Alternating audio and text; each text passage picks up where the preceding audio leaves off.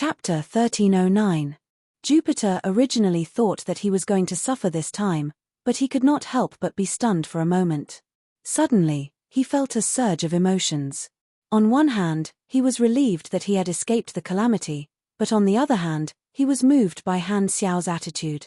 Memories from version 1.0 were brought back, and he felt nostalgic and touched.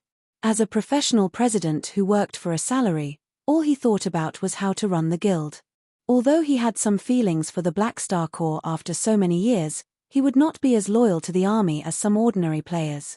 The interests of the guild were his foundation. However, at this moment, he still felt warmth in his heart. He felt a sense of nostalgia from Han Xiao's words. Although he was touched, Jupiter still could not help but ask, "Is this really okay?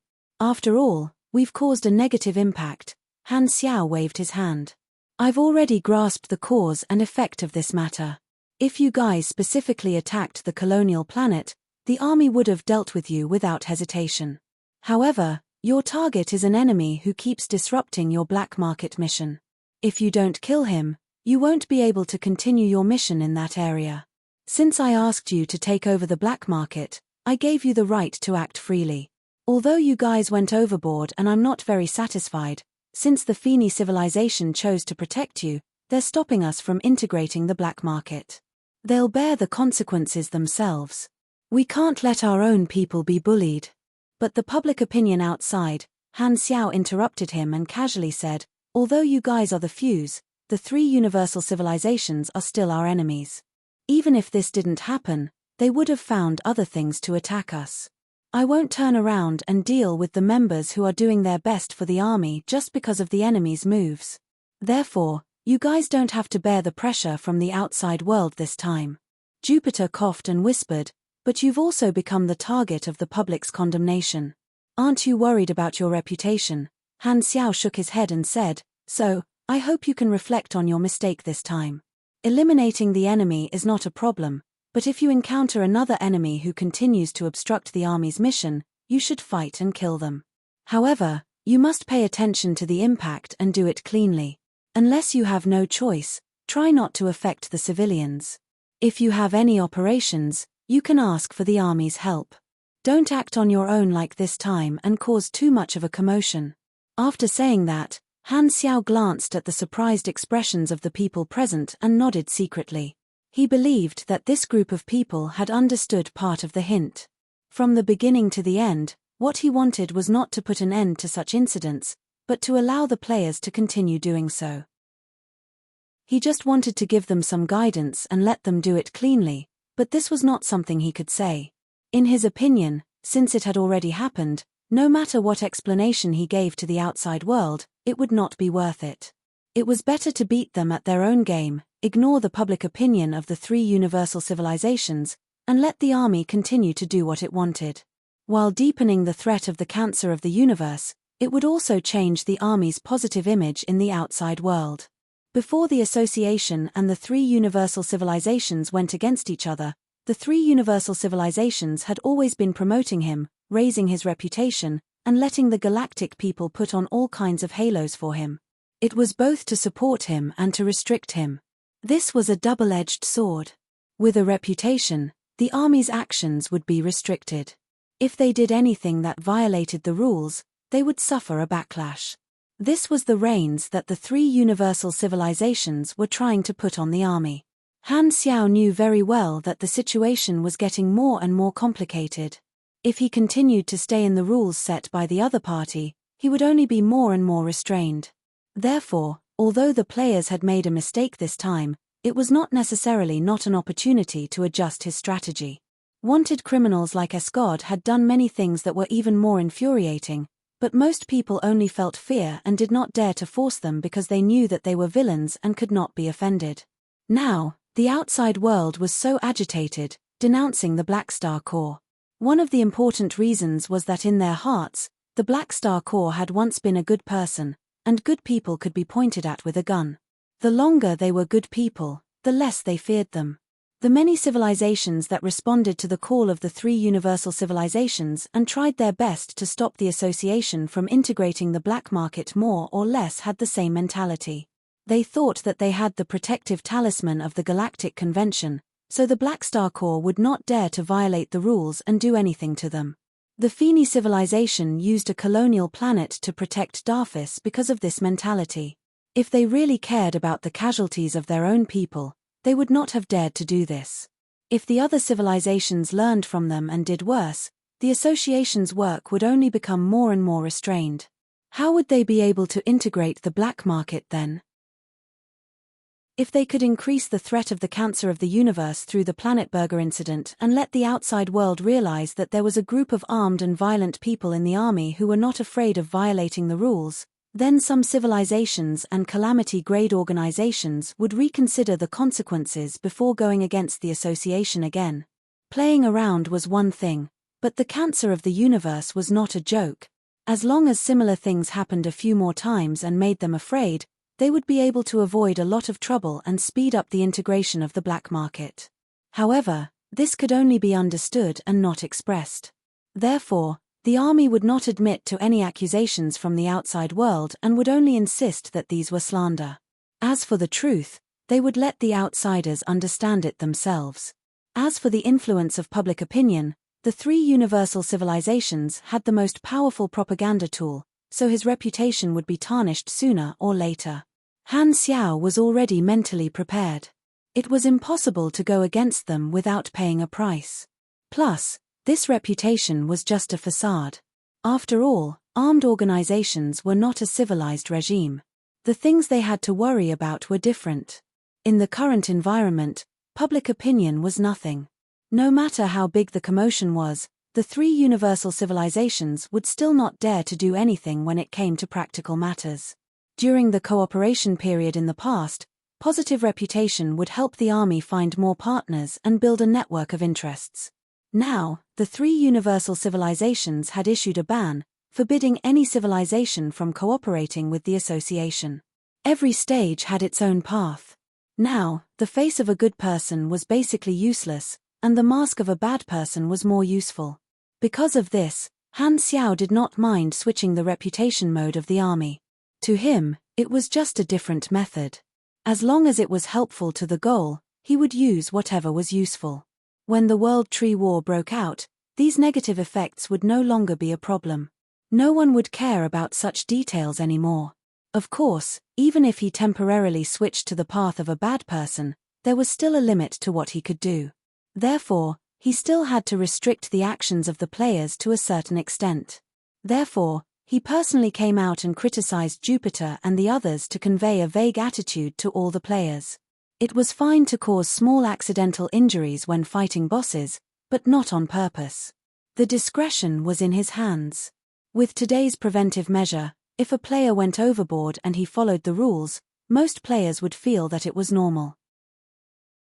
Since he insisted to the outside world that the army did not know and did not stop other players from imitating, and the Guild of Gods was the representative of the First Clear, their influence in the eyes of the players was magnified, and their actions were still within the boundaries, there was no need to punish them in any form today. Firstly, it would not give them any evidence, and secondly, it would express their attitude. Similarly, there would not be any rewards. The cost of fighting the boss would be borne by the guild itself. This somewhat went against the simple intuition of if you make a mistake, you should be punished. However, in a complicated environment, most of the time, there was no right or wrong, only appropriate or not. Most of the time, it was counterintuitive. Another reason for this was that Han Xiao knew very well who his teammates were worth fighting for at the moment. The players were his foundation for rapid improvement, and the 360 promotion was extremely important. The faster, the better. Therefore, there was no need to hesitate too much about which was more important. With the enemy's provocation, unless the player's counterattack exceeded the limits, Han Xiao would not stop them or punish them. Otherwise, it would spread the idea that they could only take a beating and not fight back. This would be a blow to the attractiveness of the faction, and it would only make the players feel depressed. Back in version 4.0, the Black Star Corps had conflicts with many small factions. The small factions chose to restrict and blame the players, but the Black Star Corps relied on protecting their own people and poached the players from the other factions. Han Xiao had been harvesting leeks for many years, so he naturally would not make such a mistake. After all, the players could not be restricted simply by management methods. The trend of challenging calamity grades could not be stopped.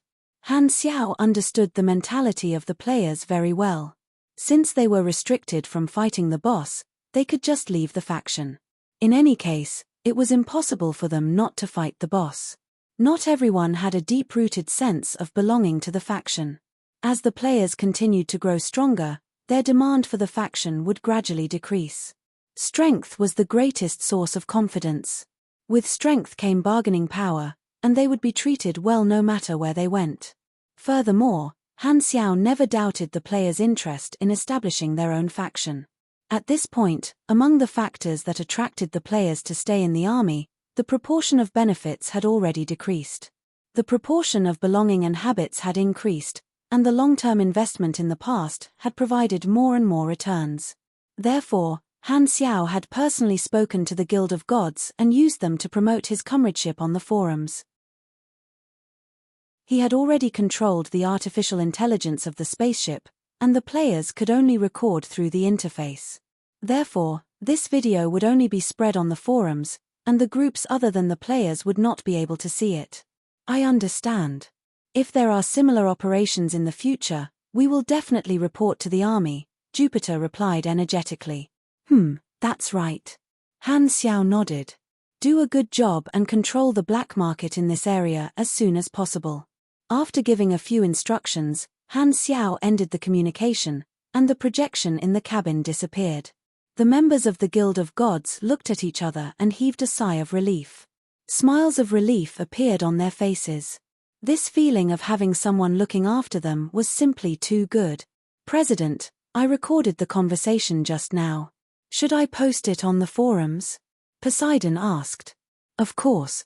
Jupiter was overjoyed and waved his hand. This is Black Star's attitude. We have first-hand information, and it's good for everyone. Post it in the name of the guild. Chapter 1310. Guild of Gods Calamity Grade First Blood had always been a hot topic on the forums. Players were discussing it all the time. Although Temple of Gods had been criticized quite badly in the past few years, this First Blood was finally in the limelight. Many players acknowledged and praised it while also being curious about the army's attitude toward this matter. Although the Galactic Society was denouncing this matter, the players did not think much of it. They had all seen the entire thread that Guild of Gods released. It was obvious that Darfis took the initiative to become the army's enemy, and the Feni civilization targeted and protected him first.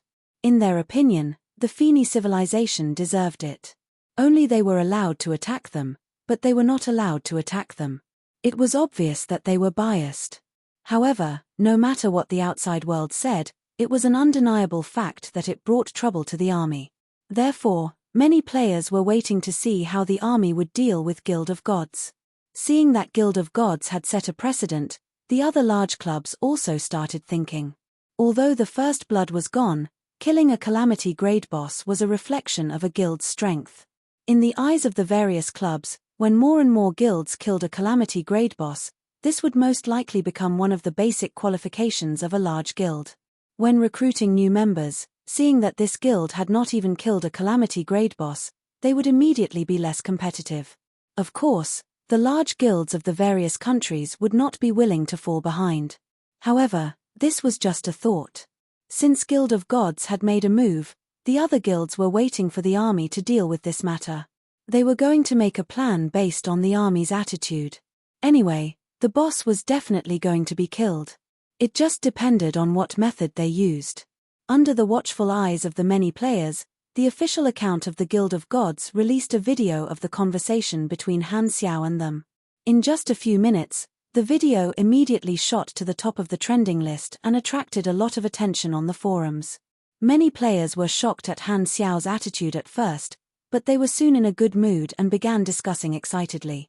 Germinal organization leader is looking at you, no punishment. How generous, old black. Blue Star's most handsome guy, ha ha ha. I knew the army commander was reasonable. Otherwise, if they hid on a colonial planet, we would have been beaten up without fighting back. This is more like it. Imperial concubine, the army commander's meaning is very clear. Obviously, as long as we don't cross the line in our counterattack, the army will be our shield. Army commander's big PP, thank you Protoss brothers for avenging me. Well done. Poseidon, let's be honest. This kind of boss is more reliable. Old Black is still the same old Black. Pork bun beat dog, I'm a complete newbie. Is this the treatment of an old friend? Sob sob sob, I'm touched. Many players analyzed the situation on the forums and confirmed what Blackstar meant. First of all, as long as the target was an enemy calamity grade, not only would the army not stop them, they would even encourage them. For example, they would provide a certain amount of technical assistance to help them create an undisturbed environment and trap the target. If there was an accidental injury during the process of fighting a boss, as long as there was a reason for it, such as someone covering for it, and the rules were not broken, the army would not punish them. Although Blackstar didn't specify the limits, with the Guild of Gods as an example, as long as they didn't exceed what the Guild of Gods did, there wouldn't be a problem. Many Chinese players were quite happy with Han Xiao's emotional card, and most of the players who joined in the later versions, although they did not have much feelings for Blackstar himself, felt quite comfortable with the army's handling of the matter. Their floating thoughts also settled down. Many guilds were reassured by this news. They were also worried that the Guild of Gods would be severely punished because of this, such as being sealed by the spacetime amber. They did not want the core members of their guilds to face the risk of being sealed at any time, so they could only consider leaving the army. However, since the attitude of the faction was more reliable, there was no need to prepare for the worst. In the next 10 days or so, the 3 universal civilizations continued to incite public opinion, and all kinds of accusations were made. They wanted to force the Blackstar Corps to give an explanation and get rid of the people involved. However, the Blackstar Corps still did not move. As for the inside story, they could explain, but there was no need to. They only said that the matter was still under investigation and that they would not accept accusations without evidence, ignoring the public opinion that the 3 universal civilizations deliberately promoted. The civilizations of the various starfields secretly inquired about the specific situation through various intelligence channels, but they would not easily believe the public opinion promoted by the 3 universal civilizations. They knew that there had to be some inside story. The truth was naturally not as one-sided as public opinion. However, it was a fact that Planet Burger had been attacked. Even if there was an inside story, it was still a violation of the Galactic Convention. Therefore, the various civilizations had been watching and acting as spectators. Seeing the attitude of the Blackstar Corps in this storm, many star system civilizations could not help but feel a chill run down their spine. They smelled something bad. The peace treaty that the 3 universal civilizations created had always been their protective talisman. Those who violated the Galactic Convention would be severely punished. This was one of the important factors that allowed them to maintain their rule. All along, the Blackstar Corps had been abiding by the Galactic Convention, like a tiger that had put away its claws and teeth, making them gradually get used to ignoring the danger of the other party. However, this was a special time. If the Blackstar Corps no longer strictly abided by the Galactic Convention, would the 3 universal civilizations still have the ability to restrain them? The answer was obvious. Almost none. Currently, the 3 universal civilizations had already imposed a ban on the association, making the Galactic Society shut down. This was much harsher than the usual punishment for violating the Galactic Convention. However, this way, other than officially declaring war, the 3 universal civilizations basically had no other way to punish the other party. However, the other party was not afraid at all. The various civilizations knew very well that if the 3 universal civilizations were willing to start a war, they would not have waited until now. At the end of the day, they were still wary of each other.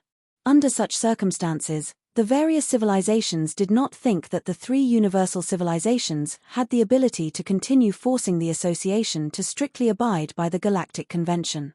This meant that the Galactic Convention's protection of them would definitely decrease.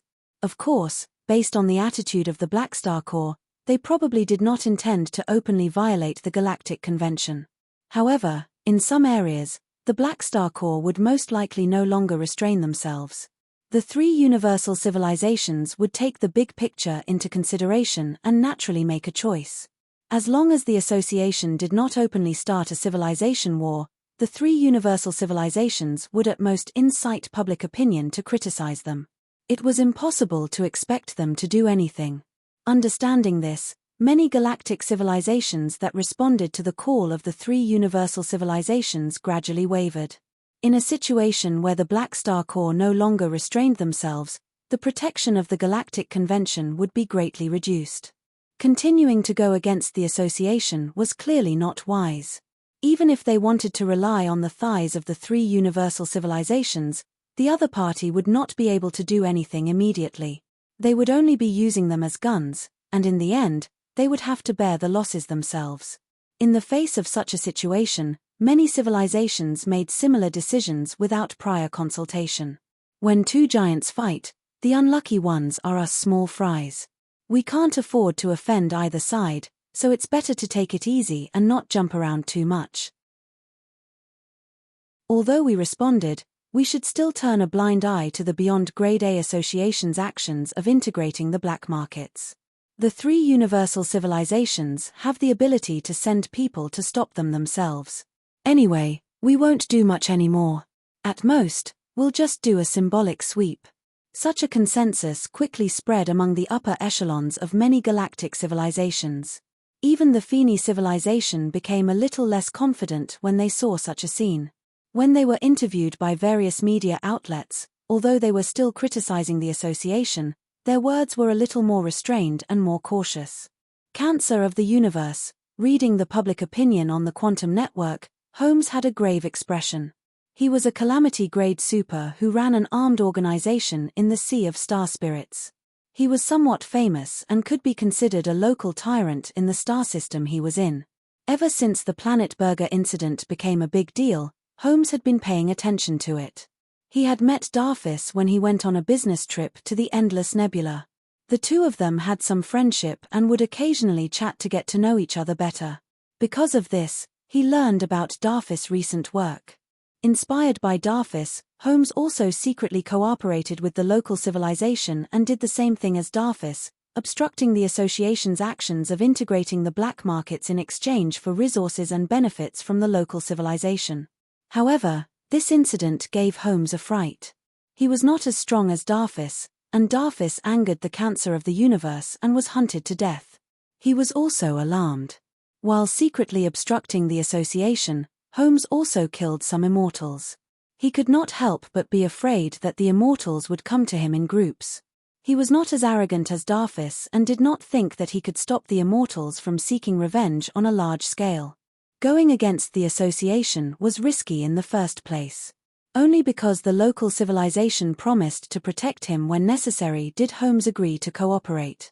However, the Black Star Corps response to the Planet Burger incident made him scared. The Cancer of the universe was so determined to seek revenge that it did not hesitate to violate the Galactic Convention, and the Black Star Corps was unmoved. In this case, how useful would the protection promised by the local civilization be? The risk is getting higher and higher. If the Cancer of the universe comes to seek revenge, my life will be in danger too. I can't continue like this. Holmes' expression was uncertain. He took out his communicator and contacted the contact person sent by the local civilization. Very soon, the call was connected. The contact person's figure appeared on the screen with a warm and respectful smile. "Your Excellency Holmes, how can I help you?" With a heavy tone, Holmes went straight to the point. "From now on, our cooperation is terminated. I will not continue to help you deal with the administrator of the black market. The previous agreement is null and void." The contact person was stunned. With a surprised expression, he hurriedly said, "This is too sudden. Are you not satisfied with the agreement? We can talk about it." Holmes interrupted him and said in a deep voice, "I've already decided. Tell the upper echelons that the cooperation is over. I'm not doing it anymore." After saying that, without giving the other party a chance to speak, Holmes hung up the communicator. He stood up and paced around the room, still a little uneasy. After hesitating for a while, Holmes gritted his teeth and strode toward the dock. No, I can't stay in the base anymore. The enemy might come to settle this. I'll go out and lie low for a while. In the central galaxy, the three universal civilizations leaders' conference room, the Black Star core reaction is just as expected. Black Star really won't fall for this trick. Louis glanced at the report submitted by the Public Opinion Control Department and nodded at the other two. Humph, of course. If Black Star is naive enough to respond to public opinion and betray his own people, it'll be too easy to deal with him. We won't have to spend so much effort. Bruce crossed his arms and snorted. The Feeney civilization provided the ammunition for public opinion, and they just casually used it to attack Black Star's positive reputation. They did not expect to use public opinion to force Black Star to submit at all. That was obviously a fool's dream. The ethereal Pope tapped the table and slowly said, although Black Star's positive reputation is decreasing, giving us more righteousness, he beat us at our own game and removed the restraints, which will only make the various civilizations more and more wary of him. It's not easy for us to deal with him. Using the cancer of the universe to do the dirty work and increase our bad reputation is really a good idea. Louis frowned. According to the intelligence, there are already quite a few star system civilizations that are unwilling to send people to clean up the black market. It seems like we have no choice but to send our immortals. The cancer of the universe against the cancer of the universe, the most cost-effective. Bruce nodded. The three universal civilizations also raised a group of immortals.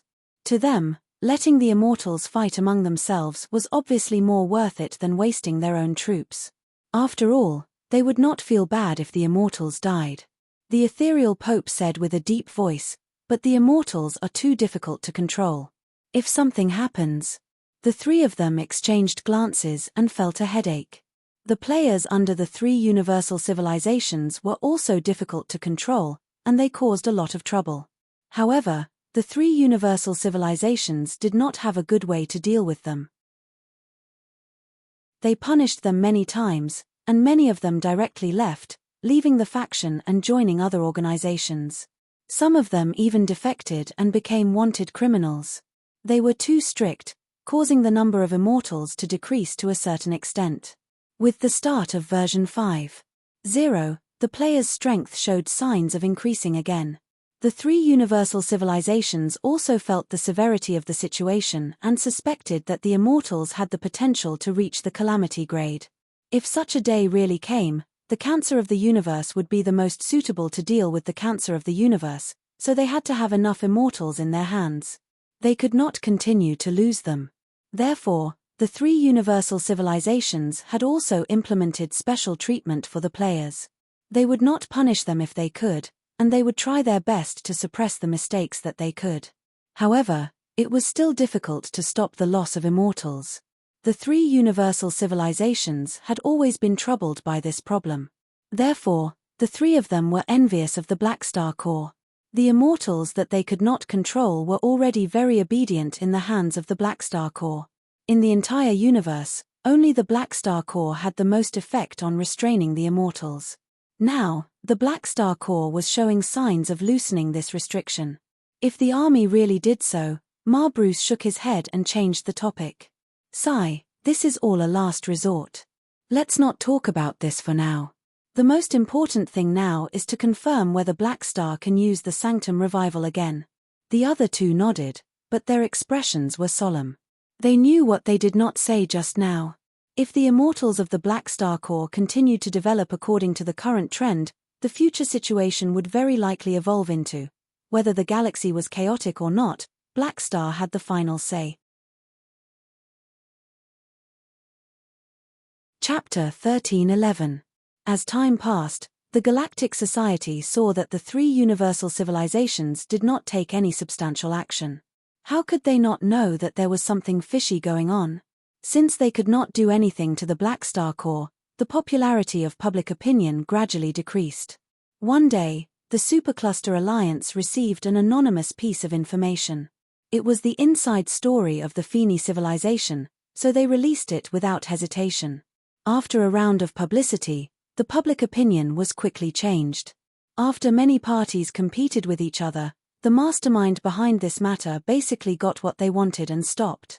Without the guidance of public opinion behind the scenes, very soon, only sporadic voices were left on the internet. The Galactic Society did not lack news, and new hot topics attracted the attention of the galactic residents, opening up new debates. However, the impact of this matter had already settled down and awakened many people's dormant thoughts. The various civilizations adjusted their countermeasures and were unwilling to get too involved in the battle between the three universal civilizations and the association. They stopped some private interference, which greatly reduced the resistance of the various beyond Grade A organizations in integrating the black markets. Without the various civilizations working for free, the three universal civilizations sent their immortals to intervene in the various black markets to deal with the immortals of the Black Star Corps. The battles between the players were even more unrestrained.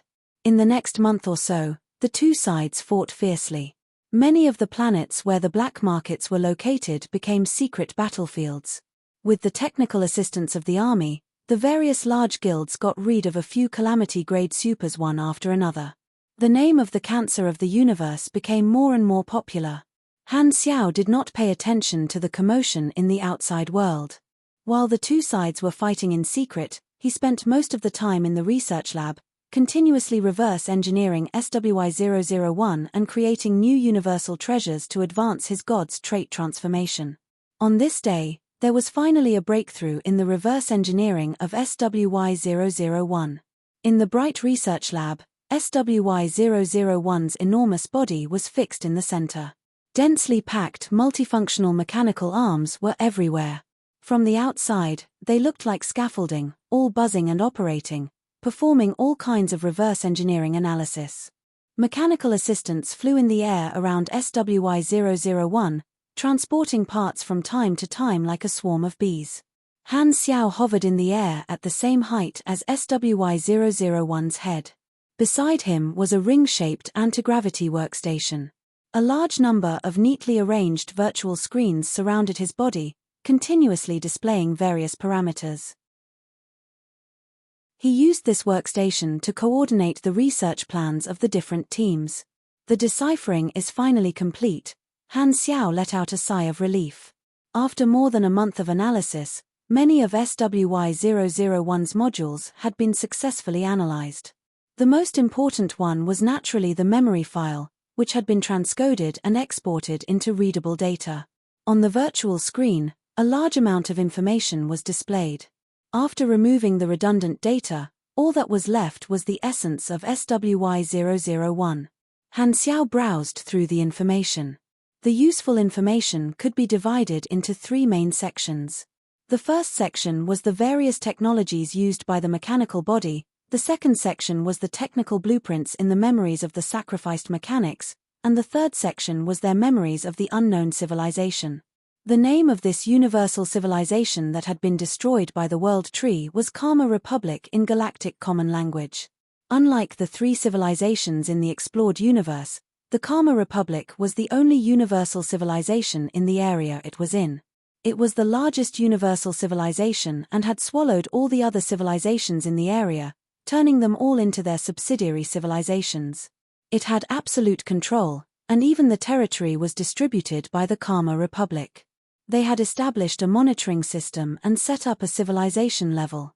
They stipulated that the research results of all civilizations had to be reported and copied to the Karma Republic. If there were major breakthroughs, they would be able to increase their civilization points.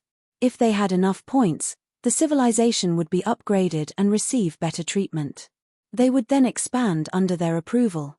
If a civilization did not make any breakthroughs in their research for many years and failed to reach the required points for a cycle, the civilization would be downgraded, and the Karma Republic would take back all the benefits, including the territory. The Karma Republic's Galactic Society had a strict hierarchy.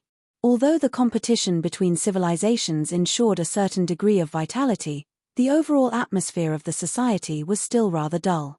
After all development was under the supervision and restriction of the Karma Republic. The ceiling could be seen at a glance.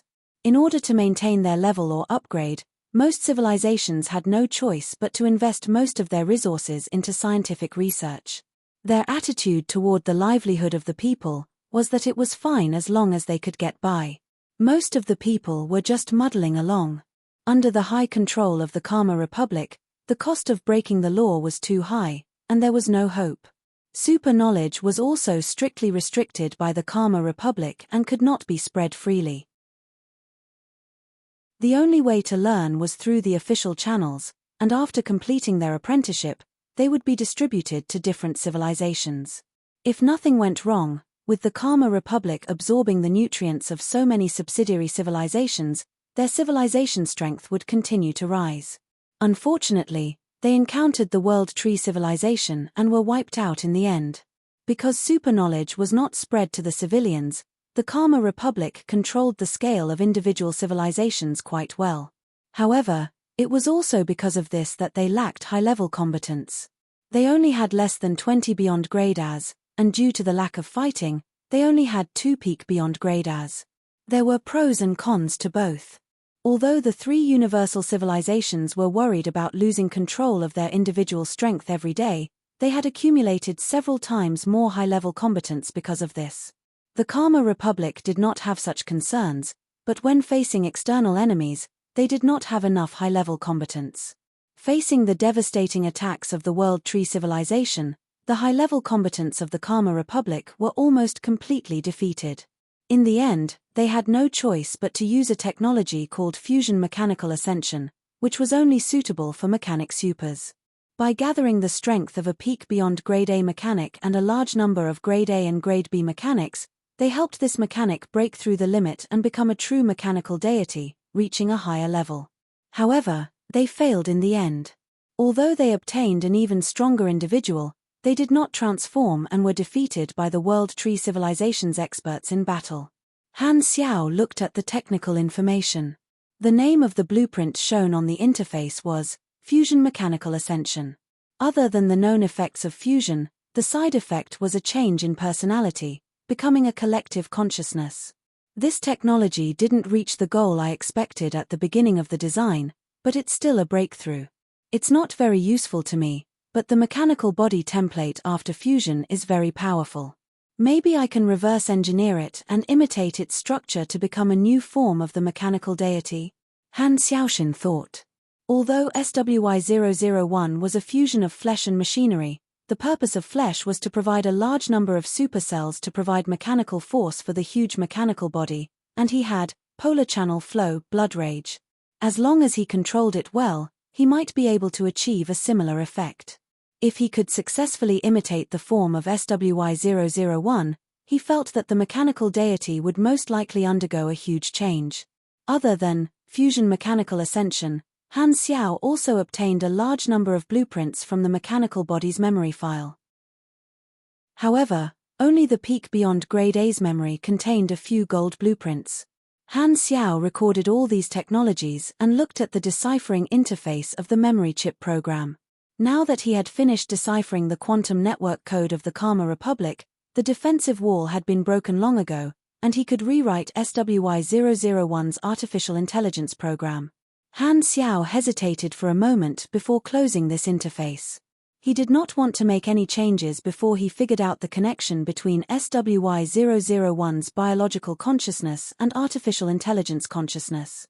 Speaking of which, I wonder if there are any special bonuses from researching SWY-001. The triggering rate of unique talents seems to be a little high. Han Xiao opened the interface and looked at it. During this month's research, he had triggered another unique talent progress, which was now at 75.8%. According to the previous data, he only needed to trigger it 2 more times before the unique talent was formed. However, he did not know how long he would have to wait for these 2 times. Currently, he was only a quarter away from completing it. Han Xiao was now leaning toward using awakening points to fill it up. He did not do so in the past because the progress was too low, but now that he was very close to the maximum, the cost was not high. The players had been online for a while now, and he had accumulated a lot of experience points. Although he was still far away from level 360, leveling up a few times should not be a problem. Moreover, when he used the random reward to draw the mission completion card, he would occasionally get lucky and randomly roll awakening points. Let's give it a try. I think there should be a chance. Han Xiao put all his experience points into leveling up. He did not have enough experience points to level up after reaching level 344. He took out one awakening point and put it into the unique talent. A notification popped up. Do you want to use one awakening point to increase the progress of the unique talent? Confirm cancel, confirm complete. According to the level of the unique talent, one awakening point can increase the progress by 8%, 2%. The research progress of the unique talent is currently progressing. On average, each awakening point can increase the progress by 3%. Han Xiao's eyes sparkled. This was much better than expected. In this case, he only needed 7 or 8 more awakening points to obtain the unique talent. According to the rules of awakening points, 100 awakening points would be enough to activate the prototype of the unique talent. Only after that could he accumulate the progress. If each awakening point was equivalent to 3% of the progress, then the total cost of obtaining a unique talent from nothing would be at least 134 awakening points. He had naturally activated the prototype of the unique talent and slowly accumulated the progress to about 75%, which was equivalent to saving 125 awakening points. Thinking about it this way, it seemed like he had made a huge profit. At most 8 awakening points, which I already have. I don't even need to add any skills. The cost is within an acceptable range. Han Xiao rubbed his hands and turned the awakening points into fuel one by one with excitement, increasing the progress of the unique talent bit by bit. Very soon, after spending enough awakening points, the progress finally reached 100%. The interface shook, and a notification popped up. Unique talent has been awakened. Please choose the main direction of the talent from the following 3 choices. 1. Basic attributes. 2. Special resistances. 3. Main class enhancement. So, this is how it works. Han Xiao raised his brows. He had thought that the abilities of the unique talents were completely random, but it turned out that there was also a certain degree of freedom when it was formed. This reminded him of when he had chosen his race talent when he was advancing to beyond grade A. Currently, there were not enough choices given. It seemed like the completed unique talent had already been formed. If he used the awakening points to create a prototype from scratch, he might have the most complete customization experience. Han Xiao hesitated for a moment before choosing the main class enhancement option. Main direction has been determined. Please choose the secondary direction of the talent from the following 3 choices. 1. Machinery manufacturing. 2. Virtual technology. 3. Machinery combat. With the 2 unique talents contributed by Old Man Ison, I should have enough for manufacturing and virtual technology. Han Xiao thought for a moment before choosing the third option. Secondary direction has been determined. Please replace one of the following 3 bonus effects. 1. Long-range artillery strike. 2. Mechanical force strength bonus. 3. Machinery efficiency enhancement. When it comes to the third choice, I have to choose one of the effects. This means that these 3 choices are the bonuses provided by the final form of the talent. Han Xiao narrowed his eyes, thought for a few seconds, and chose the first option. Among the 3 options, only the first option was slightly worse. Replacement complete. Long-range artillery strike, randomly converted to main class attribute enhancement. All directions have been determined. Creating unique talent, creation complete. You have received the new talent, unnamed, Han Xiao. Unnamed, Han Xiao, plus 10% INT. During battle, your mechanical force will receive a 1.2x bonus coefficient, and your machinery creation efficiency will receive a 1.3x bonus coefficient. The other percentage increases will be multiplicative with the bonus coefficients. Remarks: to be filled in, you have received your first unique talent.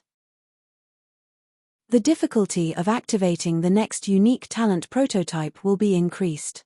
The initial level of the next unique talent will be increased. Bonus range will increase, and more directions can be accommodated. Chapter 1312. It's a coefficient type bonus, huh? The range is quite impressive. Han Xiao's eyes sparkled. The bonus from this talent had undoubtedly reached the level of a template. Not to mention the 10% increase in intelligence, with his current intelligence base, this was a few thousand attribute points. With the mechanical force and machinery efficiency bonuses working together, his machinery combat ability had increased by a large margin. He would probably be able to fight against high-level beyond grade as with just one apostle weapon. From the interface's notification, the difficulty of awakening unique talents was getting higher and higher, but the effects were also stronger. Old Man Ison had both a single bonus talent like Virtual Technology Innovation and a wide-range bonus talent like Billion Mecha Empire. Clearly, the latter was the final product of Old Man Ison's many unique talents, but Han Xiao had taken it away directly. Sigh, Old Man Ison, you've suffered too much, Han Xiao sighed and laughed. Since the mechanism was getting stronger and stronger, he was not dissatisfied with his first unique talent. It was just that he did not know when the next unique talent would be. He also did not know if Old Man Ison had any other talents that could increase his awakening rate. Han Xiao subconsciously licked his lips. His hands were itching. Thinking back, he had to admit that Old Man Ison's foundation was indeed very rich. It was a pity that they were now on the same side, so he did not dare to make a move. Otherwise, he would have really wanted to go and destroy Old Man Ison's database. After all, to a mechanic, the database of others was too tempting. Han Xiao shook off this impulsive thought and looked at the interface again. The name and remarks of the talent were still waiting to be filled in. He could not help but feel a headache coming on.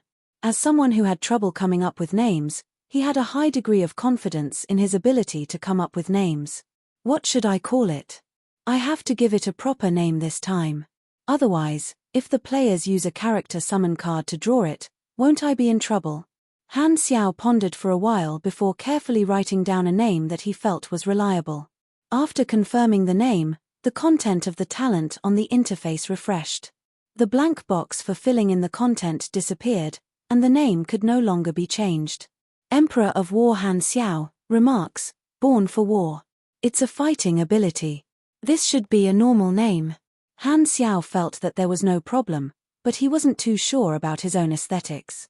However, since he had already decided on the name, he didn't feel too conflicted. He was about to turn around and leave the research institute to find a barren planet nearby to try his hand, but at this moment, his communicator suddenly beeped, and a communication request came in. He took it out and saw that it was the reclusive lord of the Kingdom of Four Gods, the old man whom he had once beaten up, the Arcana sorcerer, Joey Tarin. The screen connected and Joey's figure appeared on the screen. What? You suddenly contacted me. Have you figured it out? Han Xiao sounded interested. Joey's expression was somewhat helpless. He took a deep breath and said in a low voice, "We agree to join the Beyond Grade A Association, but we hope to retain our original freedom. Furthermore, the coordinates of the four god nations must be kept a secret, and the other members must not know about it. We will attend the regular meetings normally, and if there are any important matters, we will provide assistance, but we will not be forced. Is that okay?" Hearing this, Han Xiao smiled. These 4B asterisk stards had finally made up their minds. This was probably their bottom line. Okay, this is a good start. With you joining, the strength of the association will be even stronger.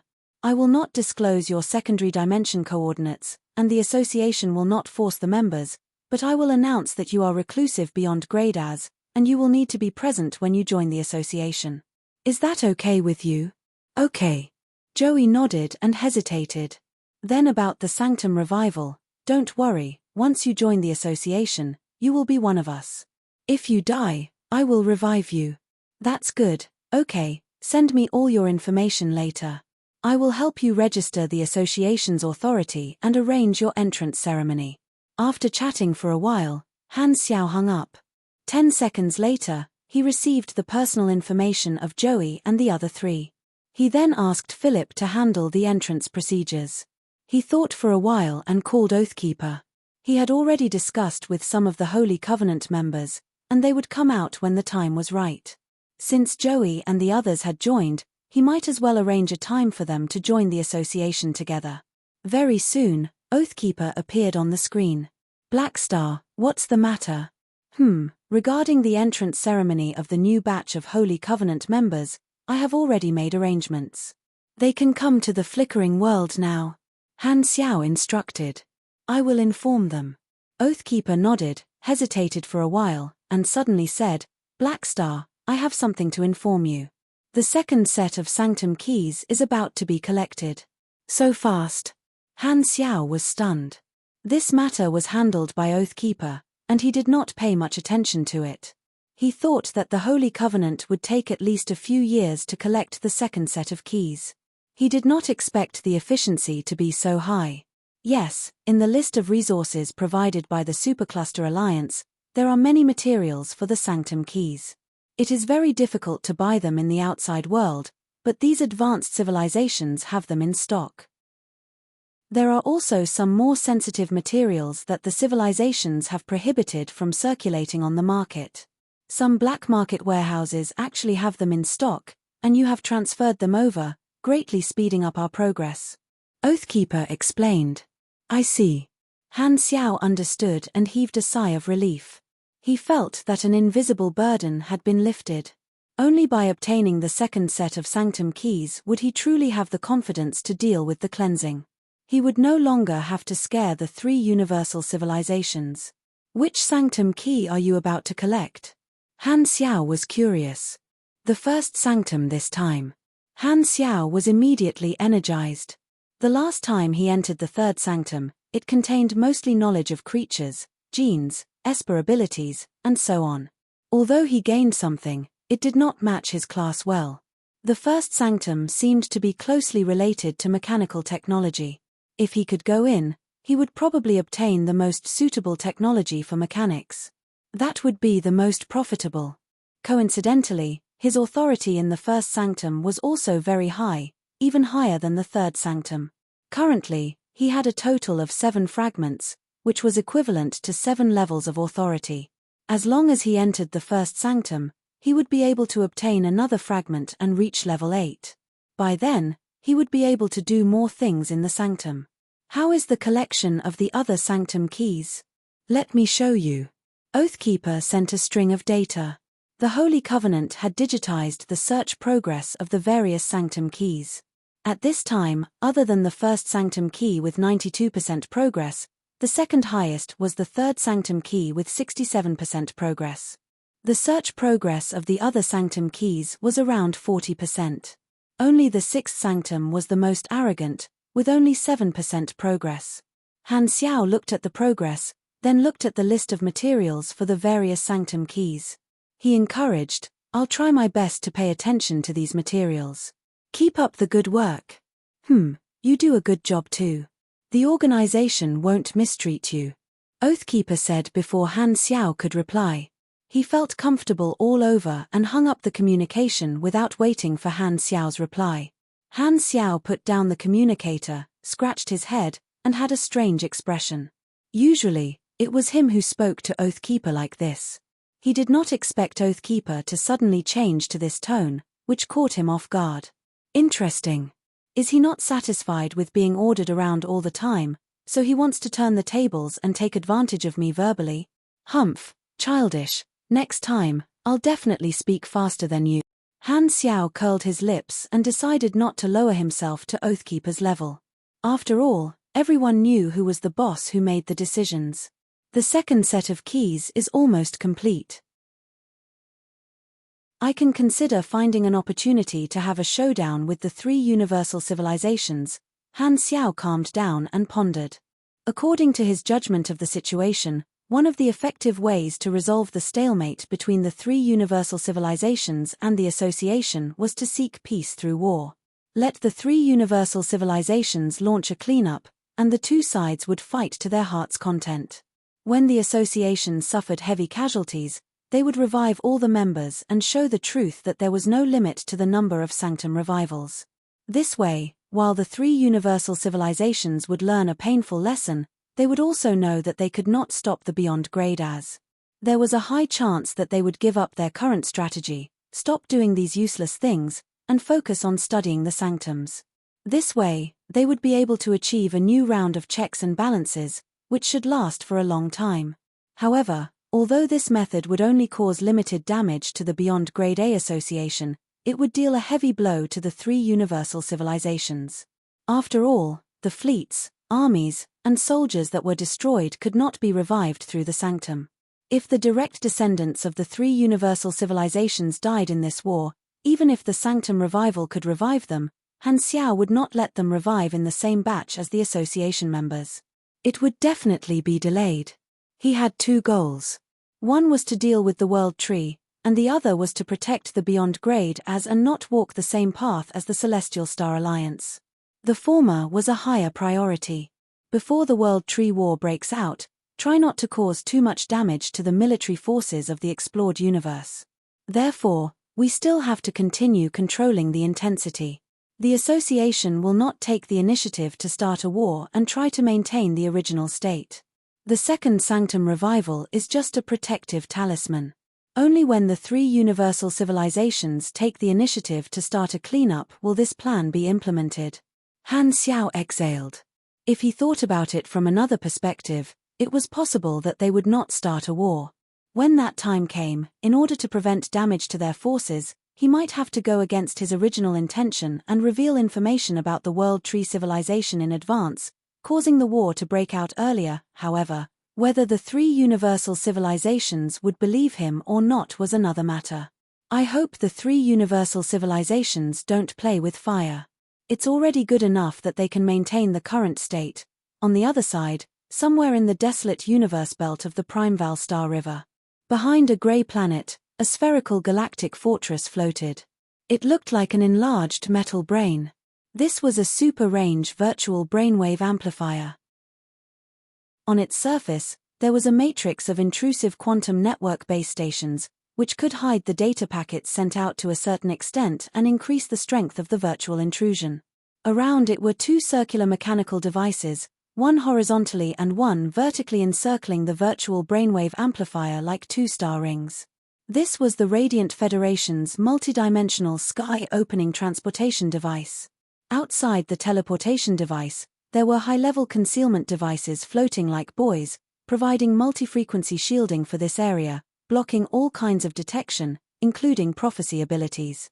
At this moment, Mornisa and the doppelgangers of several Beyond Grade A mechanics were inside the virtual brainwave amplifier, sitting in their respective positions.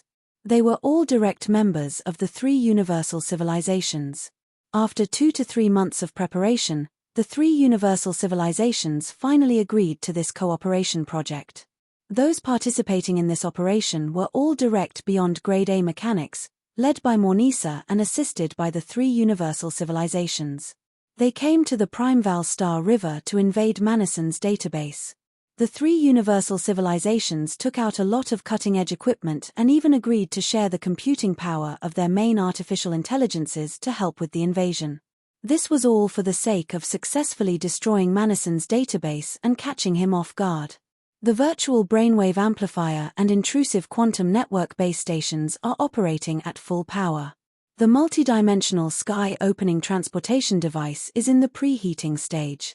The Radiant Federation, Red Empire, and Arcane Church's main artificial intelligences have been allocated computing power. The invasion path has been calibrated, and the preparation is complete. Please give further instructions. The artificial intelligence's emotionless voice sounded in the room. Mornisa glanced at her teammates, and a red light flashed in her mechanical doppelganger's eyes. She said firmly, "Don't worry. Everyone, let's do it." Chapter 1313. In a certain secret base in the Primeval Star River, in the spacious factory full of mechanical equipment, numerous mechanical arms were working day and night. Teams of mechanical assistants were as busy as workers in a workshop. Countless assembly lines were producing all kinds of mechanical products in a neat and smooth process. Manison sat cross-legged in the air of the factory with his eyes closed as he meditated. Golden electric arcs danced on the surface of his body like small snakes. His brain was working rapidly as he focused on training his computational ability. This was a compulsory class for most virtual mechanics every day. While he was swimming in the sea of data, a firewall alarm suddenly sounded from the connection between his consciousness and the quantum network. It reverberated in his mind. Alarm. Alarm. Abnormal data detected. It is currently infiltrating the database firewall. Manison opened his eyes abruptly, and his training state was interrupted. Someone infiltrated my database? Manison frowned, and Han Xiao's figure subconsciously appeared in his mind.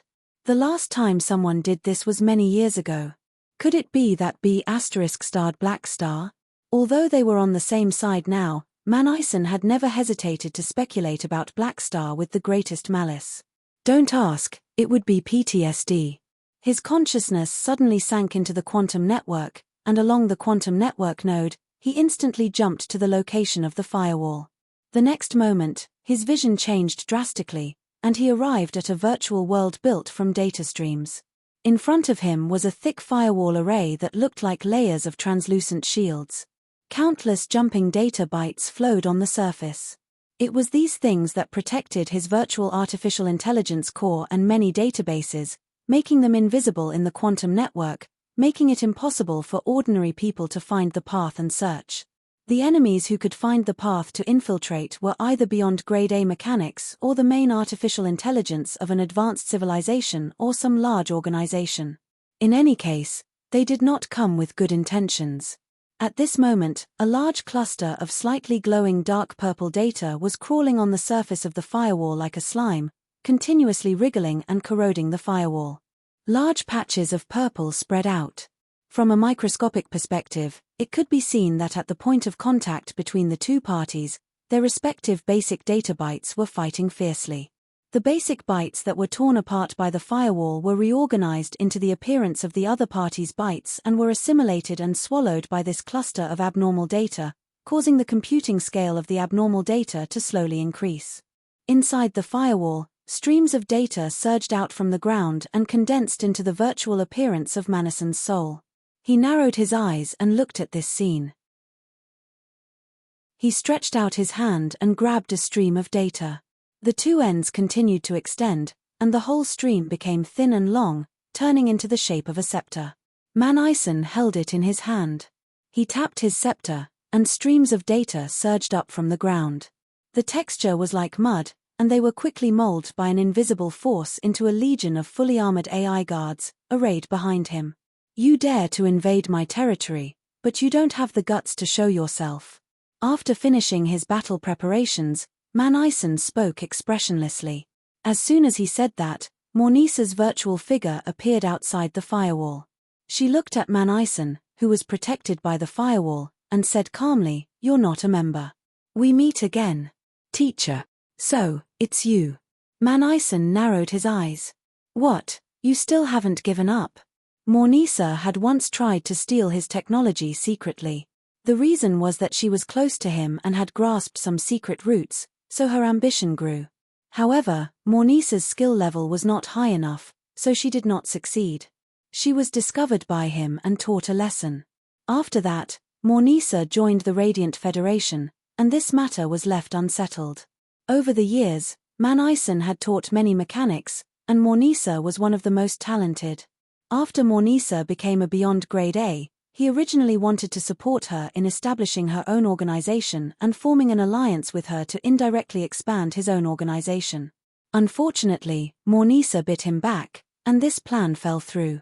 Their relationship went from that of teacher and student to that of colleague.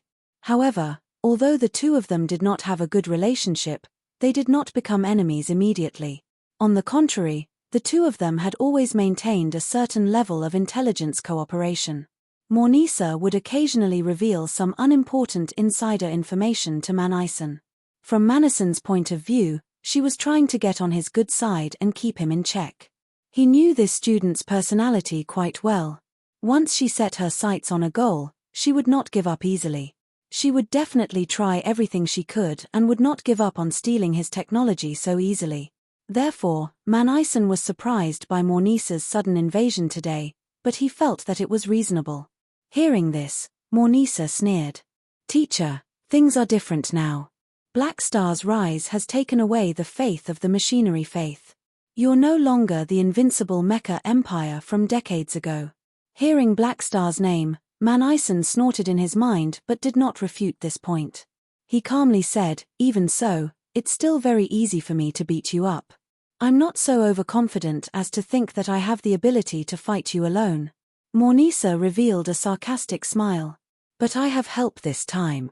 As soon as she said that, abnormal data streams suddenly appeared from a few other directions and smashed into the firewall. Large amounts of data were shattered, and the figures of a few other beyond grade A mechanics also appeared. With the support of part of the computing power of the three universal civilizations' main artificial intelligences, the speed at which they broke through the firewall was shockingly fast. The defense modules quickly disintegrated one after another, and the layers of the firewall were filled with holes. In an instant, he fell into the encirclement. Manison's expression changed slightly. These people were all direct members of the three universal civilizations. This time, it was clearly a three-way operation. Dealing with the invasion of several beyond grade A mechanics was already a little troublesome, and on top of this, the three universal civilizations even used part of the computing power of their own artificial intelligences to help. This was undoubtedly adding fuel to the fire. The main artificial intelligences of the three universal civilizations were the most powerful artificial intelligences in the entire universe. After being improved and strengthened by generations of beyond grade A mechanics, they even fused with the memories, experience, and consciousness of these mechanics. They could be considered the most precious and strongest tool in the field of virtual technology. Without this foundation, the core database of the three universal civilizations would have been infiltrated long ago.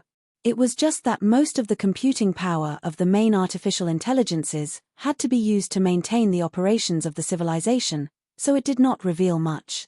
However, if all of its computing power was concentrated, its power would be terrifying. Now that the three of them were invading with the help of a few direct beyond grade A mechanics, it would be difficult for him to fight against them alone. He was strong, but there was a limit. Furthermore, he had been beaten up badly by Black Star, and his ability was no longer at its peak. He felt helpless. The three universal civilizations really think highly of me, Manison said with a deep voice. You have to pay for what you've done. If you want to blame someone, blame yourself for being so reckless in the past and always trying to steal the secrets of the Radiant Federation.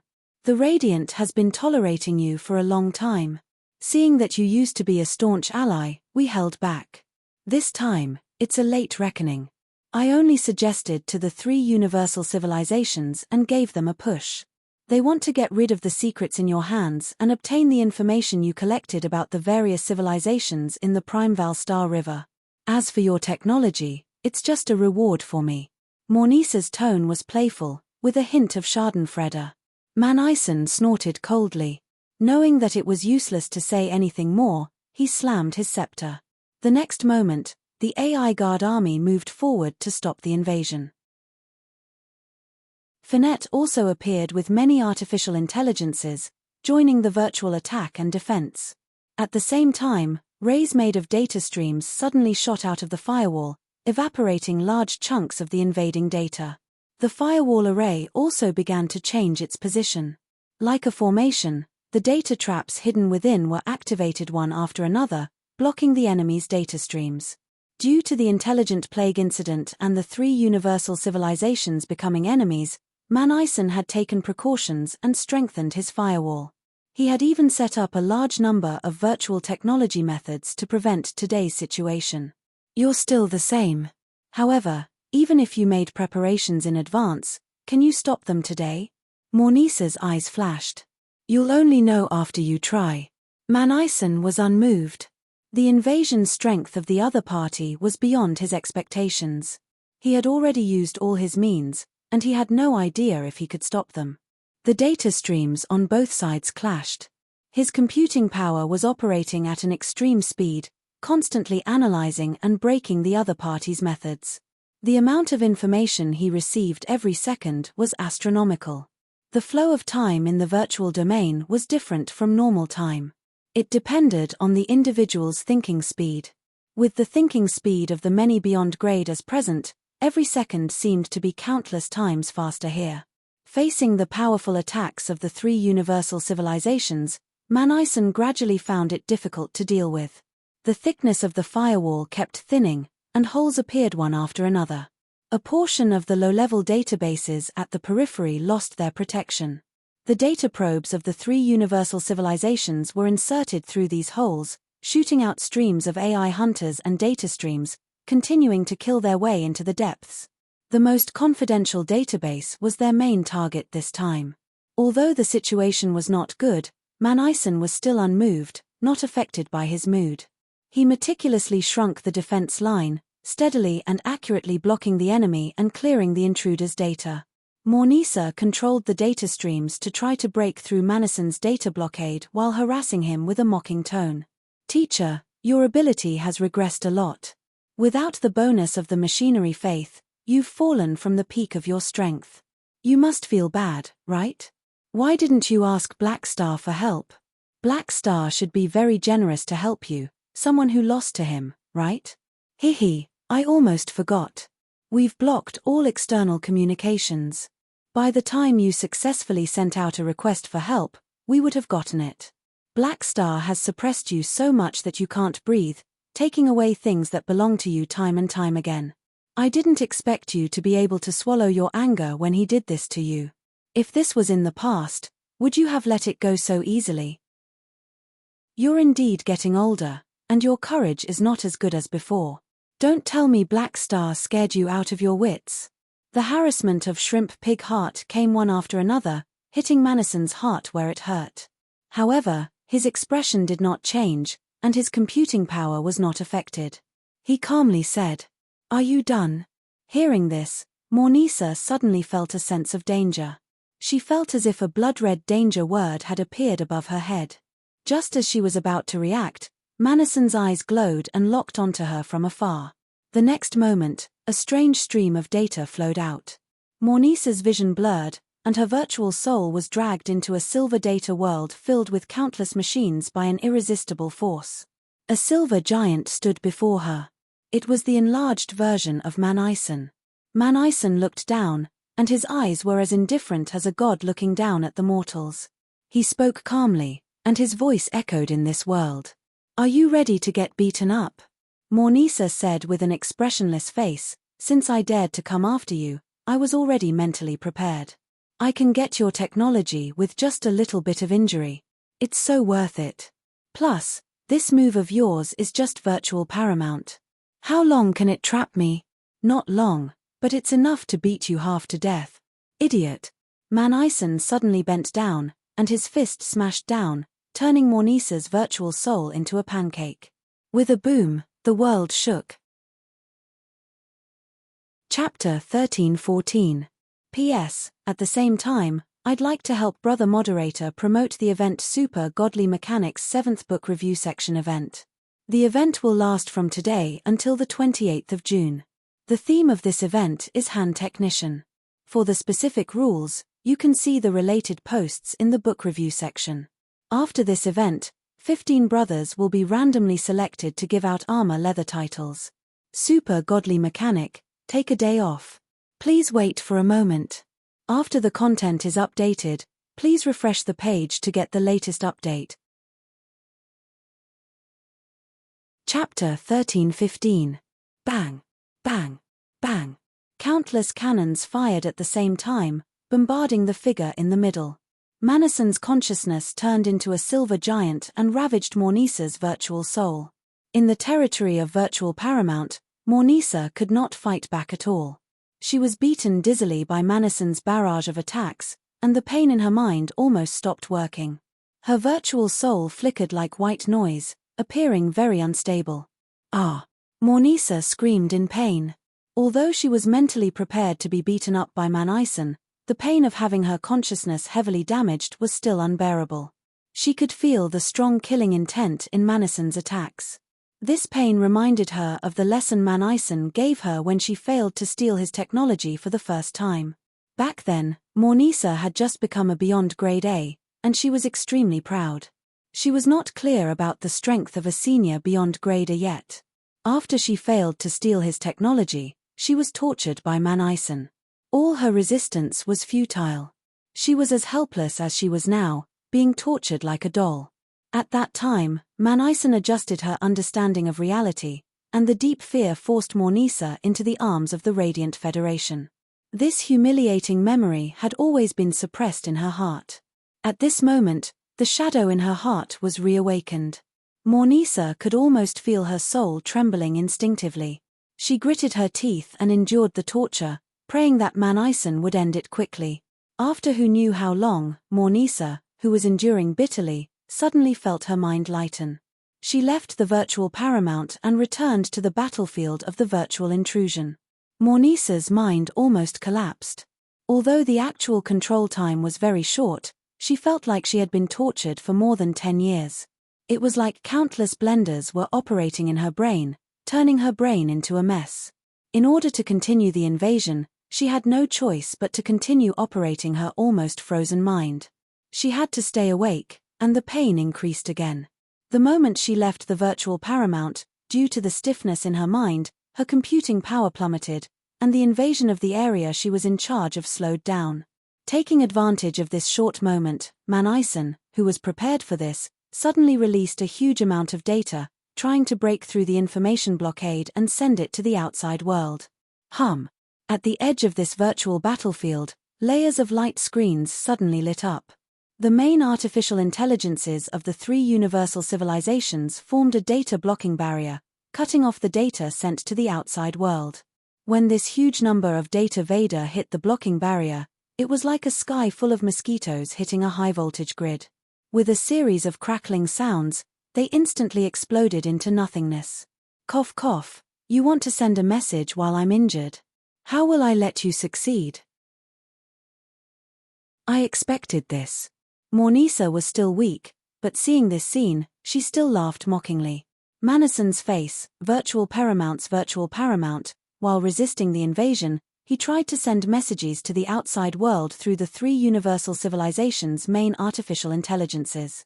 With his virtual technology, it was basically impossible for the enemy to completely lock him down, but it would take some time for him to break through the blockade.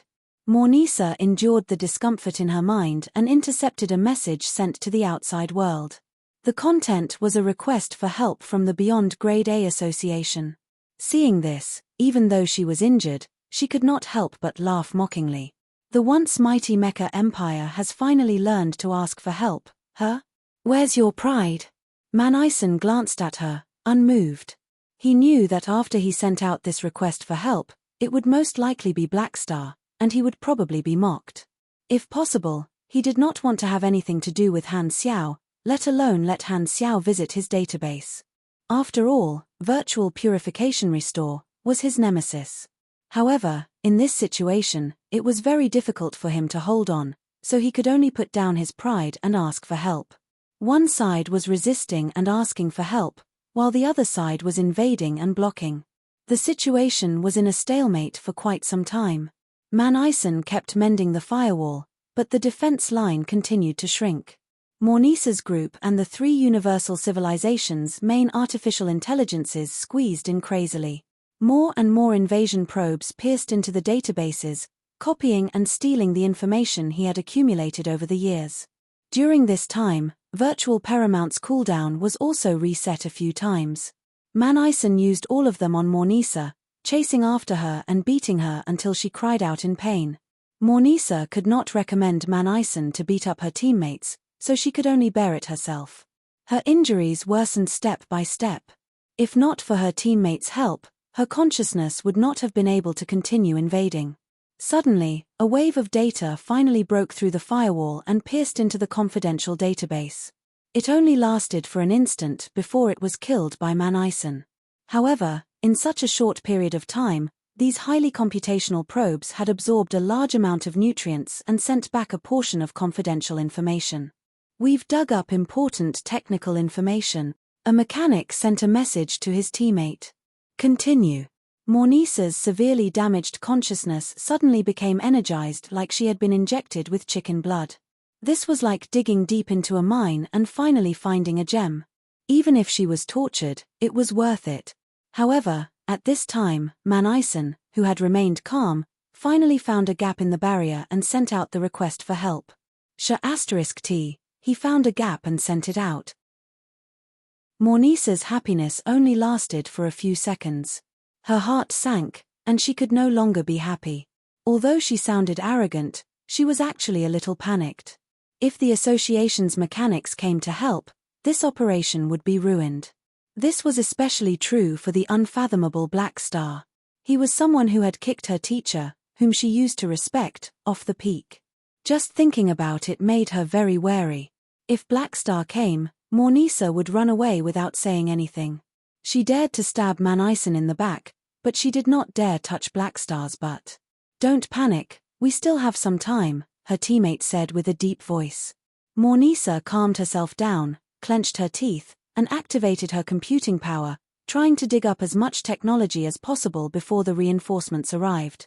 At the same time, she removed most of the computing power that the three universal civilizations' main artificial intelligences used to block the news.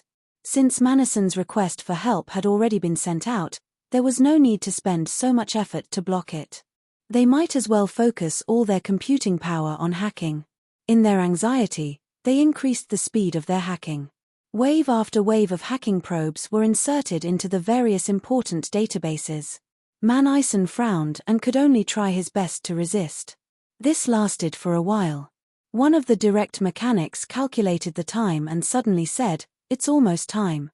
If we delay any longer, the reinforcements will really come." "Retreat." Mornisa clenched her teeth. They were far from digging out all of Manison's information, but she did not dare delay any longer. Looking at Manison's broken firewall with reluctance, they retracted their computing power and retreated along the path. At this time, Manison's virtual paramount finished turning. Before this group of intruders escaped, it dealt Mornisa one last blow. Mornisa was shocked. Her virtual soul became fainter, and she used the last bit of her consciousness to leave.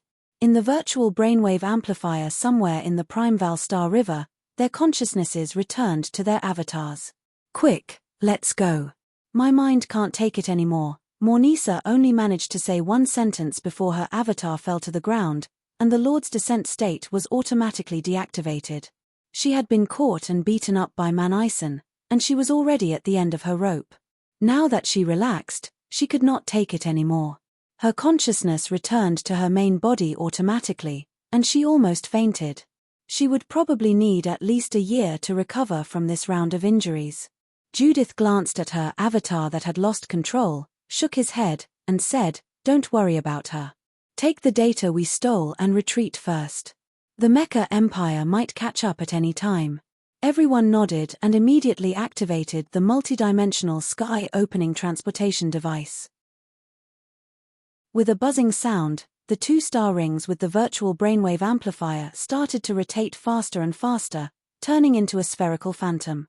The next moment, a light flashed, and the entire virtual brainwave amplifier was teleported away. The multidimensional sky-opening transportation device immediately self-destructed and exploded. On the other side, in the virtual world, Manison silently looked at the battlefield that had been ravaged by the enemy. "Calculate the data loss and give me a report." "Understood." The main artificial intelligence responded and started to search the various databases. Very soon, a list was calculated. Manison looked at the tragic statistics, helplessly closed his eyes, and sighed in his heart. He had a self-deprecating expression on his face. How could one not wet one's shoes if one always walked by the river? Today, one was being pecked in the eye by the wild goose. It was indeed karma. About 70 to 80% of the information stored in the database had been stolen. This was the information that he had accumulated after many years of monitoring the various organizations. Many of them were confidential documents, especially those of the supercluster civilizations in the Primeval Star River. Many of the technical blueprints that had been accumulated over many years had also been stolen. The only good news was that the core technologies of the felons and the indestructible Mecha Empire were all in his mind and not in the database. Otherwise, the losses would have been even greater. At this moment, a stream of data appeared out of nowhere and turned into the figure of a person. He looked down at the mess on the ground and clicked his tongue in wonder. Yo, this scene is really fresh. The Mecha Empire that once went around invading others had its database destroyed. Every dog has its day. Manison looked up. Who else could it be other than Black Star? He was not in the mood to care about Han Xiao's teasing. He said calmly, "You're late.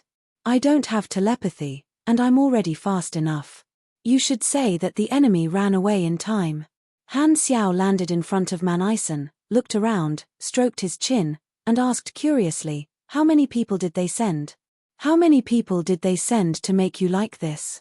"A few direct mechanics and the main artificial intelligences of the 3 universal civilizations," Manison gave a simple explanation. "Whoa, then they really do value you quite a bit." Han Xiao raised his brows. In such a situation, even he did not have the confidence to withstand it. After all, the indestructible body was not very useful in the virtual technology level, so it was not surprising that Manison was heavily injured. Manison clicked his tongue. "If I used force, I would have dealt with them by now." Although he was also good at fighting in the virtual technology level, his strength could not be compared to his overall strength. After all, virtual technology was an independent ability, and the Mech Legion was not very useful in the virtual technology level. Otherwise, with his wealth, he could have easily defeated these invaders in the real world. In the real world, he and Black Star could fight 10 enemies at once, but in the virtual world, no one could maintain such a shocking ratio. Han Xiao shook his head and asked, "What do you think? What do you want to do next? Swallow this or fight back?" Manison glanced at him and said concisely, "It's up to you." "Up to me?" Han Xiao was stunned. "Aren't you the president of the Beyond Grade A Association?" "I'm also a member of the association." "I'll do whatever you say." "Who are you?" Spit out the real Manison. Han Xiao was shocked. "What the hell? You've suffered such a huge loss, but instead of fighting back on your own initiative, you're respecting my opinion as the president. This is not like you, old Manison. It's over. Either this B***-starred soul has been swapped, or his personality has been distorted due to the huge blow." Looking at Han Xiao's incredulous expression, Manison only felt annoyed. "What's with that look? What's so strange about it? Anyway, I'll listen to your opinion on this matter." Of course, Manison was not happy about his database being invaded, but he was not too angry. He said that he had to take revenge. Firstly, the loss was not a big deal to him. The core technical information was all in his mind and had not been leaked. Secondly, the situation was sensitive now. He had to consider the big picture and did not want to disrupt the pace of the game between the association and the 3 universal civilizations. Although he had suffered a loss this time, it was the 3 universal civilizations working together after all, so the standard was high enough. Manison did not have much of a temper. Furthermore, ever since his position in the machinery faith was taken away by Black Star, his demand for reputation had become lower and lower. He felt that he had become more and more of a Buddhist, no longer clinging to the halo of the #1 mechanic in the galaxy. After all, it did not belong to him anymore. "Maybe it's because I'm getting older. My temper is getting smaller and smaller," Manison sighed to himself. "You've really changed." Han Xiao could not help but sigh. He then said with a straight face, "Don't worry. The 3 universal civilizations have invaded the personal property of an association member. This matter will definitely not end here. What are you going to do?" Condemn them first, ask the 3 universal civilizations for an explanation, and see what they have to say. They'll just accuse me of stealing the Radiant Federation's secrets and say that this is a reasonable settlement." Manison shook his head. "Oh, this is indeed a good reason. Anyway, you're in the wrong, and they're in the right. This way, the problem will return to the association. The 3 universal civilizations are testing you at this juncture." Han Xiao pondered and said, "The 3 universal civilizations settlement is just a settlement. The so-called cleansing of the 3 universal civilizations is probably just a side benefit. On one hand, they're testing whether the association will take any further actions to counter you, to see what we're capable of. If we only condemn them but do not take action, it'll be a sign of weakness, and the degree to which we take action will reflect how confident we are. On the other hand, they'll continue to attack the association. They're in the right. If the association stands up for you, it'll seem overbearing and highlight their righteousness. If they don't stand up for you, the association members will feel uneasy and resentful, which is not good for unity. Hearing this, Manison nodded in agreement. The three universal civilizations made a move on the association's core members during this sensitive period, so their intentions were obvious.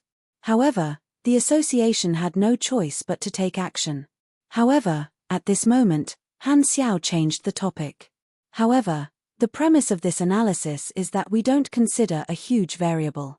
If this variable appears, the three universal civilizations' reaction will not be what I just described.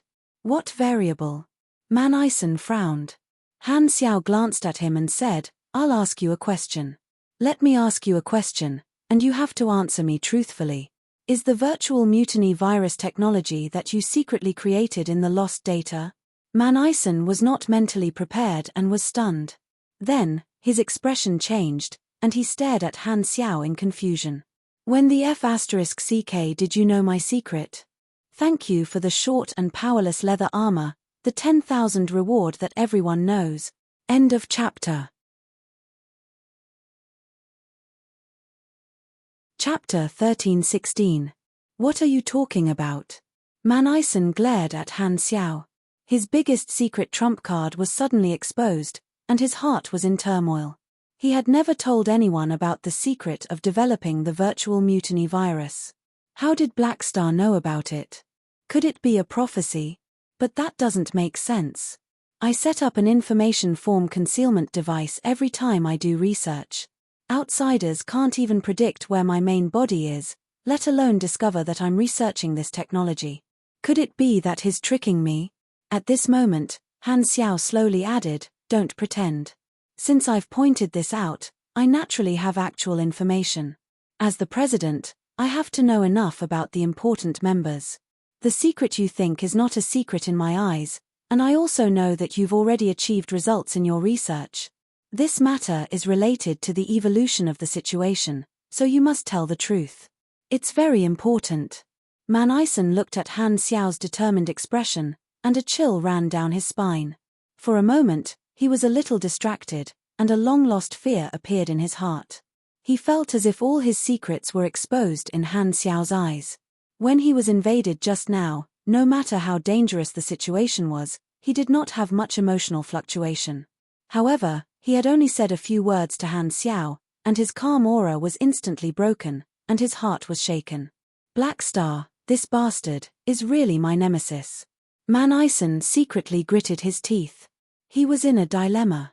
He wanted to keep it a secret, but his mood was uncertain for a long time. In the end, he decided to be frank and talk about it. Then, he slowly opened his mouth. "Since you know, why haven't you interfered with my research? It's not like I can stop you from doing research. Besides, I have something better." Han Xiao secretly grinned. The virtual mutiny virus that Manison created himself was only a half-finished product. Back then, when he completed the Intelligent Plague mission with an S-rank evaluation, he obtained the original Domino virus. Although it was incomplete, the technical integrity was completely incomparable to the imitation made by Manison. But there was no need to tell old Manison about this. Han Xiao coughed softly and said, "It's just because there's no need to." Hearing this, Manison immediately filled in the gaps, and his eyes immediately narrowed. "TMPH, I get it now. Actually, you also wanted this insurance back then, but you were worried about inheriting the position of president, so you deliberately sat back and watched me do this kind of tiring work. You don't reject the fact that we have this technology, but it doesn't fall on your face. You can think whatever you want." The corner of Han Xiao's mouth twitched slightly. To be honest, he quite liked chatting with people who were good at imagining things.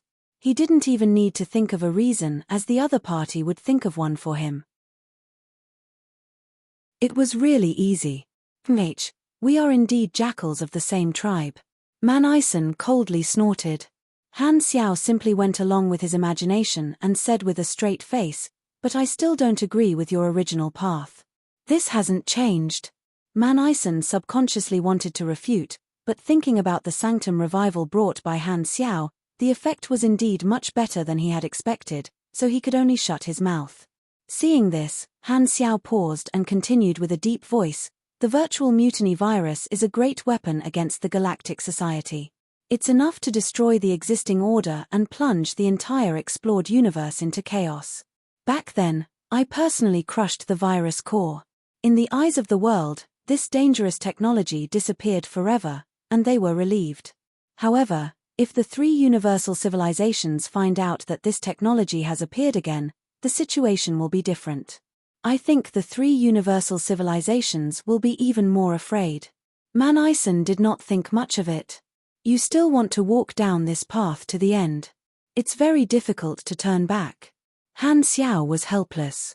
Although the current confrontation between the Association and the three universal civilizations was only a deterrence in terms of armed forces, once the virtual mutiny virus appeared, it would be seen as a threat to the entire Galactic Society. Even if the Association did not intend to release the virus, the nature of the situation would change.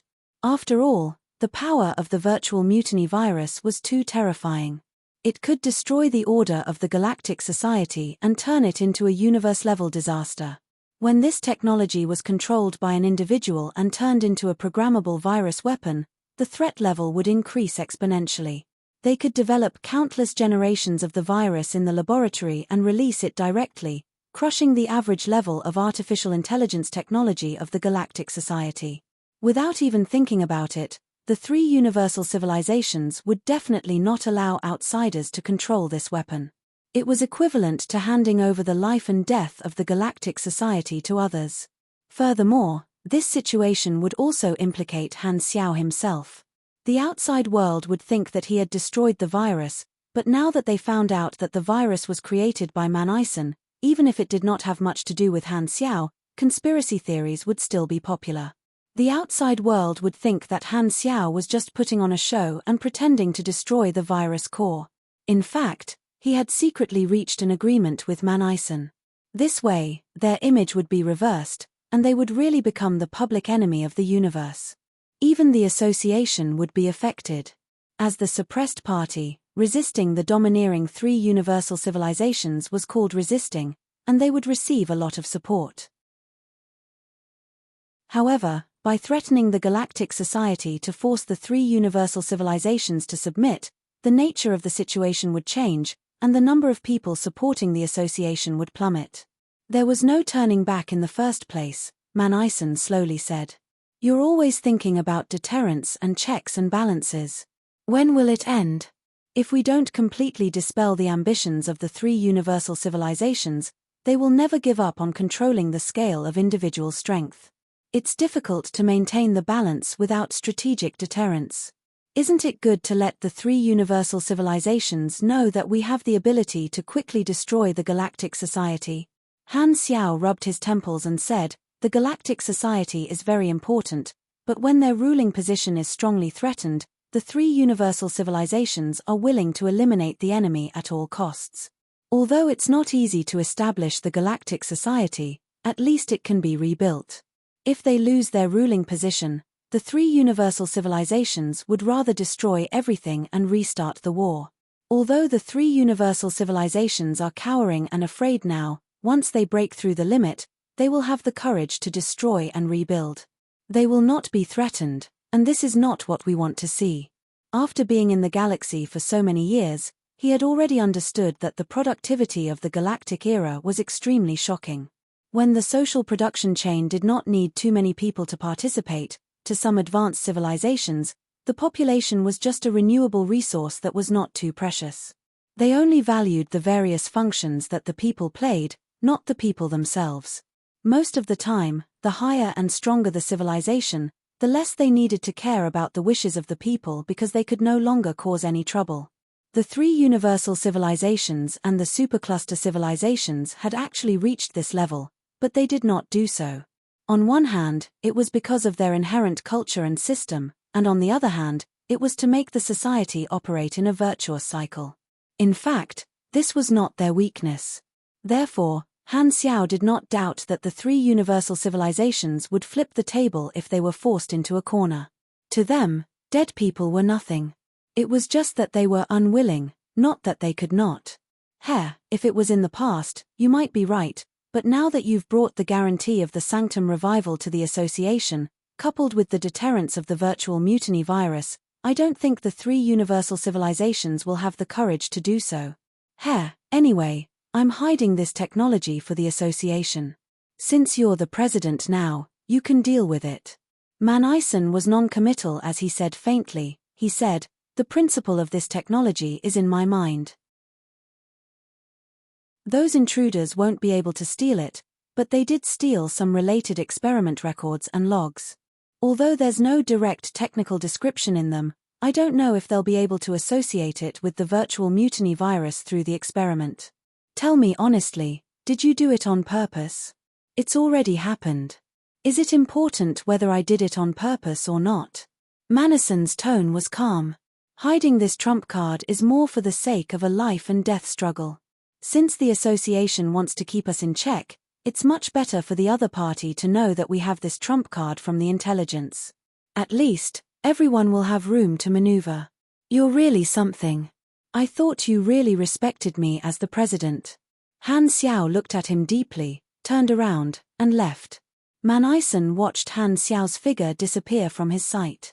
His lips seemed to move, but he quickly stopped and turned back to focus on repairing the firewall. Black Star Palace, Army Commander's office. As his consciousness returned, Han Xiao slowly opened his eyes. A gleam flashed across his eyes. The Mecha Empire really is a B***starred. Regardless of whether the three universal civilizations stole it themselves or Manison deliberately leaked it, there was a high chance that the existence of the virtual mutiny virus would be known by the three universal civilizations. This way, the association would have no choice but to deal with it. Although the second set of Sanctum keys had been gathered, and he also had plans to fight, he wanted to delay this step as much as possible. He originally thought that the balance would last for a long time, but this sudden incident disrupted the pace and probably greatly accelerated the process. I'm afraid I'm blessed. I was just praying that the three universal civilizations wouldn't play with fire, and here it is. Han Xiao's eyes flickered. No matter what, the variable had already happened. He could only prepare in advance. In the three universal civilizations joint conference room, Mornisa succeeded. Not bad, not bad. Seeing the report, Louis nodded with satisfaction. There's nothing to be happy about. It would be strange if our main artificial intelligences couldn't deal with a mere mecha empire, the ethereal Pope said coldly. That's true. Louis glanced at the remote projections of the Beyond Grade A mechanics in front of him and asked, Where's Mornisa? Why isn't she here? She was heavily injured by the Mecha Empire and is recuperating. She doesn't have the energy to deal with other things for now, Defender, Romo said with a deep voice. Send her my regards. Louis waved his hand and did not mind. Let's not worry about her for now. How's the harvest this time? All the data has been sent to the Academy of Science. They're piecing the information together and reorganizing it. There should be a result soon, Romo replied. The order of the information fragments that they stole from Manison's database was all messed up. After all, it was a violent invasion, and a considerable portion of the information was incomplete. They had to sort out the order like a jigsaw puzzle and sort out the different files before they could know what they had gained. Louis nodded. Just as he was about to speak, an emergency report popped up on the virtual screen on the table. It was from the Federation's Supreme Academy of Science. There's a response so soon? Louis raised his brows. He looked at the report, and his expression suddenly changed. The report was the incomplete experiment records of Manison's virtual mutiny virus. The Academy of Science was still piecing together the follow-up information, but just from the results of the experiment records, Manison had already achieved some results. Bruce and the ethereal Pope saw that his expression was not right. They both turned around with confusion. What did you see? You guys take a look too. Louis's veins bulged as he sent the report to the two of them. The two of them glanced at each other, and their expressions changed at the same time. Their faces sank in an instant, and anger faintly emerged on their faces. The eyes of Romo and the other direct beyond graders moved, and they became curious. What kind of information did the Academy of Science come up with from the data they stole to make the expressions of the three leaders change so drastically at the same time? This time, Louis closed his eyes and calmed himself down. He glanced at the curious mechanics, waved his hand, and turned off the remote projection, leaving only the three leaders in the room. Seeing that all the outsiders had left, Bruce coldly said with a dark expression, "Great, the Mechanic Emperor is indeed unwilling to give up. He's still researching the virtual mutiny virus and has actually made some progress.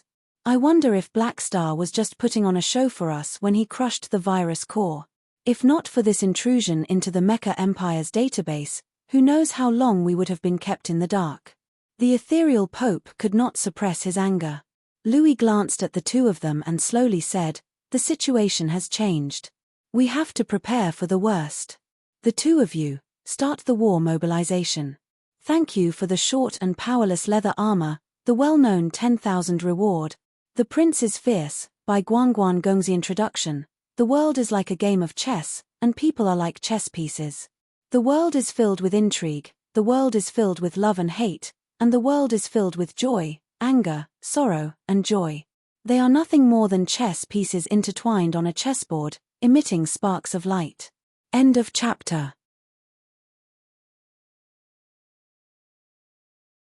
Chapter 13-17. Planet Finn, Beyond Grade A Association Headquarters. The few people I'm introducing are the new members of the association this time. Everyone will be on the same side from now on. In the venue, Han Xiao introduced this batch of rookies to everyone with a smile on his face. They were Joey and the other reclusive people, as well as the new batch of Holy Covenant members. After Manason's vault was destroyed by the three universal civilizations, he quickly arranged for the time for them to join the association. Today was the day of the welcoming meeting. Hearing Han Xiao's introduction, the Beyond Grade as present sized up this batch of rookies. They nodded slightly with surprise in their eyes. Although everyone already knew about the existence of the Sanctum Revival, they were still amazed when they saw this batch of revivers again. Furthermore, not only were there revivers this time, Black Star had also attracted a few unfamiliar reclusive people to join the association, strengthening the association's reputation. In their eyes, this was undoubtedly Black Star's counterattack against the three universal civilizations ban. Everyone could not help but feel excited. At the same time, this basically proved that Black Star could use the Sanctum Revival more than once. This was what most people were concerned about and secretly rejoiced. "Since you've joined the association, you're all family. Please take a seat," Kasui said with a smile. Joey and the others sighed and helplessly went to their seats. Although they had some social phobia, they still braced themselves to socialize with the other Beyond Grade and get to know each other. As for the members of the Holy Covenant, they looked at each other and did not reveal anything. They chatted as if they were meeting for the first time. Everyone chatted with the rookies for a while, and the atmosphere was harmonious like a big family. Han Xiao waited for a while, and seeing that everyone had gotten to know each other, he smiled and said, "All right, everyone has gotten to know each other. Actually, other than welcoming the new members, there's another matter that needs to be dealt with today." Hearing this, the room fell silent. Everyone turned their heads and focused their eyes on Han Xiao, waiting for the president to continue. Seeing this, Han Xiao stopped smiling and slowly said, "Don't worry. Not long ago, the three universal civilizations worked together to hack into the Mecha Empire's database and succeeded. This matter is both a test and a provocation from the three universal civilizations. Therefore, today, I would like to hear everyone's suggestions on how we should respond." Everyone subconsciously looked at Manison, only to see Manison with his eyes slightly closed, looking calm and composed. "I know about this. I also received a request for help at that time." Kant pondered and said, "Manison is a member of the association. It is reasonable for us to seek justice for him." "That's right. Although Manison has poor taste, is despicable, narrow-minded, old, ugly, and shameless, he's still one of us. The association can't pretend that nothing happened when he was attacked by the 3 universal civilizations for no reason, Sun Hunter said. I agree. Secret Master nodded. Sun Hunter turned his head and glanced at him. What do you agree with? The association should stand up for the old and ugly. I agree with both. Secret Master's eyes twitched. He felt a trace of his luck inexplicably slip away. Manison snorted, opened his eyes, and interrupted, just say what you want to say. Don't attack someone personally. No way, even telling the truth is against the law. Sun Hunter sounded surprised. Manison took a deep breath and calmed himself down. Don't be angry, don't be angry. No one will take my place if I get sick from anger. Han Xiao looked at Sun Hunter approvingly and asked for their opinions. Almost 90% of them agreed with the association standing up for Manison. It was not because they had a good relationship with old Manison, but because they hoped that they would be treated the same way in the future. Since most of you have the same opinion, the association will condemn the 3 universal civilizations and ask them to give a response. At the same time, please mobilize your armed forces on a large scale and listen to the association's orders. When necessary, we may take military action against the 3 universal civilizations. Hearing this, everyone was stunned for a moment. They thought that a condemnation would be enough. At most, it would be a group of mechanics looking for trouble with the vassal organizations of the 3 universal civilizations. Why did Black Star's tone sound like he was going to start a war directly? However, their surprise only lasted for a few seconds before they calmed down and did not object. With the protection of the Sanctum Revival, most of them were quite confident. It was not impossible for them to fight. Furthermore, most of them felt that the military action Black Star mentioned was probably just a demonstration. After all, the current situation was barely balanced, and it did not look like a war was going to break out. Also, in order to prevent similar incidents from happening again, I suggest that everyone gather their main bodies in the flickering world. Don't give the 3 universal civilizations a chance to attack us one by one. Of course, this is not forced. If some people really don't want to come, they don't have to, but they have to bear the consequences. As he spoke, Han Xiao glanced at Manison and slowly said. Manison closed his eyes again and pretended not to hear. He would not let his well-hidden main body appear in front of others. Most of them did not have any objections to this. Many of them had been staying in the flickering world recently to manage their organizations here, so they did not have to rush. As for some of the beyond grade, as with large businesses in other starfields, it was not a problem for them to stay here for the time being. After a lively discussion and confirming the following arrangements, everyone logged off and adjourned the meeting one after another. Very soon, only Han Xiao, Kasui, and Ames were left in the venue. You're still not going offline? I have some private matters to discuss with old Ku. Han Xiao glanced at Ames and said, Don't worry. Ames shook her head, sighed, and said, Aesop asked me to tell you that he saw a confrontation that attracted the attention of the entire universe. The 2 sides are the association and the 3 universal civilizations. The scene of the future he saw came to an abrupt end. He only knows that the final result will change the fate of the universe. He wants you to handle it carefully. Did the old man make another prophecy? Han Xiao narrowed his eyes, nodded, and said, Got it. Wait for me at home. After the meeting, I'll use the king to pick you up. Ames smiled and went offline. Now, only the 2 of them were left in the room. Kasui listened to the conversation just now, frowned, and whispered, Black Star, are we going to fight the 3 universal civilizations? Very likely. Han Xiao casually told him about the virtual mutiny virus. Kasui's expression changed, and he did not know what to say. After a long while, he sighed and said, The Mechanic Emperor is still too stubborn, but there's nothing we can do about it. It's your fault for not letting him know that there's no limit to the Sanctum Revival. If not for the virtual mutiny virus, your plan could have been steadily realized. This extra layer of fear added to the chaos and made things different. Even if he knows the truth, He'll most likely think that the Sanctum Revival and the virtual mutiny virus are a perfect match. Han Xiao curled his lips. Let's not talk about him. Anyway, be prepared. Let your Void Lords monitor the movements of the various dimensional armies of the 3 universal civilizations in the secondary dimensions.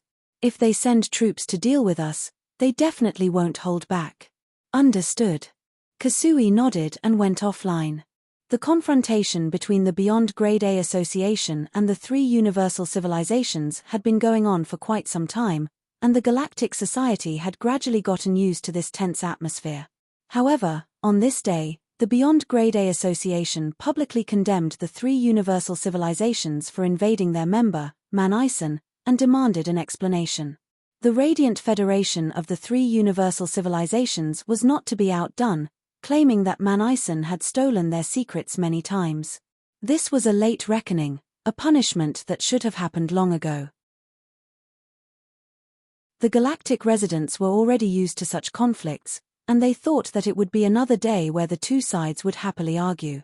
However, the changes that followed made many people smell that something was wrong. According to the previous practice, the association and the 3 universal civilizations would condemn each other back and forth, and the matter would soon be over. Even if there was any punishment, it would only be a blow to the development of an organization like a ban. However, this time, the galactic residents and the various organizations were shocked to find that both sides seemed to want to play for real. After the announcement was made, the 3 universal civilizations and the Beyond Grade A Association actually mobilized their forces on a large scale at the same time. The fleets of the 3 universal civilizations sailed out of the central galaxy and were stationed in the various starfields, while the people of the Beyond Grade A organizations were mainly gathered in the flickering world. At this time, even the slow-witted ordinary people realized that something was wrong. Although the association and the 3 universal civilizations did not continue to make a statement after that, it was clear that they were about to start a fight. Since the two sides had been opposing each other, most of the galactic residents had only been watching the show. At this time, they all became nervous. The public opinion on the internet that hoped that the 3 universal civilizations would clear out the Beyond Grade as was mostly just for show. However, when this scene seemed to be about to happen, many people panicked, afraid that a war of this scale would affect them. For a time, the atmosphere of the entire galactic society became jittery. Countless eyes stared at the movements of both sides as if they could see a storm brewing quickly. Strange, why are the 3 universal civilizations suddenly not afraid? In the meeting room of the Supercluster Alliance, the leaders were all surprised. According to their analysis, the 3 universal civilizations should not start a war so easily due to the fear of various parties, and it was the same for the association. So why did both sides suddenly become so reckless? The invasion of Man Ison was the trigger, but the leaders of the Supercluster Alliance did not think it was necessary. It was only a copy of the database that was stolen, and he was not beaten or killed. Was there a need to make such a big fuss? Could it be that the 3 universal civilizations have changed their minds and want to cut the Gordian knot without caring about their losses? Someone asked suspiciously. That's unlikely. Don't forget that we're still here. If the 3 universal civilizations and the association both suffer heavy losses, won't that give us a chance to rise up? The Star Arc civilization leader said hesitantly. It was because of their existence that the previous weak balance was maintained. If not for the Supercluster Alliance benefiting from it, the two sides might have attacked long ago. What should we do? Just wait and see. If they really want to fight, it's a good thing for us. The Star Arc civilization leader rolled his eyes. However, we have to be careful of the 3 universal civilizations taking the opportunity to drag us into it. It's not the first time they've done something like this. It's best if we arrange a large number of troops at the border. We don't need to interfere in their battle and just protect the safety of the territory. The leaders of the Supercluster Alliance discussed softly with excitement in their voices. Although they did not know why the 3 universal civilizations and the association suddenly became reckless, it was not bad news for them. Time passed quickly in the atmosphere of a storm. Under the nervous attention of the Galactic Society, the movements of the two sides became more frequent and obvious. They did not hide at all and kept placing their pieces like chess.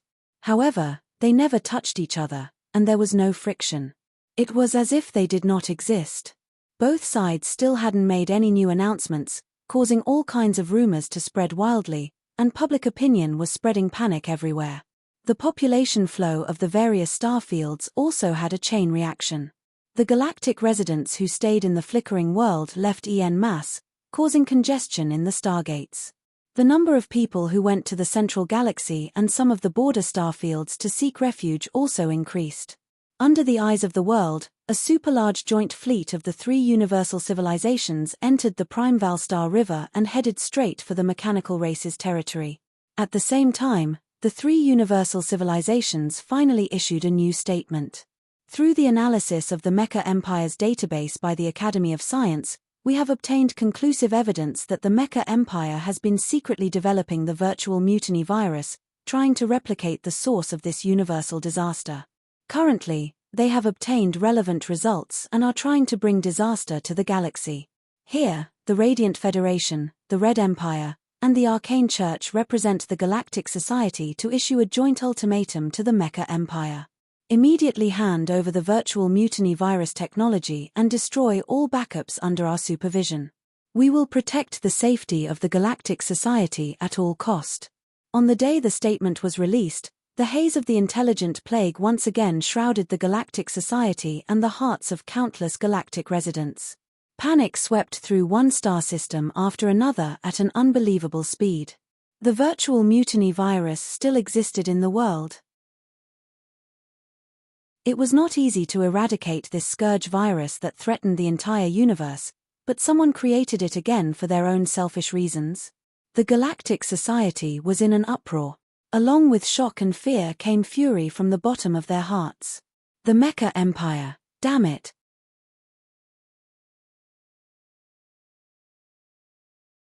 Chapter 1318. The three universal civilizations really did that. It seems like they've made up their minds. In the reception room of the Black Star Palace, more than 10 beyond grade as were gathered there. They all turned to look at the virtual screen on the wall of the room, which was broadcasting news about the three universal civilizations declaration. Everyone's expression was uncertain. Only Han Xiao held his chin with one hand, his face expressionless. Bang! The table was suddenly slammed. Everyone turned around and saw Kant with a gloomy expression, his fist embedded in the cracked table. The Mecha Empire wants to see the world burn, forcing us to waste a chance of the Sanctum revival. Everyone present had unfriendly expressions. Recently, there had been frequent military movements between the two sides. They were all core members of the association invited by Han Xiao and gathered in the Black Star Palace. At first, everyone thought that this was another trick of the three universal civilizations, but when Han Xiao briefly explained to them how Manason's database was breached, they were shocked. On one hand, they were surprised that Manison had really developed the virtual mutiny virus, and on the other hand, they were angry that Manison had leaked the experiment records and deliberately caused this situation. With the Sanctum revival as their foundation, they were not afraid of fighting, but the mentality of being willing and forced was different. Originally, when the three universal civilizations invaded Manason's database, it was normal for the association to stand up for him. However, when the virtual mutiny virus appeared, the situation changed. The association became the one in the wrong, and Manison most likely did it on purpose to drag them down. Everyone had a lot of opinions about old Manison. After all, there was only one chance to revive, and no one wanted to use it too early. Black Star, what do we say this time? The three universal civilizations have exposed this matter. Is the association still going to stand up for Manison? Kasui turned around. He did not have much of a reaction. Han Xiao had already told him about it. Han Xiao stroked his chin and said in a low voice, "In my plan, the three universal civilizations have been exposed. In my imagination, the three universal civilizations have learned of the existence of the virtual mutiny virus. There are several possible paths they could take, and what they're doing now fits one of them. Inform the Galactic Society, send an army to surround the mechanical race's territory, and threaten Manison to hand over the technology. If the association protects the Mecha Empire and the virus technology, as long as the three universal civilizations push the public's opinion, the neutral image and reputation that the association has built will instantly plummet. At the same time, it's very likely that an all-out war will break out. The three universal civilizations should be mentally prepared for war. Then, how about we give up on Manison? The situation now is different from before. I believe most of the members can understand. After all, we really don't know anything about the virtual mutiny virus. The Mecha Empire broke the taboo, and it has nothing to do with us, someone said. Han Xiao shook his head. The three universal civilizations have been trying to kill the association for a long time, and public opinion has long been established. They've stirred up the fantasies and fanaticism of the supers toward us. At this point, if we just give in like this, even if we have a legitimate reason, it'll still mean that we've lowered our head to the three universal civilizations. We'll probably lose our special guiding position among the supers, and it'll be very difficult to make up for it afterward. To the three universal civilizations, dispelling the yearning and fantasies of the supers toward the association is also a valuable result. You're not really going to make the association take the blame for Manison, are you? Why don't we insist that this is the three universal civilizations' fault, or we can say that the three universal civilizations started it first, and Manison only stole. Sun Hunter's eyes widened. Han Xiao interrupted him, waved his hand, and said, "They have a lot of evidence in their hands, and we're in a passive position. It'll be very difficult to make a false accusation, and it might even make the situation worse. Also, don't forget, in the eyes of many, there are some things that civilizations can touch but not civil organizations. Even if we say that the three universal civilizations developed it first, they don't need to explain too much. Plus, they can totally say that if the Mecha Empire didn't have ulterior motives, why would they steal this technology? It's too easy to find such reasons." As he said that, he paused for a while before continuing. "The Mecha Empire gave us something to use against us, which is a dilemma for us. At this point, this matter has already gone beyond the level of words. Public opinion is just an addition. Either they give in, or we give in. Playing tricks won't be able to avoid the core of the problem. It all depends on whether we protect Manison or not, or whether we hand over the technology. I'll put it this way. We'll definitely protect him, but we won't hand over the technology. At most, we'll just have to beat around the bush." Everyone exchanged glances. "Then, what do you need us to do now?" "I've already spoken to Manison. Your troops in the Prime Valstar River will head to the mechanical race's territory and form a defensive perimeter, blocking the three universal civilizations' joint fleet midway. As for you guys, stay here and recuperate. I'll use the king to rush to the Prime Valstar River. If a fight breaks out, I'll pull you guys over to help." Han Xiao shook his head. Hearing this, everyone had nothing else to say. They left the room with heavy thoughts. They still needed some time to digest the sudden change in situation. Han Xiao leaned back in his chair, took out his communicator, and went online to take a look. The internet was currently in an uproar, snatching away all the attention. The terror of the virtual mutiny virus was deeply rooted in people's hearts, and the entire galactic society was in a state of panic. Almost everyone was cursing Manison for his wild ambition, saying that his actions had once again brought a threat to the universe. After the intelligent plague incident, Manison's reputation had always been very bad. His original intention of developing this technology was to weaponize it, and almost all the galactic residents were terrified and angry. Even Han Xiao himself was suspected of a conspiracy. His actions of destroying the virus core back then were questioned by countless people. Many people believed that if Blackstar's thoughts were the same as before, he would have stood up to destroy or hand over the virus technology again. Otherwise, what he did back then might have been an act. He might have destroyed the technology on the surface to avoid the attention of the three universal civilizations while secretly working with Manison. Now, what was done could not be undone. TSK, Han Xiao curled his lips and did not say anything. He closed the internet interface and gave Manison a call. Very soon, Manison's figure appeared on the screen. "Blackstar, When are you leaving? Man Ison went straight to the point. Wait a while. Han Xiao paused for a moment before saying expressionlessly, are you really not going to relocate the mechanical race? No, let them surround us. Man Ison did not care. Then wait for me to come over. Han Xiao could not be bothered to talk to Man Ison anymore. He hung up the call, got up, and left the room. In the next few days, the explored universe changed drastically. The joint fleet of the three universal civilizations headed toward the mechanical race's territory without hiding anything. The various forces that the association had left in the Primeval Star River also began to gather there. Fleets from the Beyond Grade A organizations were on standby within half a day's distance from the mechanical race's territory. They sealed off the path to the mechanical race's territory, and no one was allowed to pass.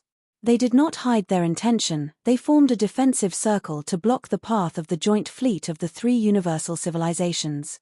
At the same time, the association also made an announcement to the Galactic Society regarding the three universal civilizations announcement. The association did not know about the Mecha Empire developing the virtual mutiny virus and is currently investigating. As everyone knows, the association was created to mediate the conflicts between Beyond Grade As and restrict their actions. If it is confirmed that the Mecha Empire has indeed developed the virtual mutiny virus technology, the association will definitely take measures to ensure that this technology will not harm the order of the Galactic Society. However, the association will not interfere with an individual's freedom of research, nor do we agree that any dangerous technology must be kept by the three universal civilizations. If the situation is true, the association will restrict Man Ison and ask him to seal this technology to ensure the safety of the Galactic Society. Furthermore, the association strongly opposes the military actions that the three universal civilizations are currently taking against Man Ison's people. This is an underhanded threat. We hope that the three universal civilizations will withdraw their troops immediately and not intensify the conflict. After the association completes the investigation, we will give the Galactic Society an answer. There is no need for the three universal civilizations to interfere. As soon as this announcement was made, it once again caused an uproar in the Galactic Society. Many people thought that the association would give in no matter what this time, but they did not expect them to be so stubborn. Although the Beyond Grade A Association said that they were still investigating, their attitude of not giving in was already clear. They made it clear that this was their own matter, and they would not hand over the technology. They would not allow the three universal civilizations to interfere. Furthermore, they had a point. If the three universal civilizations could regulate it, so could the association. The galactic residents trusted the three universal civilizations even more. However, since the association claimed that it would not harm the Galactic Society, even if many people doubted it, as a bystander who did not know the truth, they could not accuse the association of harboring evil intentions and planning to use this technology to do evil. After all, the Beyond Grade A Association was not an ordinary civilian organization. It had a certain level of credibility. At the same time, the outside world could not be sure if Man Ison's personal research was ordered by the association. Therefore, at least the association's reason for rejecting the three universal civilizations was somewhat justified. As for whether they could really regulate it, it did not matter now. The Supercluster Alliance, who was originally watching, jumped out again when they saw the opportunity and supported the association's decision. They expressed that there was no reason for them to hand over the technology to the three universal civilizations. This was just an excuse to steal other people's technology, and the three universal civilizations were trying to steal other people's technology. It was not strange for them to do this. The Supercluster Alliance was probably the party that was most unwilling to see the three universal civilizations master the virtual mutiny virus technology. If not for the fact that they felt that it was inappropriate, they would have recommended themselves to supervise this technology as a third party. Countless galactic residents felt that the situation in the world had changed too quickly. Not long ago, it was still a peaceful day, but in the blink of an eye, a war seemed to be breaking out. While the entire universe was filled with tension, The joint fleet of the three universal civilizations finally came into contact with the defense circle built by the Beyond Grade A Association outside the mechanical race's territory. In the bright starry sky, the enormous joint fleet was slowly advancing. The defense circle of the mechanical race's territory had already entered their field of vision. The defense circle was made up of fleets, temporary star fortresses, and mobile satellite bases. At a glance, there seemed to be no end to it. The shining array of psionic shields formed a super-large protective shield that extended all the way out. It was like a wall made of energy, using this as a boundary to separate two areas. In the command room of the main ship, Fleet Commander Simon Tagoma stood in front of the porthole and stared at the defense circle that was getting closer and closer. He was a senior military officer of the Radiant Federation and was the commander of this joint fleet. The adjutant looked at the radar screen and whispered, "Commander Simon, we've already arrived at the defense circle of the other party. They're blocking our path. Should we stop?" Simon did not even turn his head and coldly said, "What's the order from above?" "Surround the mechanical race's territory." "Is this the mechanical race's territory?" Simon asked. "No, it's not. Then why should we stop?" "Understood." The adjutant took a deep breath and ordered in the channel with a deep voice, "Order all ships to continue forward and prepare for battle. If anyone continues to block us, clear them all." The order was quickly sent out, and the battleships of the joint fleet extended their cannons and aimed ahead, ready to fire at any time. The front of the joint fleet gradually entered the range of the defense circle. The distance between the two sides was getting closer and closer, and the atmosphere in the command room became more and more tense. It was so quiet that one could hear a pin drop. Almost all the crew members held their breaths. Ding! At this time, a remote projection suddenly appeared in the command room. It was the military upper echelon of the battle command. "Orders from above. The fleet is to stop advancing immediately. Stop." Simon raised his hand and clenched his fist. The adjutant immediately passed down the order. Very soon, the joint fleet slowly stopped and was only a short distance away from the defense circle. The battleships at the front could almost see their own crew members through the portholes. Seeing this, the atmosphere in the command room relaxed, and everyone heaved a sigh of relief. Simon turned to look at the projection of the military upper echelon and did not seem surprised at all. He calmly asked, "Any other orders from above?" "Spread out and surround them. Wait for orders and wait for the results of the negotiation." At the same time, in the mechanical race's territory, you guessed right. The three universal civilizations aren't willing to start a conflict immediately. Manason's Lord's avatar looked at the remote screen, shook his head, and chuckled. The three universal civilizations definitely didn't send their fleet here to fight directly. If they really wanted to attack your mechanical race's territory, they would have used the multidimensional sky-opening transportation device long ago. Plus, your main body isn't here, so there's not much use in attacking the mechanical race. This should be the last test.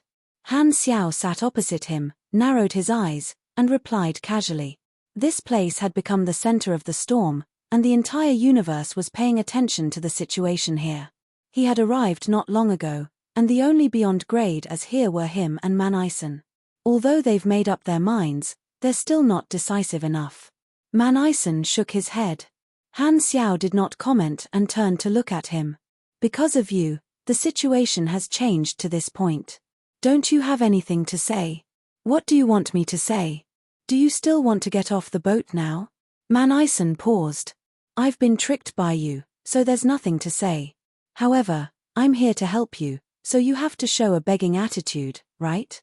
"Humph, weird. Do you like to see me lower my head that much?" Manison was not in a bad mood at this time, so he did not bother about this. He casually said, "Then, take it as me begging you. Help me solve this matter." Han Xiao's eyes moved slightly. He glanced at the interface, and a strange smile appeared on his face before quickly disappearing. He shook his chest muscles and slowly stood up. "Let's go. It's my turn to personally meet our old boss. Thank you for the short and powerless leather armor. Thank you for the 10,000 reward. Thank you for the 10,000 reward. Thank you for the short and powerless leather armor. Thank you for the 10,000 reward. Book Rebirth Ferocious by the Rebirth Demon King. Introduction. Disaster, Strange, Xianxia, Beast. After waking up, Lin Tianxiong has returned to being a teenager. Evil Sect Elder, Patron, Dao Seeker, Killer. Random Identities, Endless Journeys. End of chapter.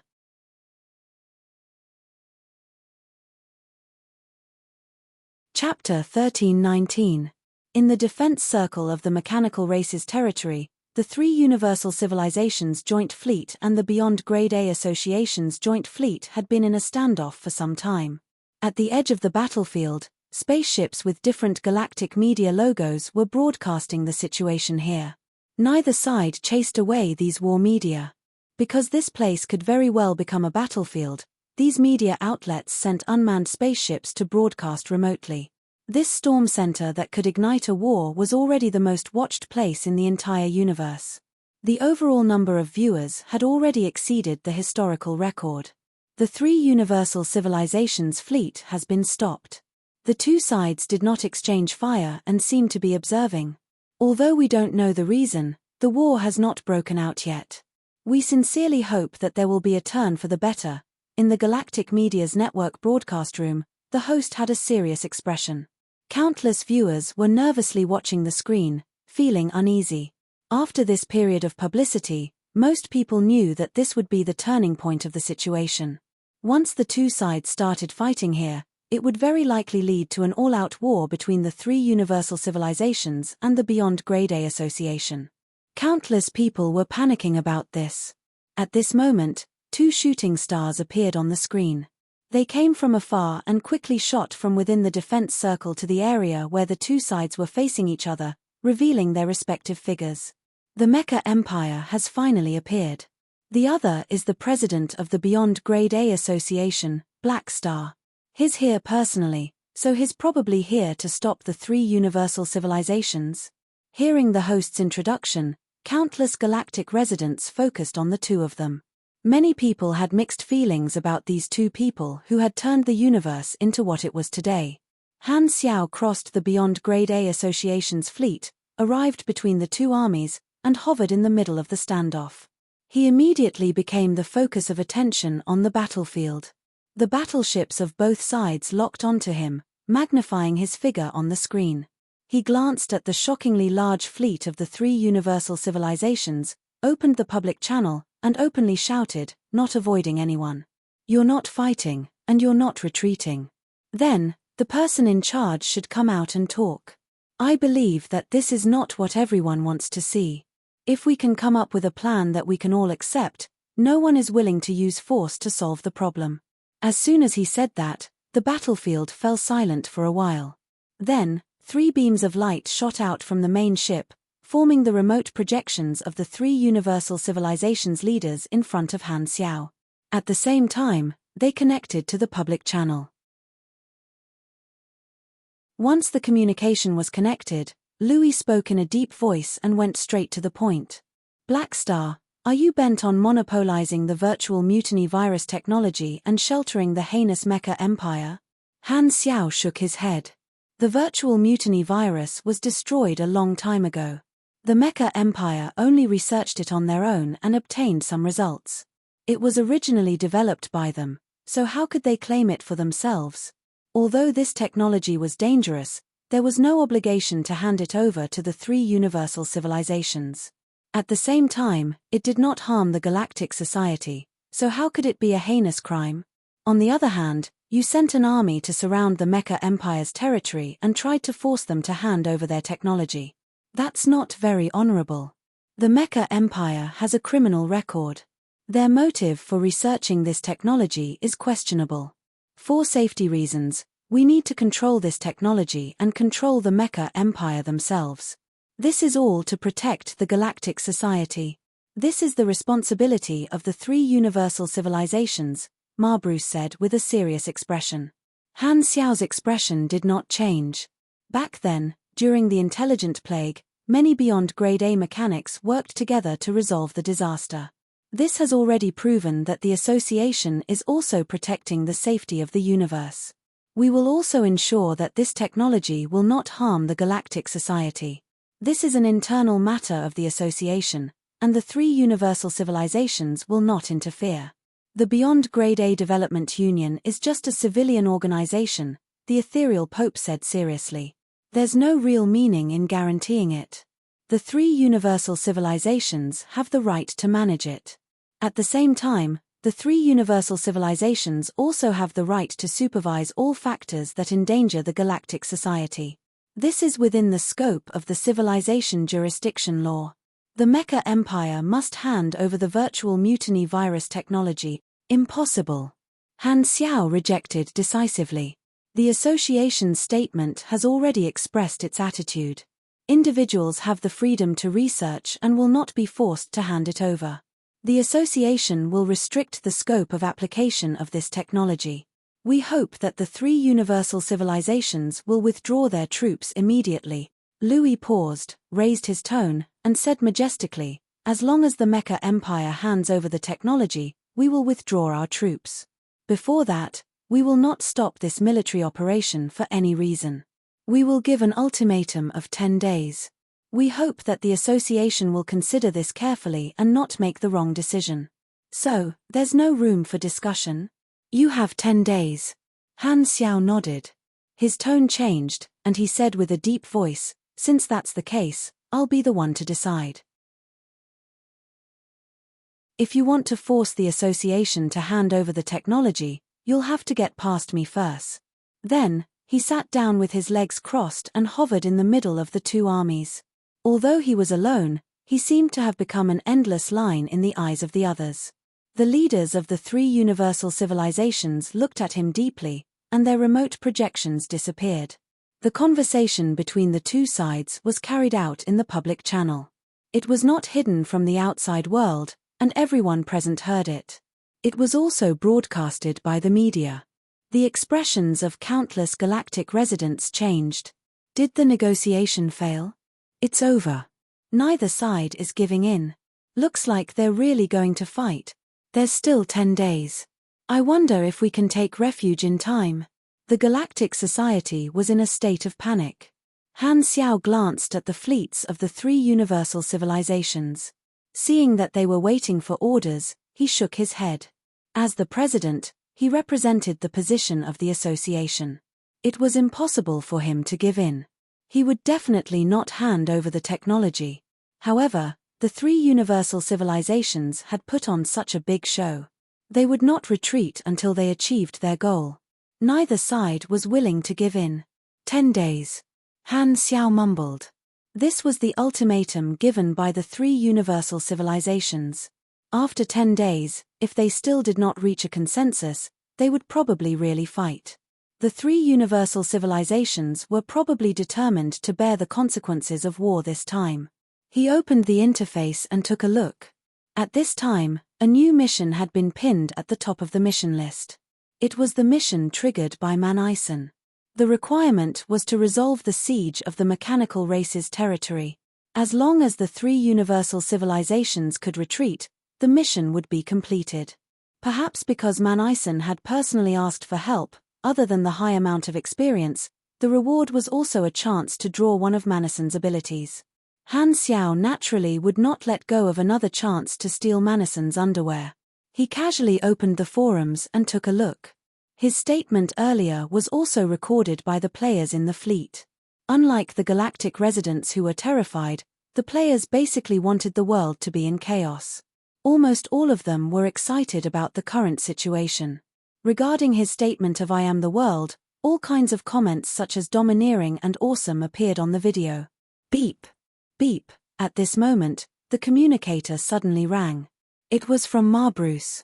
Han Xiao was not surprised at all. Public negotiations were more about expressing their attitude to the outside world. The real deal had to be negotiated in private. After connecting the call, the projections of the three universal civilizations' leaders appeared on the screen of the mechanical suit. Blackstar, do you really want to start a war? Bruce asked in a low voice. I should be the one asking you that. Han Xiao was calm. Don't think that you can be fearless just because you have the Sanctum Revival. You're leading the Beyond Grade as to death, Louis said coldly. Isn't that what you want to see? If you're not worried about the losses of starting a war, why are you negotiating with me in private now? Our research is not without results. The Sanctum Revival requires the consumption of certain special resources, and it can't be used as one pleases. You can't scare us now. Furthermore, those revivers have already used their revival opportunities. If we really fight, there will also be losses. No one wants that, the ethereal Pope said. Then what do you have in mind? Han Xiao smacked his lips. We want the virtual mutiny virus technology and information related to the Sanctum Revival. In exchange, not only will we withdraw our troops, but we will also remove the ban on the association and support your development. We can even provide you with enough universal treasures, technical blueprints, and promise that the members of the Black Star Corps will not be on the liquidation list in the future. These transactions will be done in private and will not be made public to the outside world. The reason we withdraw our troops can be because we're afraid of your combat strength, so we can help you achieve your fame. You think too much if you're ugly. See you again.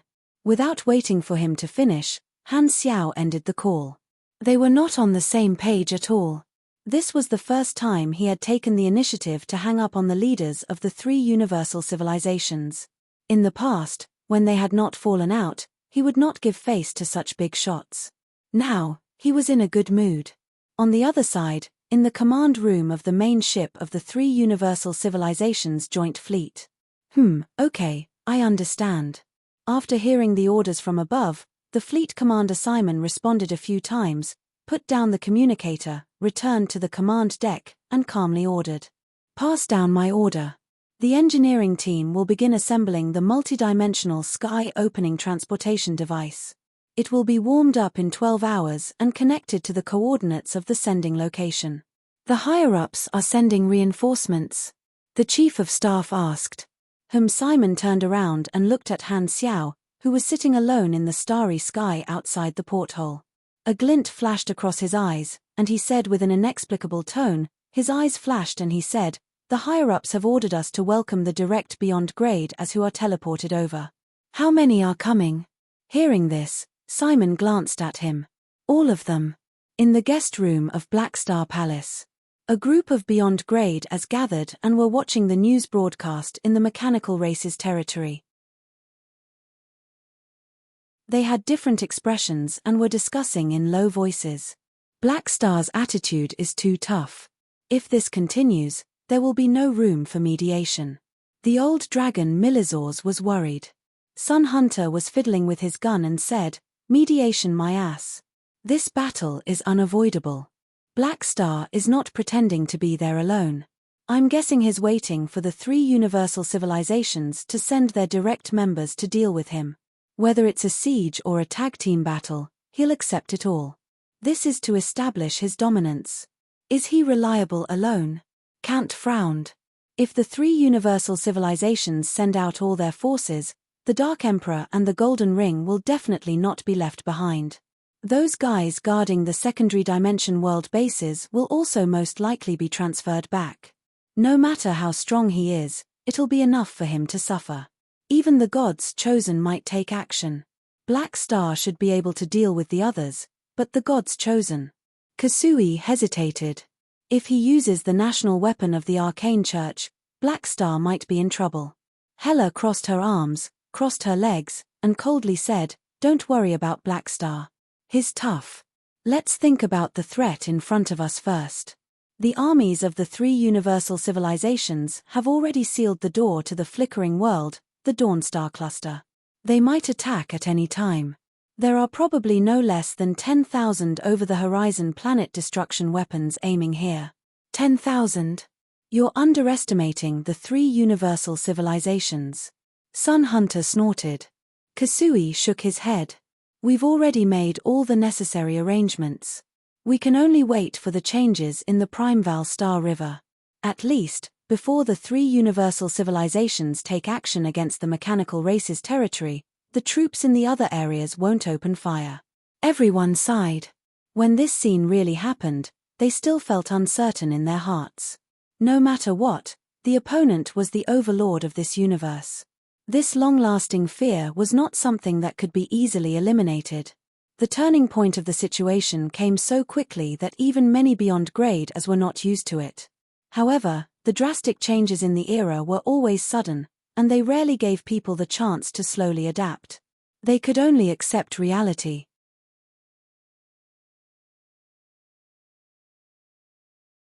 Chapter 1320. At the same time, in the Dawn Star Cluster, the flickering world portal. The surface of the many military base planets was filled with many deep wells, in which were hidden many beyond grade A psionic planet annihilation cannons. They were aimed at the Garu Star Cluster, the Crown Star Cluster, and the Reno Star Cluster.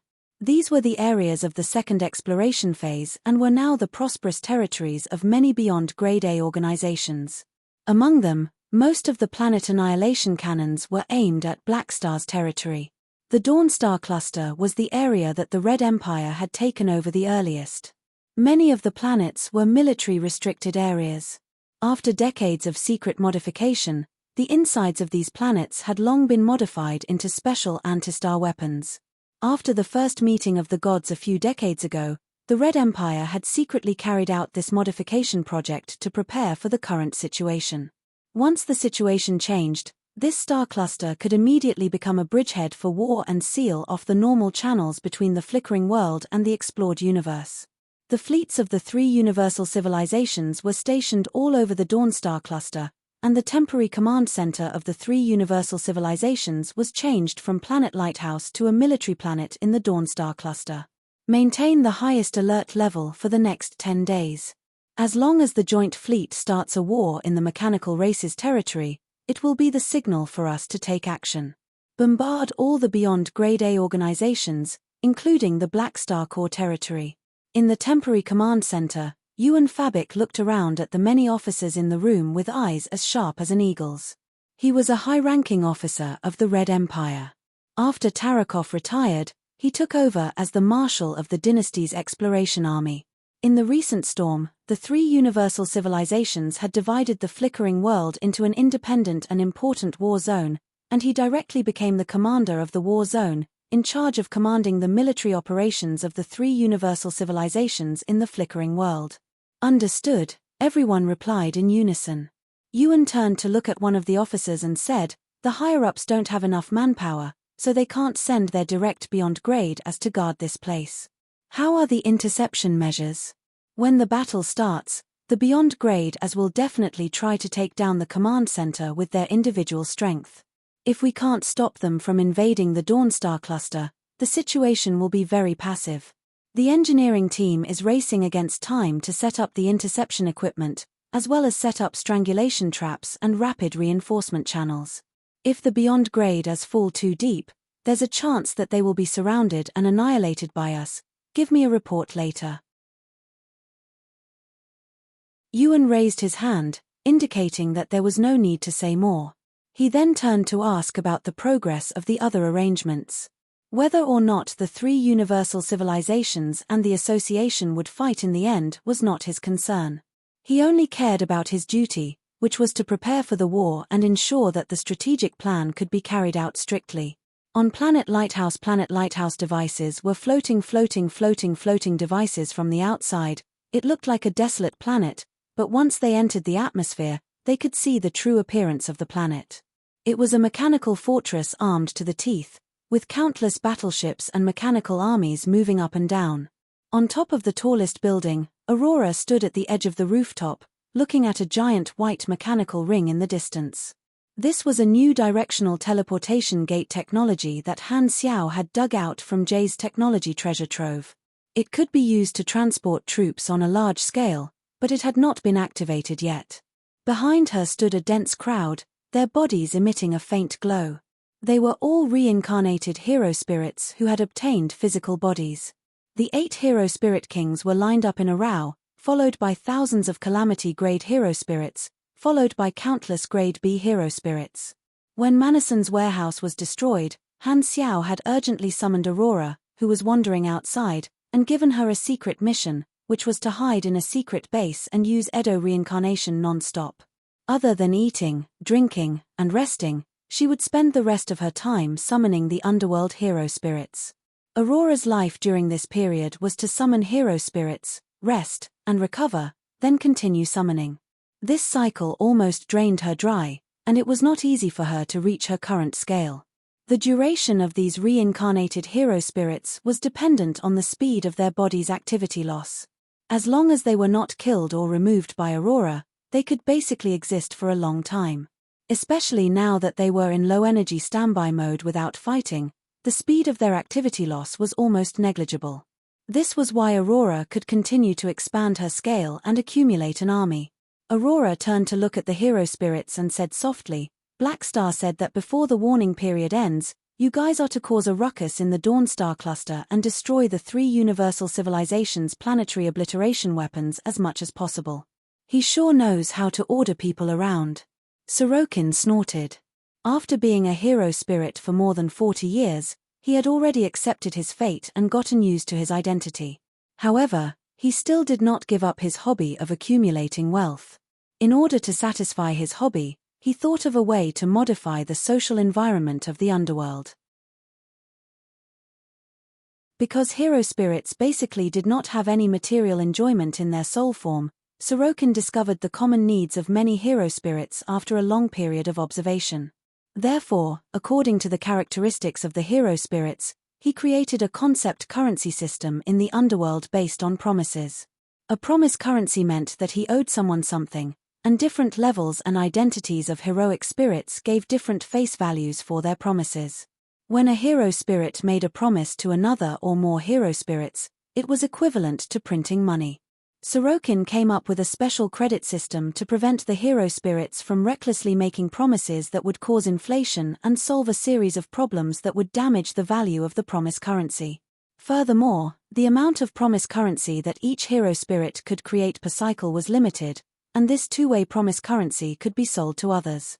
It was similar to transferring a debt relationship. In order to implement this system, Sorokin had put in a lot of effort. He even convinced Aurora and Oniselu to link the caching method with the chance of reincarnation and the time of reincarnation. This was equivalent to a chance for ordinary hero spirits to get some fresh air. The hero spirits of the underworld who had nothing to do usually slowly accepted this system. After cultivating a market, Sorokin used a series of skillful capitalist methods to harvest a large amount of promise currency. Now, the average hero spirit of the underworld owed him 0.37 requests, and he had become the richest person in the underworld. Although it did not have much practical significance, the wealth itself satisfied him. This war allowed Sorokin to see the opportunity to realize the promise currency on a large scale. After all, the hero spirits of the underworld were natural death squads, so they would definitely be reincarnated frequently. Although they were summoned to fight, it was much better than staying in the underworld and doing nothing. As for the conflict between the Association and the 3 universal civilizations, Sorokin was not interested. After all, his identity was different now, and it was not his place to worry about such things. Aurora retracted her gaze and continued to look ahead. In a place where the hero spirits could not see, her expression became worried.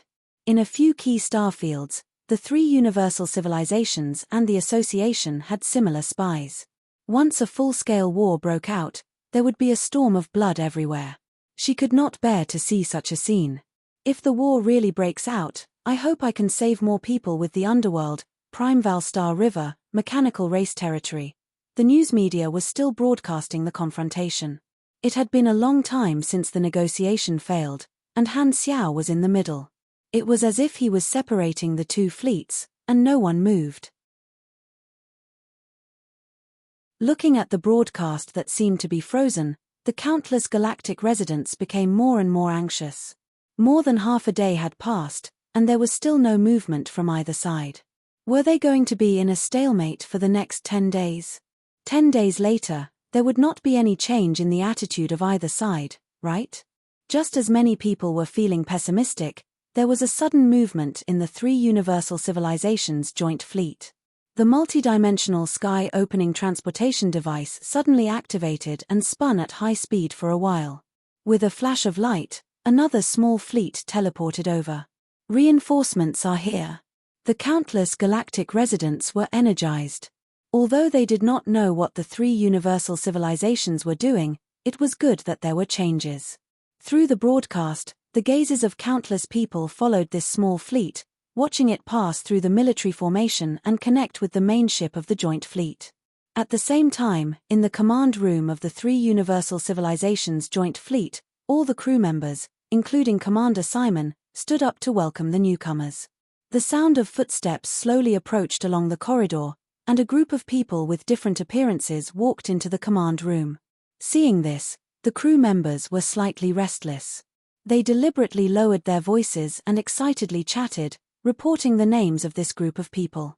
Dark Emperor Clotty of the Red Empire, Thunder Guzar, Leader Podro, Army Flag Enid. Golden Ring Ulu of the Radiant Federation, Super Teacher Verena, Guardian Rama. God's Chosen Warnos of the Arcane Church, Mechanical Catastrophe Francisco, Saint Moran. They're all big shots. At this time, all the direct beyond grade as of the three universal civilizations had arrived. There were dozens of them who had been urgently recruited.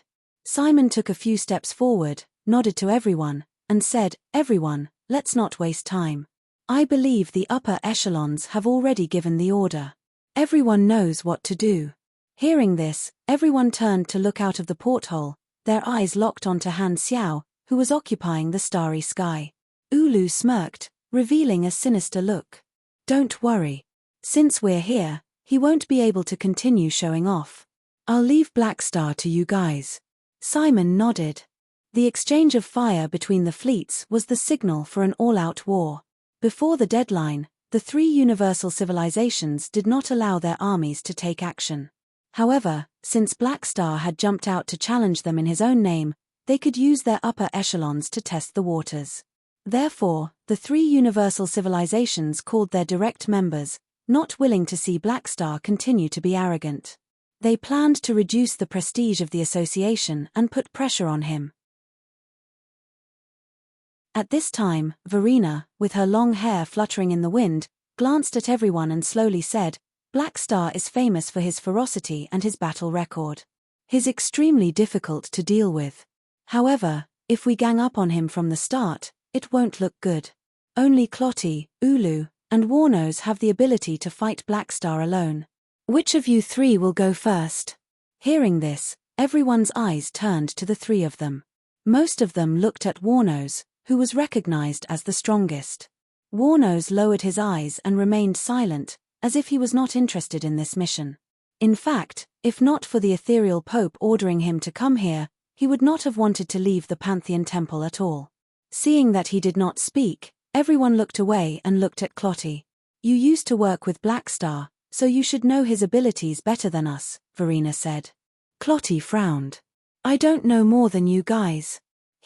At this time, Ulu interrupted him. "Stop fighting. I'll deal with him. I've long wanted to fight Black Star. Maybe I can take him down directly." Seeing this, everyone nodded. No one fought with him. At this moment, Verena tapped her forehead with her finger, and a pure white spiritual light flew out and landed on Ulu's body. Ulu shuddered and felt the energy in his body start to surge and roar. His strength increased bit by bit. Even without strengthening, I can deal with Black Star." Ulu clicked his tongue and did not appreciate it. "This is all for safety reasons." Verena's expression did not change. She was the director of the Radiant Federation's Superpower Research Institute. She had a compound Esper ability, which was mainly inclined to support and strengthen the abilities of other supers. She could also analyze the development trend of the target's abilities and formulate a perfect training plan. This was also the origin of her nickname Super Mentor. A few minutes later, Han Xiao, who was resting in the middle of the battlefield, suddenly frowned and slowly opened his eyes. In his vision, a familiar figure walked out of the three universal civilizations fleet formation and floated not far away from him, exuding a powerful aura that belonged to a peak beyond grade A Ulu. Han Xiao spoke softly, and his voice sounded in the public channel. Ulu narrowed his eyes. "I heard that if I want the association to hand over the technology, I have to go through you first. As long as you can beat me, it's not impossible." Han Xiao did not think much of it and replied casually. Hearing this, Ulu's eyes flashed, and he said with a deep voice, "Then you can start thinking about it now." Then, his aura quickly rose, and dense golden rings spread out behind him, connecting to a dazzling golden world. The energy seemed to be endless. This was the golden treasure ship dimension that made him famous. Seeing this, Han Xiao shook his head and slowly said, "Do you want to consider joining the association to enjoy the Sanctum revival? That way, you won't die for nothing later." Peak.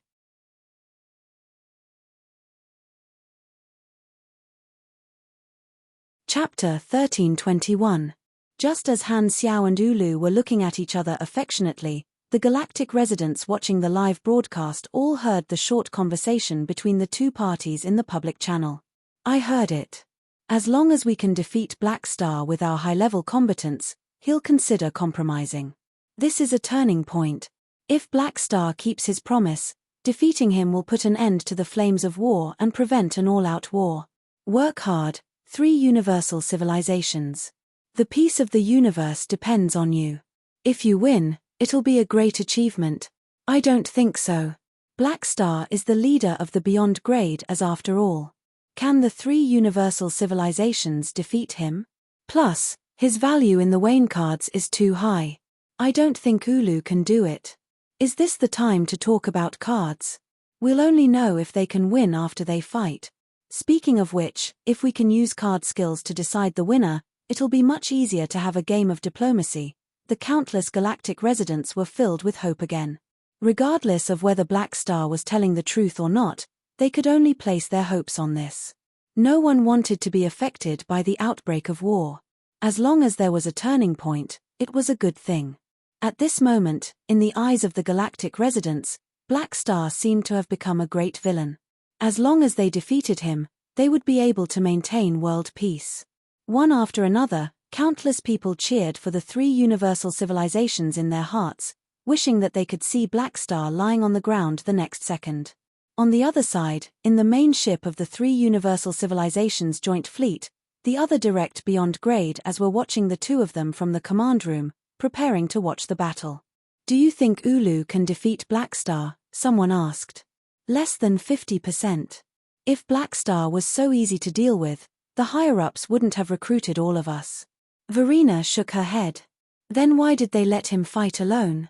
Although it's not good to gang up on him, it'll be embarrassing if he loses, right?" Guzar wondered. "We didn't expect Ulu to win in the first place."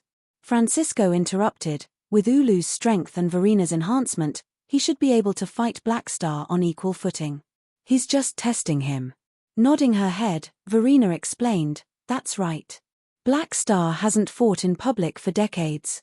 With his growth rate, the information we have on him is probably outdated. No one knows what level he's at now. With Ulu's strength, he can force Black Star to show his true ability and collect information for us so that we can formulate targeted countermeasures. Anyway, we have 10 days, so there's no need to rush. Only by knowing yourself and the enemy can we increase our chances of winning."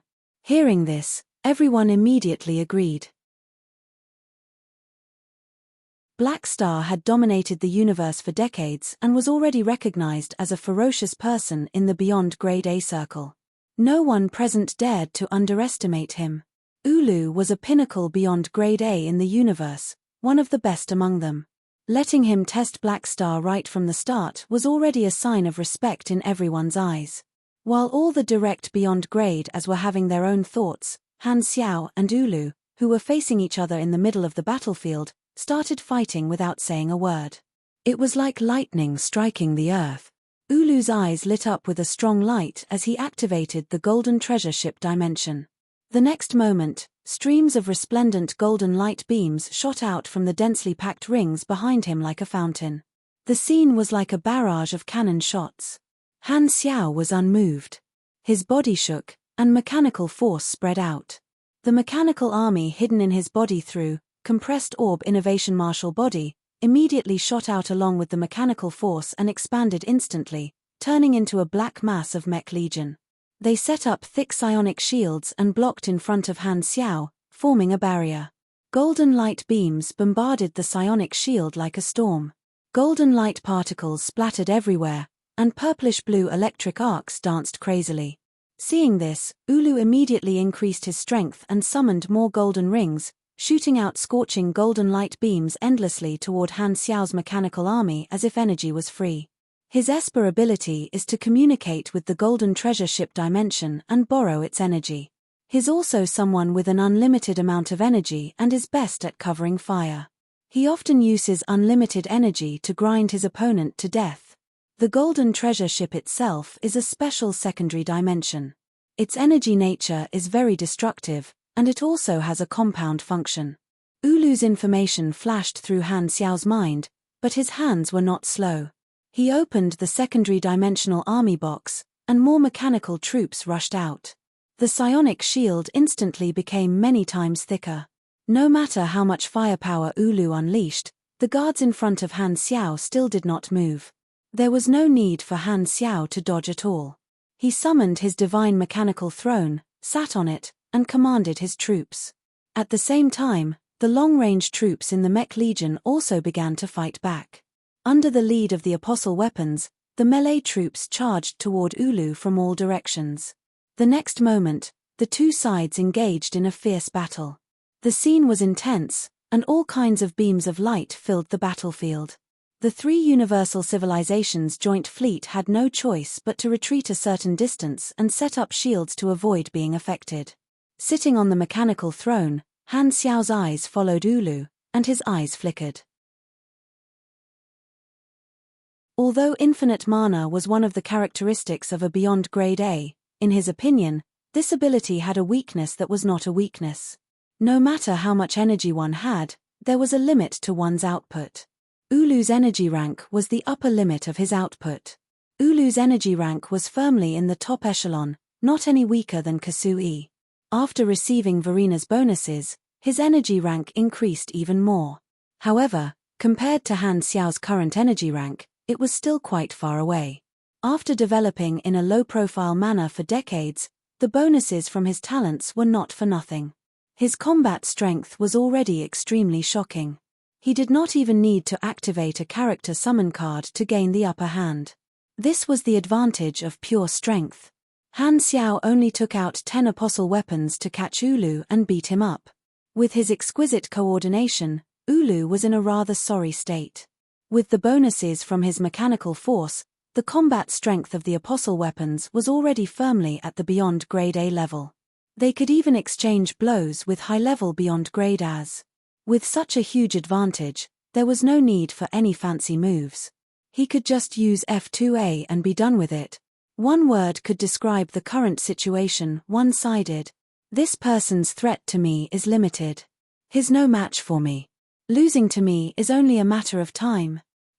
If I can't even beat you, why would I have so many talents? After looking at it for a while, Han Xiao smirked, shook his head, and opened the interface.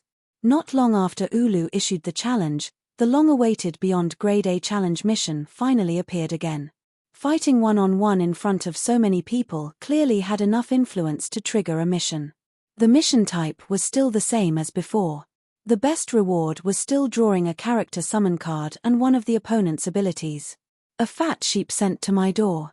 I love one-on-one battles the most. Isn't this forcing me to use battle to nurture battle? Han Xiao chuckled. He remained calm and patiently commanded the army to fight. His various talents were still in effect, and his condition was constantly improving. The battle was getting easier and easier. On the other hand, Ulu was having a hard time. In the eyes of outsiders, the Mech Legion was like a black swarm of bees, constantly attacking Ulu back and forth. Although the golden beams that Ulu wantonly scattered could destroy pieces of the mechanical army from time to time, the empty positions would be quickly filled by other mechanical soldiers. Furthermore, the damaged machines would quickly reassemble and enter the battlefield again. It looked like Ulu was an insect that had landed on a spider's web. He could only struggle in vain, breaking out of the encirclement time and time again, only to be surrounded again and again. Ulu's expression had already changed. Only seriousness was left. It was not that he had never fought against a pinnacle beyond grade A mechanic before. This level of firepower was usually enough to cause flaws in the opponent's mech legion. However, up until now, Black Star's mechanical army was still like an impenetrable net, tightly covering him. Furthermore, it was so tough that he could not tear it apart no matter what. In particular, these 10 apostle weapons were ridiculously strong. Not only did they make him feel extremely tired, but he also did not dare let his guard down. If he was careless, he might be killed on the spot. Attrition battles were his forte, but now, he was being suppressed. Seeing that the situation was not going well, Ulu could not help but look at Black Star behind the mechanical army. He seemed to have an idea, and coincidentally met Han Xiao's eyes, which were filled with anticipation. Just looking at each other, Ulu's heart skipped a beat, and he quickly gave up on the idea of attacking Han Xiao. I almost forgot. This guy is not a normal mechanic.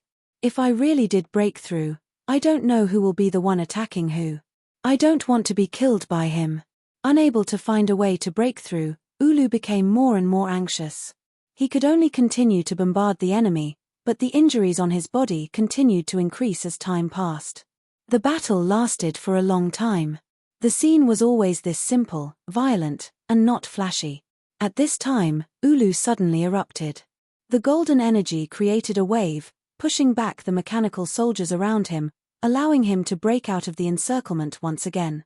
However, he did not charge toward Han Xiao but ran in the opposite direction, charging into the formation of the 3 Universal Civilizations joint fleet. With the help of the battleships, he quickly left the battlefield. Seeing this, Han Xiao raised his hand and stopped the mechanical army. He did not chase after Ulu and attack the joint fleet. After watching Ulu escape into the main ship, Han Xiao then shouted in the public channel with a half-smile. That's it. As soon as he said that, Han Xiao waved his hand and recalled the mechanical soldiers in the field. He did not look angry at all, as though he had just done something insignificant. After doing all this, Han Xiao continued to sit on the divine mechanical throne calmly, holding his chin with one hand and looking at the 3 Universal Civilizations fleet with his head tilted. Next one. Please find someone who can warm me up. Seeing this, the many galactic residents who had high hopes for Ulu suddenly felt like a basin of cold water had been poured over them. Their little flames of hope were extinguished instantly, leaving only dejection. He lost just like that. Black Star didn't seem to have gotten up from the start to the end. Was it too easy? Countless galactic residents felt a stifling sensation in their chests, unable to breathe. They were so stifled that they felt like vomiting blood. They thought they could see a fierce battle, but they didn't expect Ulu to die so easily. He was really incompetent, and his enthusiasm was wasted. Because they were not powerful supers, most of them could not understand the details of the battle. They only knew that Black Star was just sitting there, not moving, while Ulu was forced to flee by the other party's mechanical army. From the beginning to the end, the two of them did not collide at all. Ulu's side was embarrassing, while Black Star's side was full of health. No one knew how strong a Beyond Grade A was, so they could only judge from the performance. Then, a question appeared in the minds of many galactic residents. Was it because Ulu was too weak, or was Black Star too strong? On the other side, in the main ship of the 3 Universal Civilizations, when the direct Beyond Grade as who were watching the battle saw this result, they all fell silent. Their eyes were filled with shock and doubt. As the saying went, the layman only watched for the show, while the expert watched for the technique. Only Beyond Grade as like them knew what information was contained in this battle that did not seem to have any suspense. Black Star's mechanical force strength had already raised the performance of the Mech Legion to a higher level. It was a complete suppression of energy rank. The difference is actually this big. Verina's eyes widened in disbelief. She knew that Ulu's chances of winning were not high, but she did not expect Black Star to win so easily, beating Ulu away with the traditional army style. Originally, she had hoped that Ulu would force Black Star to use his strength so that they could collect intelligence. However, she did not expect Ulu to not even be able to complete the mission of probing. He was completely crushed by Black Star without being forced to use any of his trump cards. This feeling was like using a skill to trick the opponent, but it was taken away by a series of simple attacks. No matter what, Ulu was still a first-tier expert, not some random trash. However, he lost in such a cowardly manner, not gaining any advantage at all.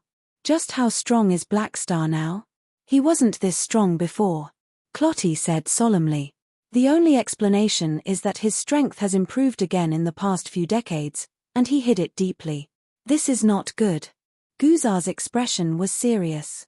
You probably won't be Blackstar's match even if you go up. Clotty remained silent and did not refute.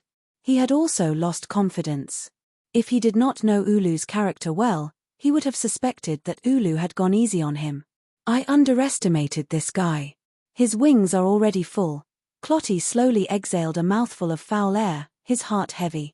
At this time, the cabin door opened, and Ulu walked in. Because he was really afraid that Blackstar would scatter his ashes, he had run away as soon as he saw that the situation was not good. His injuries were very light, but he looked like he was in a trance, unable to accept that he had lost so easily. Who am I? Where am I? What am I doing?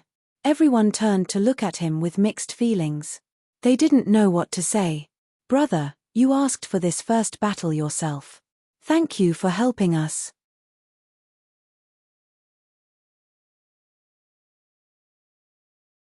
Chapter 1322. Beep beep. At this time, Verina's encrypted communicator rang. The face of President Louis of Radiance appeared on the screen with a dissatisfied expression. The leaders of the 3 universal civilizations were also watching the live broadcast of the battlefield. They were quite dissatisfied with the results of the battle. What are you guys doing? I didn't ask you guys to go over and support him to get beaten up. Verina had no choice but to walk to the side and explain in a low voice, I'm sorry. I wanted to test him earlier, but Blackstar's strength was too different from the intelligence reports. There was an accident. Louis was silent for a few seconds, suppressing the shock and anger in his heart. Don't be careless anymore. Ulu lost so easily, and it's not good for Radiance's reputation. I don't want something like this to happen again. Okay. Verina hung up the communication with a helpless expression. They had only lost for a short while, and the higher-ups were already questioning them. Normally, the upper echelons would not be so impatient. They must have also been shocked by the battle earlier and could not sit still anymore, so they quickly hinted for the direct members to increase their strength. She knew very well why the upper echelons wanted to recruit all the direct members. They thought that with so many direct members working together, even if they could not kill Blackstar, they could at least rely on the advantage of numbers to beat Blackstar back. At first, Verina was very confident, but now, she was a little scared. The upper echelons had such an idea because of the intelligence reports on Blackstar's strength. However, Blackstar's most recent public battle record was still in the battle with Manison a few decades ago. At that time, the two of them were evenly matched, and Blackstar spent a lot of effort to defeat the Lord's avatar of the Mecha Empire. Therefore, in the eyes of the 3 universal civilizations, Blackstar was on the same level as peak Manison. Although he had a slight advantage in terms of strength, there was no fundamental difference. Therefore, the 3 universal civilizations felt that as long as they pulled out all their direct members, it would be enough to teach Blackstar a lesson. After all, they had 3 peak beyond grade as on their side, and the God's Chosen One was publicly recognized as the strongest among them. Even the Mecha Empire would be defeated, so there was no reason for them to lose. However, the strength that Blackstar displayed just now refreshed the understanding of the 3 universal civilizations. Ulu, who was also in the top echelon, actually lost in such an embarrassing manner. Blackstar clearly did not use his full strength, not even forcing out his signature ability. Although he knew that Blackstar had been developing in a low-key manner for decades, and the information was outdated, the gap was too big. What should we do next? Everyone suppressed their emotions and looked at each other. Although they were shocked, they still had to carry out the mission given to them by their superiors. Verina pondered for a while and said, "The target's strength is beyond our expectations. It seems that we can only fight him with numbers. Let's discuss how to deal with him." The group of people started discussing as if they were facing a great enemy. They were all stunned by Han Xiao's strength. Even if they wanted to surround and beat him up, they did not dare act rashly before they came up with a reliable plan. Warnose stood at the edge of the crowd and did not participate in the discussion. He looked up at the porthole and stared at Han Xiao, who was floating in the starry sky in the distance. The expression in his eyes changed, and he muttered to himself, "His energy rank is estimated to be above 110,000. At least one of his god's trait transformation routes has been perfected. It's worth enlightening." On the other side, in the mechanical race flagship, the crew members were encouraged by this crushing battle and cheered. In front of the porthole, Man Ison silently looked at Han Xiao's back. Although his doppelganger did not have any expression, his heart was in turmoil. This guy is already so strong. Man Ison was also shocked. His impression of Han Xiao was still the same as before. It had been a long time since he saw Blackstar fight. Although he knew that he was most likely no match for Blackstar, he did not expect the gap to be so huge. Even if he were to deal with Ulu, he would not be able to do it so easily. If they did not fight until the sky was dark, there would not be a winner. Blackstar is becoming more and more unfathomable. How did he train? Realizing that Blackstar had left him behind and that he could no longer understand Han Xiao's limits, Man Ison could not help but feel complicated and a little jealous. However, after hesitating for a few seconds, Man Ison felt relieved and sighed softly in his heart. Perhaps only such a person had the ability to lead the Beyond Grade as to a higher level. Having such a leader was the blessing of the Beyond Grade as of this era. Perhaps the only thing Blackstar lacked was his foundation. Manison's eyes moved, and he made up his mind. He was not a stingy person. If Blackstar needed it now, he would not mind lending his own machinery to Blackstar. With Blackstar's ability and my foundation, it's probably hard to find a match in the universe. Manison's thoughts quickly turned. Like I said, the 3 universal civilizations are too arrogant. How could they casually send out someone comparable to Blackstar? Joey and the other 3 stay-at-home old men looked relieved as they watched the broadcast. They had only fought Blackstar more than a year ago, so they were the group of people who knew Blackstar's strength the best in the entire universe. Back then, their confidence had collapsed, and they had not completely recovered until now. Seeing Blackstar scared them. When they saw that the 3 universal civilizations had only sent Ulu out, Joey and the others were extremely surprised. They thought that the 3 universal civilizations had hidden dragons and crouching tigers, having experts on par with Blackstar. This made them feel uneasy. However, when they saw the one-sided battle, Joey and the others realized that they had been overthinking. It was a false alarm. They thought that the one who made the move was a big brother, but it turned out to be a stinky little brother. The intelligence of the 3 universal civilizations is too outdated. Just one peak beyond Grade A is probably not enough to fill the gaps between Blackstar's teeth. Joey shook his head. If they want to gain the upper hand, they can only fight with numbers, just like how we did back then. Joey was a little embarrassed. Blackstar seems to have a very easy time dealing with the 4 of us. I wonder where his limit is. He's hiding his strength. Do you think he expected this day to come long ago, so he kept a low profile in the outside world for decades? Who knows? The few of them whispered. In the middle of the battlefield in the mechanical race's territory, after beating Ulu away, the 3 universal civilizations seemed to be shocked and did not immediately send out any newcomers to fight. Han Xiao sat on the mechanical throne and calmed down again. Looks like the 3 universal civilizations didn't have high expectations of my strength. Looking at the 3 universal civilizations' fleets, Han Xiao secretly curled his lips. He had been developing in a low profile for decades, quietly accumulating his strength during this period. Only the Holy Covenant, Shunna, and Kasui had seen his strength. The outside world knew almost nothing about it. The main reason was that he did not have a chance to fight openly. The circle of Beyond Grade as was still very narrow, and there were only a few who could fight.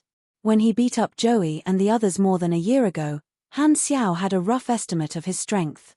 Without a dozen high-level Beyond Grade as, it would be very difficult to pose a threat to him. Now, not only were the effects of his various growth talents steadily improving, but he also had the addition of the Ancient Ones, and his first exclusive talent. At the same time, he had also derived some special techniques from SWY-001. His previous estimate of his strength was inaccurate again, and the number of beyond grade as he could deal with had increased. Fighting Ulu was just an appetizer for him. He had come with the mentality of killing all to show the outside world what kind of strength was worthy of being the leader of the beyond grade A supers. At the same time, he also wanted to try and get some talents. In such a big situation, he did not believe that he would not have a chance to fight if he stood out in his own name. Seeing that the three universal civilizations were not moving for the time being, Han Xiao did not stay idle. He opened the interface and saw that the mission triggered by Ulu had been completed. Beyond Grade A Challenge Mission, Golden Ring Ulu, completed. You have completed all mission requirements. You have received 860 billion EXP. You have received Character Summon Card, Golden Ring Ulu. Character Summon Card, Golden Ring Ulu, Golden Treasure Ship, RAM. Condense the energy of the Golden Treasure Ship dimension in your body and perform a long-distance charge. During the charge, you will be in super armor state, immune to all crowd control skills, dealing high melee damage. Maximum number of uses, 03-inch, a face charging skill. Good stuff. Han Xiao's eyes sparkled, and he accepted it with a smile. It was a pity that Ulu did not use this skill earlier. Otherwise, he would have been able to move his muscles and give him a good beating. If there's a chance in the future, I'll see if I can get a taunt skill. I feel like this is the only shortcoming in my combat system, Han Xiao pondered. If he could make the enemy jump into his arms just by yelling "Come here," he felt excited just thinking about it. Shaking his head, he put away his distracting thoughts and looked at the ability draw notifications. You have received, draw one of Ulu's abilities, skill talent. Tip: Ulu is an Esper. Some of the abilities you can draw have been automatically adjusted according to your class. Randomizing. Randomizing complete. Please choose one of the 5 abilities below as your reward. 1. Fine Energy Control, Talent. Greatly enhances energy control, increases energy resistance by 10%. 2. Secondary Dimension Affinity, Talent. Increases the chances of establishing a connection with certain secondary dimensions. When borrowing the power of the secondary dimensions, the effect will be improved in all aspects. 3. Activity Jump, Ability. Stimulates cells, temporarily increases cell activity. Plus 10% to 20% health, energy, and constitution. Plus 50% to 100% basic recovery speed. Lasts for 15 minutes.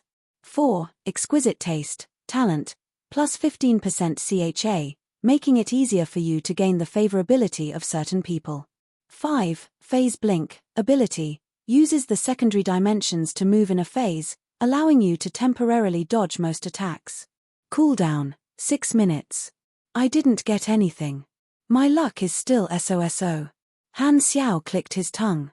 After all, they were different professions. Most of the core abilities of Espers could not be drawn. Surprises like gourds were not always available. After glancing at it, Han Xiao quickly made his choice. You have received the talent, Secondary Dimension Affinity. He currently had a connection with the Void Dimension and the Underworld Dimension. His racial talents were also related to the Void Dimension. Choosing this talent could also indirectly strengthen his talent. As for the other options, they were either too ordinary, or there were substitutes. Pick the best out of the worst. In comparison, the ability of this character summon card was actually better. After all, it was the super armor state that made him immune to control. After calculating the rewards, Han Xiao saw that the 3 universal civilizations still did not make a move, so he decided to browse the forums. This wait lasted for more than half a day. When there were only 8.5 days left, the 3 universal civilizations finally made their second move. The 13 direct beyond grade as stepped out of the crowd and came to the front. Han Xiao then closed the forums and sized them up. He saw that Clotty and Ulu were among them too. They were clearly the leaders. This lineup was already quite ridiculous. If it was a head-on battle, other than the gods chosen, no one in the universe could deal with them. Furthermore, unlike the defense of Hela where actors ran rampant, this team had the same goal and would not go easy on them. Yo, not fighting one-on-one anymore? Han Xiao said with a mocking tone. Ulu's expression was ugly. He had just been beaten into a daze, but now that he had adjusted, he was flustered. He felt that he had lost all his face. If he had known this would happen, he would not have spoken so confidently.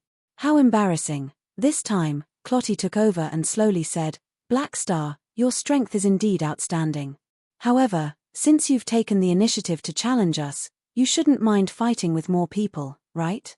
Whatever.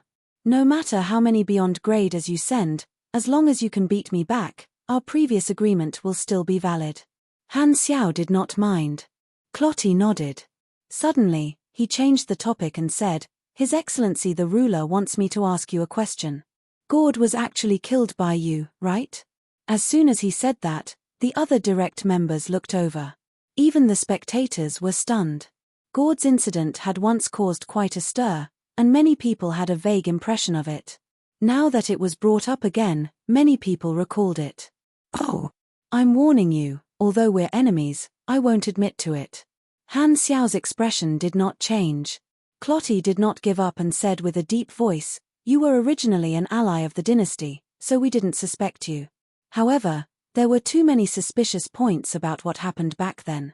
In recent years, you've been getting more and more out of hand, so you've become more and more suspicious. There's enough reason to attack Gord. Sorokin might not be the murderer but just the target. Han Xiao waved his hand, interrupted him, and casually said, You have to have evidence before you speak. I never had the intention to kill Gord. You think you can clear your name? I have a clear conscience. Han Xiao did not mind. Of course, I didn't have the intention to kill Gord. I just sealed him and spared his life. This is not a lie. Furthermore, other than himself, probably no one else knew that Gord was a Scod. He never regretted capturing this guy, but it was a pity that no one knew his contribution. As he spoke, Han Xiao stood up from his throne, and the doors of the secondary dimensional army box opened on both sides of him. Facing such a formation, Han Xiao did not dare be careless. These 13 direct members were not simple. The 3 universal civilizations had probably given each of them a universal treasure, so they might have some trump cards. Furthermore, when they worked together, the power they could unleash was not just a simple addition. However, while he valued his opponents, he would not show it. 13 beyond grade as, I'll make do. At least I can use a little more strength. As he spoke, the black mechanical army descended again. This time, they gathered around Han Xiao and quickly combined. He used his mechanical deity right away. Seeing this, Clotty and the others spread out, forming a half-encirclement formation. They all emitted energy waves, colliding with Han Xiao's aura. The energy readings in the field soared rapidly, and the space-time stability rate began to fluctuate greatly. Just as the two sides were about to clash, another mechanical deity suddenly appeared in the mechanical race fleet. It was Manison, instantly attracting everyone's attention. The next moment, Manison suddenly threw the mechanical emperor trident in his hands toward Han Xiao. The pile of universal treasures on the mechanical deity's body also disintegrated and flew toward Han Xiao. Han Xiao reached out and caught the mechanical emperor trident that was wrapped in electric arcs. Manison's mechanical deity equipment was also loaded onto his mechanical deity's body, completing the integration seamlessly. The control was handed over to Han Xiao, and the appearance of the mechanical deity immediately became much more gorgeous. He looked back in surprise and heard Manison speak in the channel. Since they're outnumbering me, I'll lend you my weapon. Although I don't need it, thanks. Han Xiao weighed the mechanical emperor trident with complicated feelings. Old Manison has always valued the confidentiality of technology and treated these universal treasures like his wives. Usually, I can only steal them secretly, but now he's actually willing to lend them to me. *CK, I'm touched. Han Xiao turned to look at Clotty and the others, who were waiting for him. He skillfully twisted the halberd shaft, and streams of cold psionic energy flowed on the halberd blade, leaving a wave-like afterimage on the retina of the spectators. Old Man Ison, since you're so generous this time, I'll show you the new job of a mechanic. As soon as he said that, streams of blood energy suddenly exploded, quickly crawling all over the body of the mechanical deity, and its appearance underwent subtle changes. These endless streams of blood energy seemed to be weaving flesh and blood on the mechanical deity's body. A strange energy wave spread out, bringing an even stronger pressure to the beyond grade as present. Clotty and the others, as well as Man Ison, were all shocked. They stared at Han Xiao, whose appearance was rapidly changing, in surprise. Why is this guy's mechanical deity different from the others? Thank you for the 10,000 reward from the short and powerless leather armor. Thank you for the 10,000 reward from Qi Jiang. End of chapter.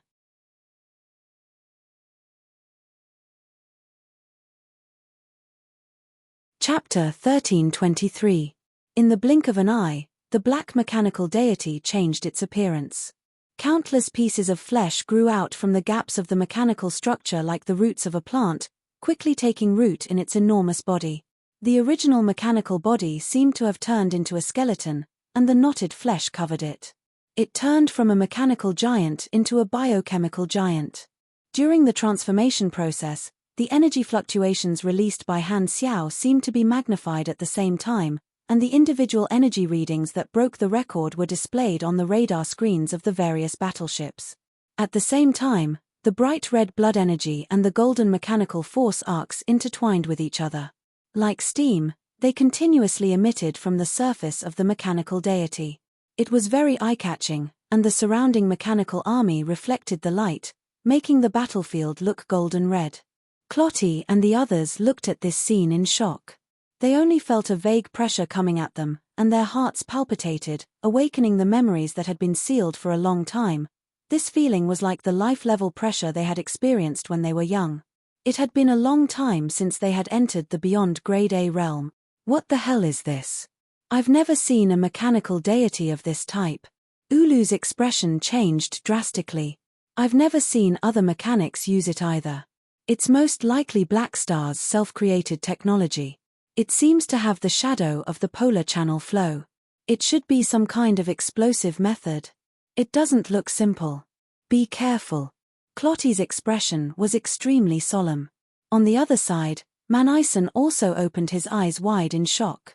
What kind of move is this? As a veteran mechanic, he actually did not understand at first and was very confused. This does not look like something a mechanic should do. What kind of things does Black Star usually research? However, after taking a closer look, Man Ison suddenly noticed some details. There seems to be traces of felon technology. Could Black Star have reverse-trained felons? Man Ison was a little confused. Just as everyone was shocked, the space around the mechanical deity trembled, and an energy ring suddenly exploded where the mechanical deity was. When they looked again, the huge body of the mechanical deity suddenly disappeared from where it was, leaving behind a series of electric traces. It had already arrived in front of Clotty and the others. It was as though it had teleported, and its size did not slow down its speed at all. A wave of blue psionic energy swept up by the halberd, as if it had pierced through the dark curtain of the universe and instantly arrived before Clotty's eyes. Get a ripple fist, vortex blade. At this critical moment, Clotty took a deep breath and absorbed the dark energy that filled the universe. It rolled over like a tide and collided with the halberd blade. Bang! The next moment, a circular shockwave suddenly burst out from the point of collision. Clotty's figure shot out like a cannonball. Like a beam of light, he instantly pierced through a row of battleships, leaving behind a series of openings. In just one exchange, the national pillar of the Red Empire, the Dark Emperor, was sent flying. The many direct beyond grade as immediately reacted. They did not have the time to be shocked and immediately used their own methods to cooperate with each other and surround Han Xiao. The battle instantly began. At the same time, Clotty's serious voice sounded in the team channel. Don't fight him head-on. Clotty finally stopped his momentum and ran back to the battlefield. His entire body was covered in a crystal yellow prismatic shield, which was now filled with cracks. This shield was not his skill but a protective universal treasure that he had activated. It had extremely strong defensive power. Since the three universal civilizations had sent them, the direct members, to suppress Blackstar, they naturally would not be stingy with their universal treasures and gave a few to each direct member. Although he was not injured, the power of Han Xiao's stab still made Clotty speechless. Although the defense of this protective universal treasure he used was not as strong as the spacetime amber, it was still extremely outstanding. If the peak damage did not reach the standard, it could almost be immune to all attacks. Even he would have to charge up for a while before he could break it. He did not expect Han Xiao to shatter it so easily. Hearing Clotty's reminder, the dozen or so direct beyond grade as spread out and surrounded him. The mechanics summoned their troops, and the mags also summoned their summoned creatures, covering the sky and restraining Han Xiao.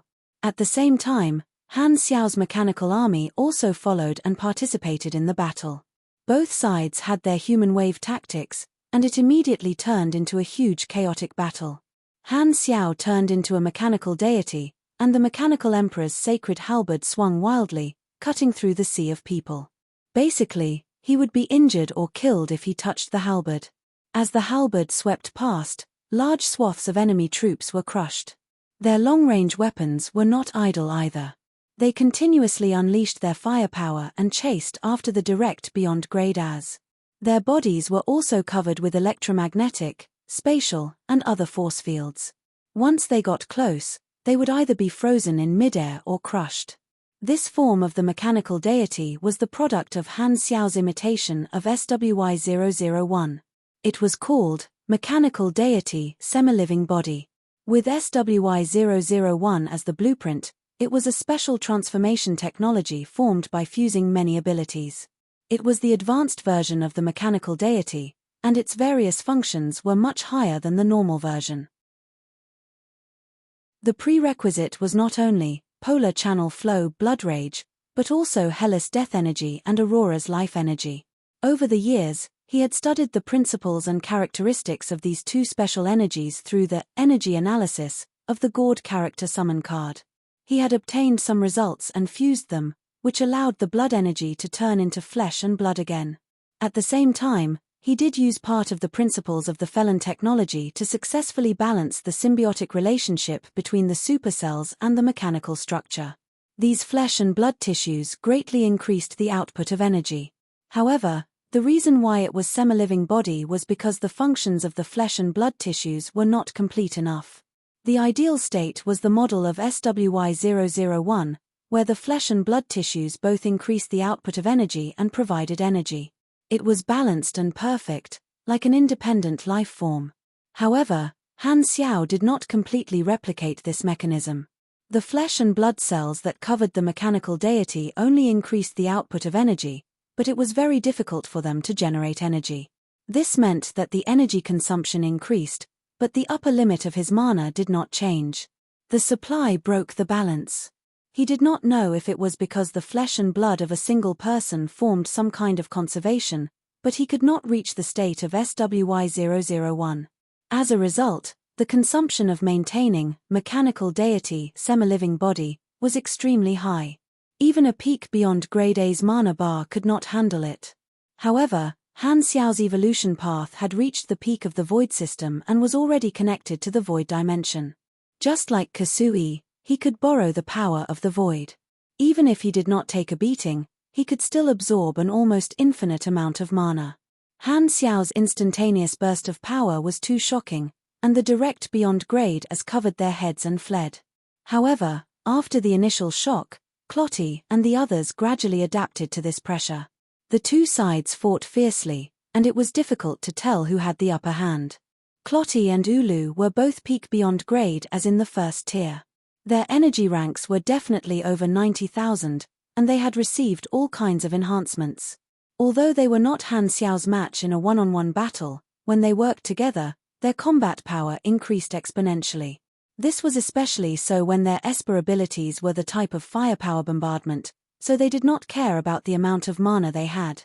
They were extremely suitable for this kind of large-scale team battle. Together with their various protective universal treasures, They took on more than 50% of Han Xiao's firepower. Furthermore, Clotty and Ulu had a group of strong teammates. They were not the only direct beyond grade as whose energy ranks were over 70,000. Most of the people guarding the secondary dimension bases were elites, and they usually did not show their faces. ZZZ. Streaks of plasma arcs of various sizes formed jumping lightning chains and rampaged through the mechanical army, causing massive damage. Guzar was wrapped in bright blue lightning, and he created a lightning storm all by himself. From time to time, he would raise his hands and shoot out countless electromagnetic cannons, which bombarded Han Xiao's protective force field and exploded into sparks.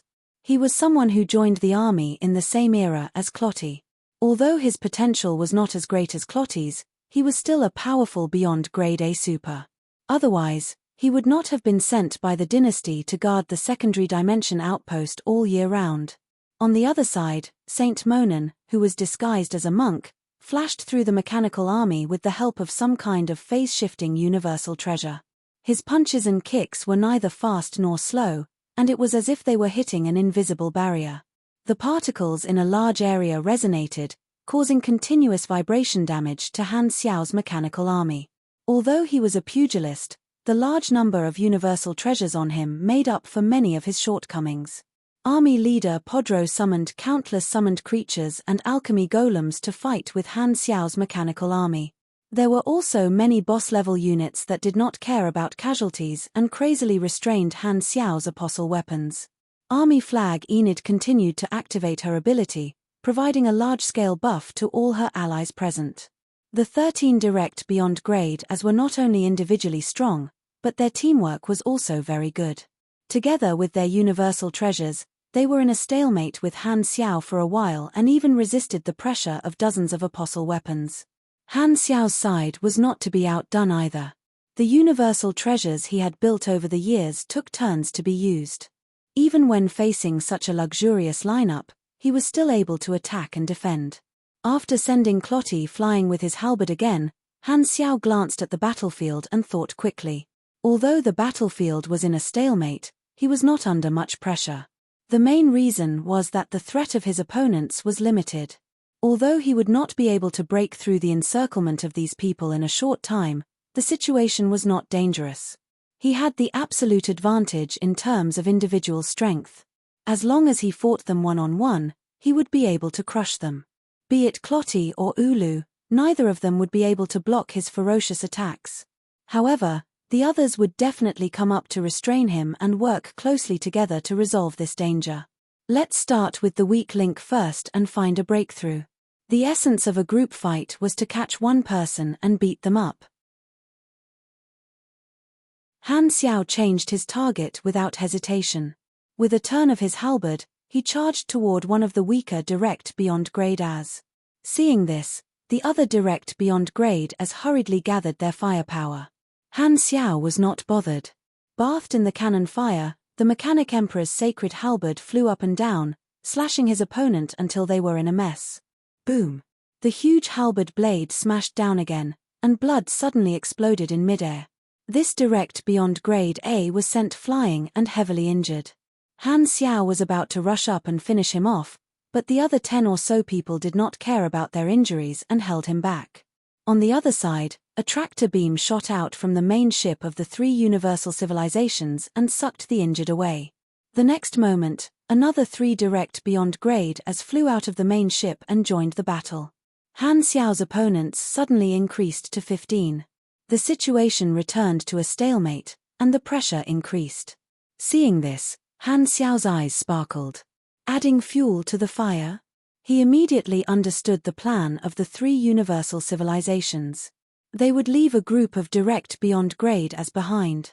As long as someone was heavily injured by him, they would immediately bring the injured back for treatment. At the same time, they would send more people to join the battle.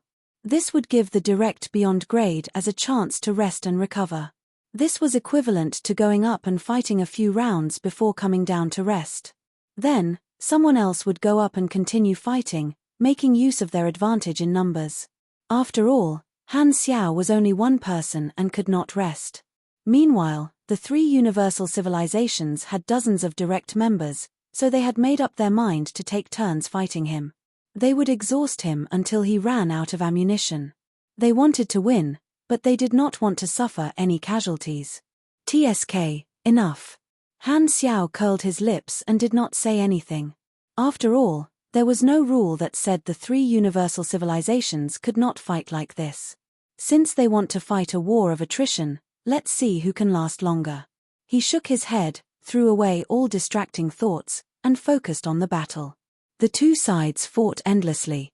This battle lasted for 6 days and 6 nights. The battlefield had been moved many times. The battlefield was filled with mechanical debris and the corpses of summoned creatures. The size of the troops on both sides had shrunk significantly. Be it Han Xiao's mech legion or the various direct beyond grade as, both sides suffered heavy casualties. The mechanical deity that Han Xiao had transformed into was still fighting fiercely with Clotty and the others. However, in comparison, Han Xiao was still full of energy. Many of the direct beyond grade as were already showing signs of fatigue. The number of direct beyond grade as fighting at the same time had increased to 21. After 6 consecutive days of high-intensity battles, most of them were exhausted, and their condition was constantly deteriorating. Even after more than 10 rounds, they still could not hold on much longer. The news media did not miss a single second, broadcasting everything in real time. Not many galactic residents could stay in front of the screen, but no matter when they turned on the program, they would still see the scene of the two sides fighting fiercely. Who knew how many people prayed day and night for Blackstar to lose quickly? However, despite being surrounded by such a luxurious lineup, Blackstar was still as strong as ever, not showing any signs of losing. Many galactic residents went from shock at the beginning to despair and finally numbness. They stared blankly at the fierce battle on the screen, their minds blank. What kind of monster is Blackstar? Doesn't he know how to get tired? Seeing that there was no hope of ending the war, even more galactic residents were flustered and exasperated. They racked their brains to attack Han Xiao, as if being strong had become a sin. All their anger, panic, and dissatisfaction found an outlet to venting on Han Xiao. It was as if they were powerless. The morale of the three universal civilization soldiers had been getting lower and lower over the past few days. They were shocked out of their wits by Blackstar's strength. Their own upper echelons had given up their pride and attacked him with numbers for a few days. It was already embarrassing enough to fight him one after another, but now, not only were they unable to take him down, they were even killed. Weren't they still being beaten up? The beyond grade as who were watching the battle from various channels were even more shocked. They knew how difficult it was better than anyone else. It was as if they were seeing Han Xiao for the first time. They were all shocked. Although they had always known that their president was very strong, this was way too strong. In the history of supers, there had never been such an epic battle record. Many beyond grade as could only sigh at their inferiority. The way they saw it, with the strength Blackstar displayed, he had probably surpassed all the beyond grade as recorded in the history of the explored universe. What the F***CK? What the F***CK? Is Old Black still human? I finally understand the meaning of the version name. Is this the meaning of the Blackstar's era? This is way too strong. Who else is there? Compared to the others, the players were the most excited. After watching the action movie for 6 days, they were already boiling.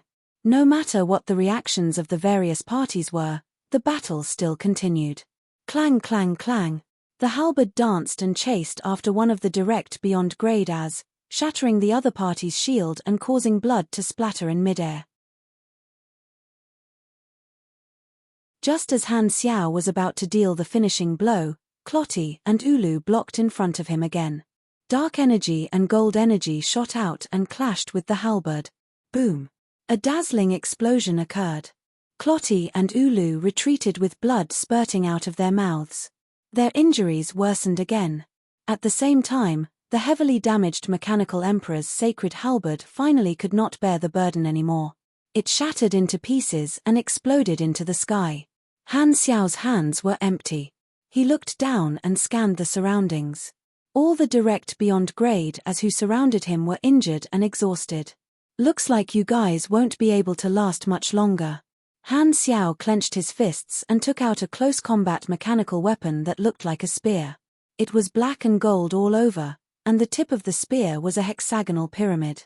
It was also a universal treasure that came from Jay's technology treasure. Clotty coughed and spat out a mouthful of blood. He forced himself to focus and said, "You don't have many troops left either. It's enough. You and Ulu, on the other hand, don't seem to be able to last much longer. The others can take turns, but you guys can't leave. Can you still hold on?" Han Xiao did not mind. Clotty was silent. He could not refute. The other direct members could take turns to rest, but without him or Ulu, the team would definitely not be able to stop Black Star. They would only be destroyed.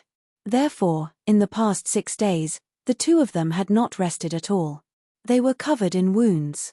Although they did not lack energy, their injuries were not light. They were almost at the end of their rope. If only the God's Chosen was willing to help. Unfortunately, he had been watching coldly from the sidelines for the past 6 days and did not make a move at all. It was as if he was really just there to support them. There were only 2 days left until the deadline. The mission given by the higher-ups would probably not be completed. Just as Clotty decided to give it one last try, a helpless sigh suddenly sounded in the team channel. This time, a figure flew out from the main ship of the 3 universal civilizations and entered the battlefield. Everyone turned around, and their expressions changed. It was Warnos, who had been silent for a few days. Ignoring his teammates, Warnos looked up at Han Xiao, shook his head helplessly, and sighed. "Black Star, although we've only met once, I actually admire you a lot and don't want to fight with you. Unfortunately, I'm still a direct member of the Arcane Church. I can't disobey orders." Then, ignoring everyone's reaction, Warnos stretched out his finger and pointed at Han Xiao. An invisible energy vibrated, and a white-gold light suddenly flew out of the mechanical deity's body and entered Warnos' body. At this moment, the phantom of a huge mechanical deity suddenly appeared from his back. The next moment, this mechanical deity separated from his main body and quickly materialized. It had Warnos' face, but its appearance was extremely similar to Han Xiao's mechanical deity, as if they were twins.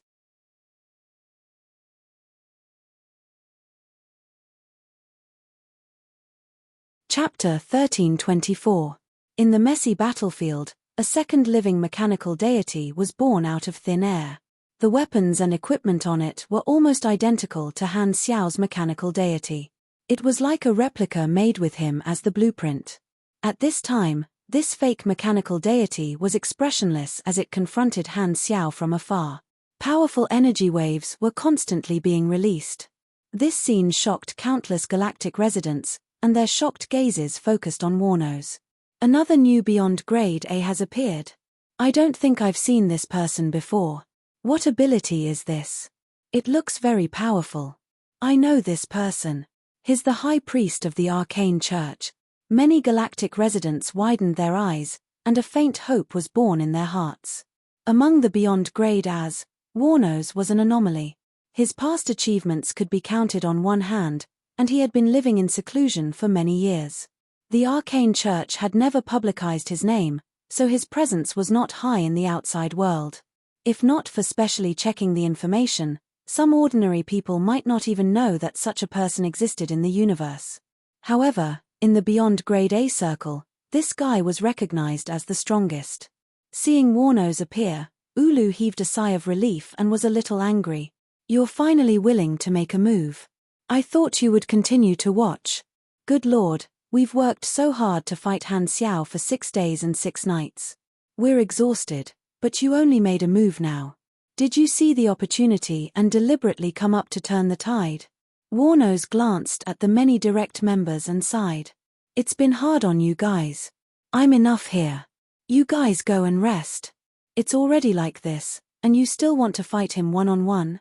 Clotty immediately frowned. "I don't like to bully others with numbers." Warnos shook his head. "You think we like it?" Clotty frowned. "This is a mission given to us by the higher-ups. If you participate in the siege, we have the greatest chance of taking down Black Star. You still want to fight one-on-one even now? Aren't you being too unreasonable? Warnos looked at him and said calmly, just now, the higher-ups gave me a death order and asked me to help. However, I told them that unless it's a one-on-one battle, I won't participate. They agreed to my request. If you have any objections, you can report them to the leader of the Red Empire. If you don't need help now, I'll go back and wait. Clotty frowned and opened the channel to communicate with the dynasty's upper echelons. He took a deep look at Warnos and flew toward the main ship without saying anything. The others also received the notice from the higher-ups. They glanced at Warnos with complicated expressions and left the battlefield. In an instant, apart from the wreckage that filled the sky, only Han Xiao and Warnos were left on the battlefield. Han Xiao had been watching from the sidelines, and when he saw the other direct descendants leave, his eyes flashed. Your ability is interesting. Warnos did not respond to this sentence. He changed the topic and slowly said, I've observed you for 6 to 7 days. I'm afraid you've already stepped into the threshold of a higher level. I'm not a person who likes to fight. If possible, I really don't want to fight you, but, this time, Han Xiao waved his hand and interrupted the other party. We don't have much of a relationship, so you don't have to explain anything to me. Many people say that you're recognized as the strongest beyond grade A.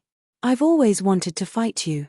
As he spoke, he turned to look at the other living mechanical deity that seemed to be carved out of the same mold and narrowed his eyes.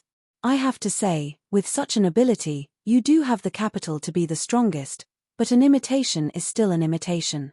When Warnos used his ability earlier, Han Xiao's interface also triggered a battle notification, showing that he was affected by an ability called God's Incarnation Enlighten. Although it took effect, it did not cause him any damage or abnormal status. Han Xiao had planned ahead. Before the mechanical race's territory was surrounded, he had already expected that he might fight Warnos. Therefore, he had asked Kasui and the others about this person and knew that Enlighten Gods was one of Warnos' abilities. He could materialize some conceptualized gods into powerful entities called God's Incarnation. The God's Incarnation was an independent entity that was separated from the main body. It was usually called the God's Incarnation and had all kinds of abilities that existed in this god, but not all of them. The strength and number of abilities were not only related to Warnos' personal strength but also the size and degree of faith of the believers who believed in this god. However, the target of Warnos' transformation also included everything that had divinity. Peak beyond grade as who had activated the god's trait transformation were naturally among them. When the target of transformation was not a concept but an actual entity, he could directly inherit most of the strength and abilities of the target, not requiring the faith of believers.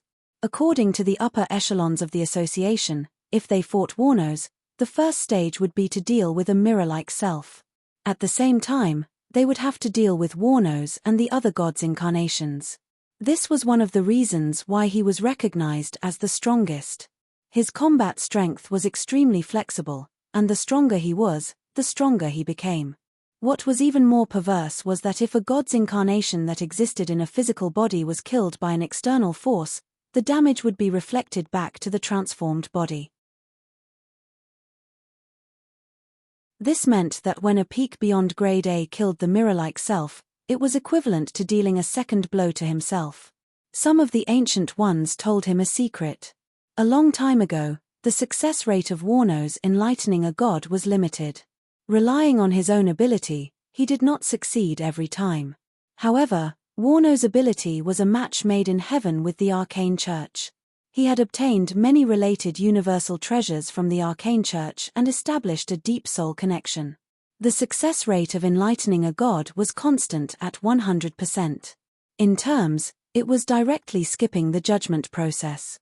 Among these universal treasures, there was also a core treasure that the Arcane Church regarded as the national treasure. It could be said to be the cornerstone of ethereal unification of all the religions in the Galactic Society. Warnos was perfectly compatible with it, as if he was born for it. The only good news was that the combat information showed that after he was enlightened once, he would be immune for a long time. This meant that Warnos would not be able to continuously enlighten the same target in a short period of time. Furthermore, there was a certain limit to the duration and number of God's incarnations. Even with Han Xiao's experience, he had to admit that Warno's ability system was extremely OP. It was almost like he was cheating. Scary. This ability is a bit like an alternative character summon card. The level of shamelessness is almost on par with mine. The corners of Han Xiao's mouth twitched, and his heart skipped a beat. From the looks of it, they were all professional cheaters. Today would probably be the peak battle between cheaters. All kinds of information flashed through his mind, but Han Xiao's movements were not slow. He gathered the remaining mechanical army and attacked Warnos. At the same time, he controlled the mechanical deity to charge forward, and the heavy spear stabbed out quickly. At this time, another heavy mechanical spear appeared from the side and intercepted Han Xiao's attack. The tips of the spears collided. Bang! An intense psionic shockwave exploded, and the two heavy spears were in a stalemate. Your opponent is me. The fake mechanical deity with Warno's face spoke calmly, and dark blue lightning flashed all over its body. Yo, you can talk. Han Xiao's eyes flashed, and he suddenly twisted the spear in his hand. The heavy spear in his hand spun rapidly, and a huge amount of energy burst out, instantly bouncing off the tip of the opponent's spear. Then, like a black dragon drilling through a hole, it pierced into the fake mechanical deity's chest. Compressed psionic energy shot out from the tip of the spear, and blood, flesh, and metal splattered everywhere. At this time, the fake mechanical deity immediately counterattacked as if it did not feel any pain, and the heavy spear stabbed back. Seeing this, Han Xiao instantly pulled out his spear to block. A dazzling electric arc exploded at the point of contact, and the surging force pushed Han Xiao away. Han Xiao looked up and saw a wound that almost went through the fake mechanical deity's chest. It was extremely tragic, but the next moment, the flesh and machinery around the wound began to wriggle and grow, slowly recovering. TSK, as expected. Like me, you're an unkillable cockroach. Han Xiao clicked his tongue.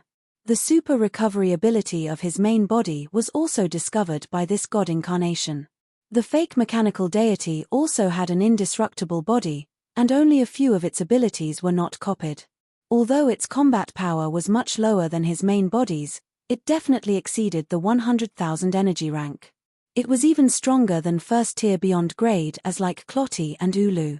It definitely had the ability to fight with him. At the same time, the injured apostle weapons led the remaining mechanical army to attack Warnos himself, pouring down like a rain of light. Warnos calmly put his hands together, and colorful spiritual lights appeared on the surface of his body. They quickly enlarged and turned into glowing patterns, forming a huge protective shield that protected him from the rain of light. This time, he opened his palm, and 8 platinum spiritual lights appeared and jumped into his mouth. The next moment, 8 god incarnations of different forms separated from Warno's main body. They all emitted powerful high-level beyond grade A fluctuations and charged toward the mechanical army from all directions. I'll have to sacrifice again when I get back. Warnos shook his head. Summoning 8 god incarnations at once made his heart ache. A few days ago, when he received the emergency summons, he had collected the divinity of more than 10 god statues in the Temple of 10,000 Gods and stored it in the ethereal nation weapon in his body. If he wanted to fight, he could directly summon the god incarnations. If he could not fight, he could still put the divinity back. Only he knew that every time he summoned the god incarnations of the god statues in the Temple of 10,000 Gods, it would consume the divinity that had been stored in the statues for a long time. He would not be able to summon the same god incarnation again in a short period of time. Only long-term sacrifices and prayers could restore the divinity of the statues and summon them again. The combat power of the god incarnations also depended on the density of the divinity in the statues.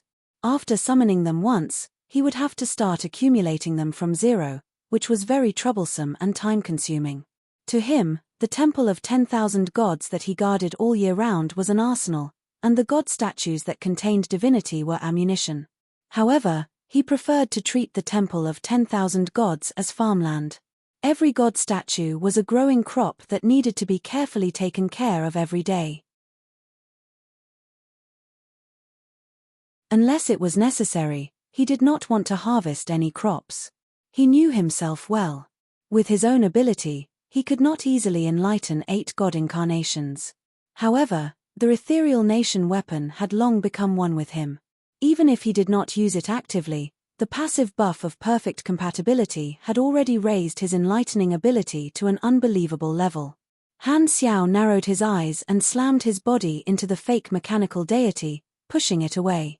Drill-like machines shot out from his waist and bit the fake mechanical deity's abdomen like charging cabins. The psionic decay module hidden inside immediately operated, absorbing the fake mechanical deity's energy in large amounts.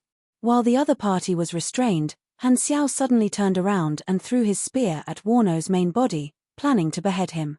Seeing this, Warno squeezed out 2 more streams of divinity. This time, the 2 god incarnations that poked their heads out did not materialize. Instead, they melted and covered Warno's body. His aura suddenly soared, and his hands wrapped in dazzling energy were placed in front of him, not dodging at all. The next moment, the heavy spear swept out horizontally. The difference in size between the 2 sides was huge, and it was like a piece of land was slapped over. Clang! A shockwave burst out, but the result was completely different from Clotty, who was sent flying by the attack. Warno's hands did not change, and he did not move at all. He did not even retreat half a step in the vacuum, but the heavy mechanical spear stopped. It was as if an ant had stopped a collapsed mountain. It was extremely shocking. Glancing at Han Xiao, Warno's did not say anything. He only retreated at a leisurely pace, as if he did not care about the attack just now and was not worried about Han Xiao's pursuit at all. It really can't move.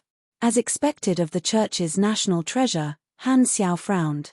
According to the insider, the ethereal national treasure had the characteristic of unbreakable, and its resistance was shockingly high. These abilities were also shared with Warno's. The strength of the gods chosen was largely due to the ethereal national treasure. Fighting with this guy was not just a battle between individuals but also the highest technological achievement of a universal civilization. Therefore, when Beyond Graders fought, Warno's was rarely included because it was simply bullying. At this time, the fake mechanical deity broke free from the control and pounced forward to launch a series of fierce attacks, making Han Xiao's mechanical deity unable to escape. After 6 days and 6 nights of fighting, Han Xiao was not completely unscathed. His mechanical army also suffered heavy casualties, and most of them were sent to the Dimension Factory for repair. At this time, only 20 to 30% of his army was left, and most of them had been abandoned and modified several times. Facing the lively Warnos and the gods' incarnations, it was extremely difficult. Han Xiao dealt with the crazy attacks of the fake mechanical deity. He glanced at the bad situation and narrowed his eyes. Warnos lives up to his name. Looks like this is going to be a tough battle. Luckily, I held back. I know how to steal men too. On the main ship of the 3 universal civilizations, Clotty and the other direct Beyond Grade as had already treated their wounds. They gathered on the bridge and watched the fierce battle between Blackstar and Warnos. Seeing that Warnos was evenly matched with Blackstar, who had beaten them to a pulp, everyone felt a little upset. How many years has it been since I last saw a god's chosen fight? What terrifying strength. Guzar stroked his beard and sighed. Humph, if I had a universal treasure like the ethereal national treasure, I would be this strong too. Ulu's tone was sour. The prerequisite is that the Radiant Federation can build it. Francisco shrugged. Who are you looking down on? Verena snorted unwillingly. The group chatted casually, which lightened the heavy atmosphere a little. Ulu turned around and saw that Clotty was standing by the side without saying anything. He could not help but say, "We've exhausted Blackstar for 6 days and 6 nights, and Warnos only came out to fight now. Maybe he wants to reap the fruits of victory. If he defeats Blackstar, not only will he take all the fame for himself, but he will also use us as stepping stones. Won't you be angry?" Clotty glanced at him expressionlessly and said indifferently, "I don't care about these details. I just want to complete the mission given by the higher-ups." As for who defeated Blackstar in the end, it doesn't matter. TSK, if word gets out that Warnos took care of an opponent that we couldn't deal with alone, it'll be very embarrassing. You don't care about your face, but I do. Ulu clenched his teeth. Clotty looked at him strangely. You were defeated by Blackstar in a one-on-one battle. You've already lost all your face. What are you thinking about? F***ck. Ulu still wanted to be stubborn, but at this moment, something unexpected happened. Suddenly, Blackstar in the field burst out with an even more shocking aura. The energy reading skyrocketed at a speed visible to the naked eye, creating a new record every second. The output of Blackstar's mechanical deity soared. The next second, the enormous body of the replica was thrown out, crashing into the formation of the three Universal Civilizations fleet, crushing row after row of battleships, creating sparks and lightning along the way. The apostle weapons and mechanical army seemed to have taken a huge dose of tonic. Their firepower skyrocketed, and the god incarnations that were originally charging back and forth seemed to have fallen into a swamp. They could not move at all, and their injuries increased rapidly. Then, Han Xiao turned around and smashed down with his spear. One of the god incarnations seemed to have evaporated into thin air and was shattered into pieces. It was instantly killed and exploded into light fragment. Warno's calm expression disappeared instantly. The sudden change shocked Clotty, Ulu, and the other direct beyond grade as. Everyone's attention was immediately attracted by Han Xiao. Everyone's eyes widened in shock. Blackstar's energy rank skyrocketed in an extremely short amount of time, and he could still unleash it. He was clearly holding back. At this moment, everyone suddenly realized something. They felt a chill in their hearts, and they were suddenly stunned. We worked so hard for 6 days and 6 nights, but we still couldn't force him to use his full strength. Vertex.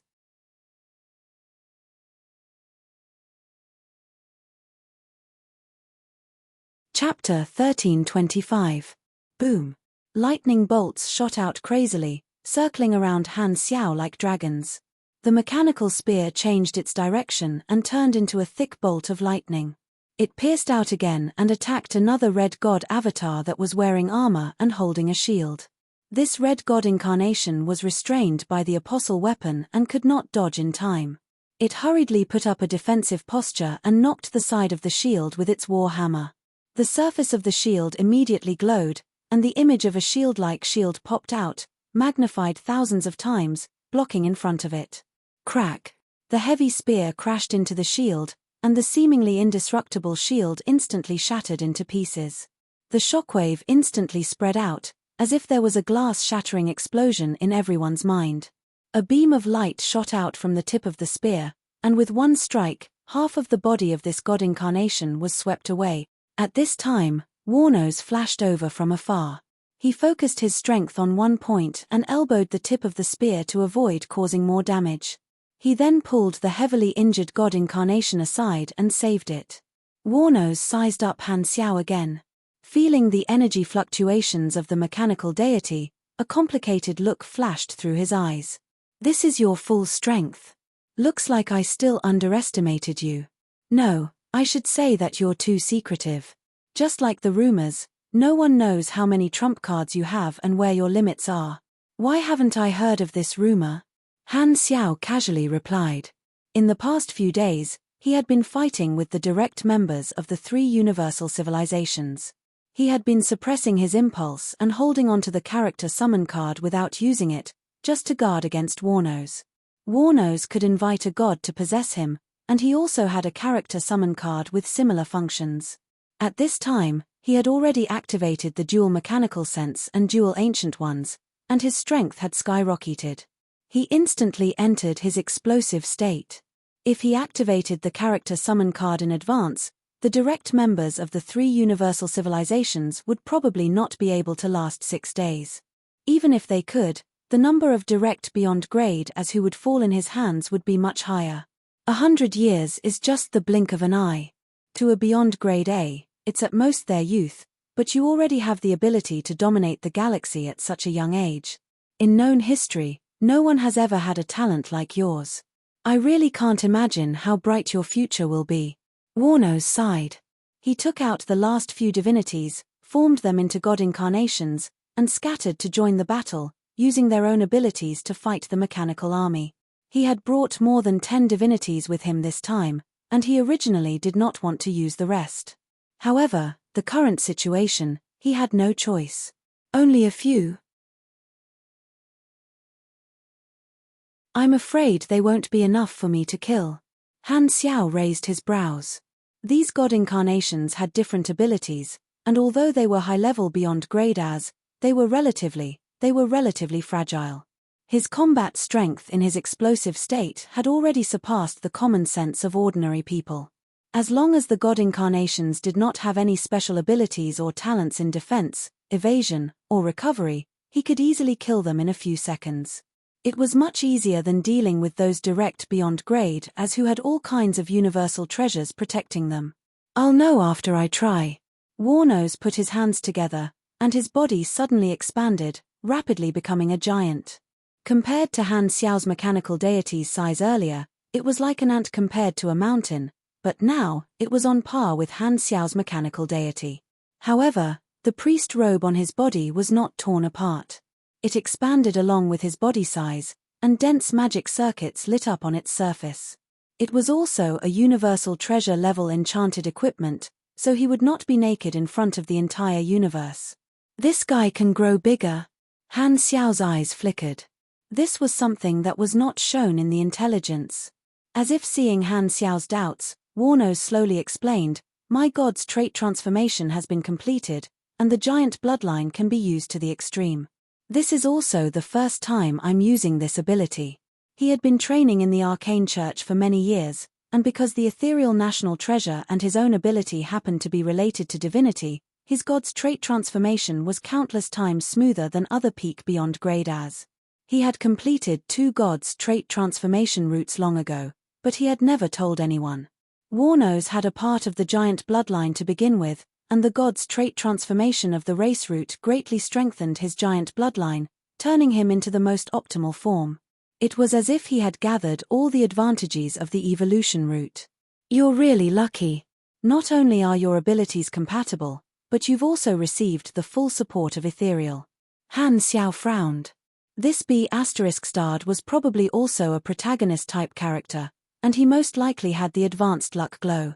He had kept a low profile for countless years, and he also hid his strength like a monk sweeping the floor. He looked down at Warno's empty hands and said, Are you planning to keep fighting me barehanded?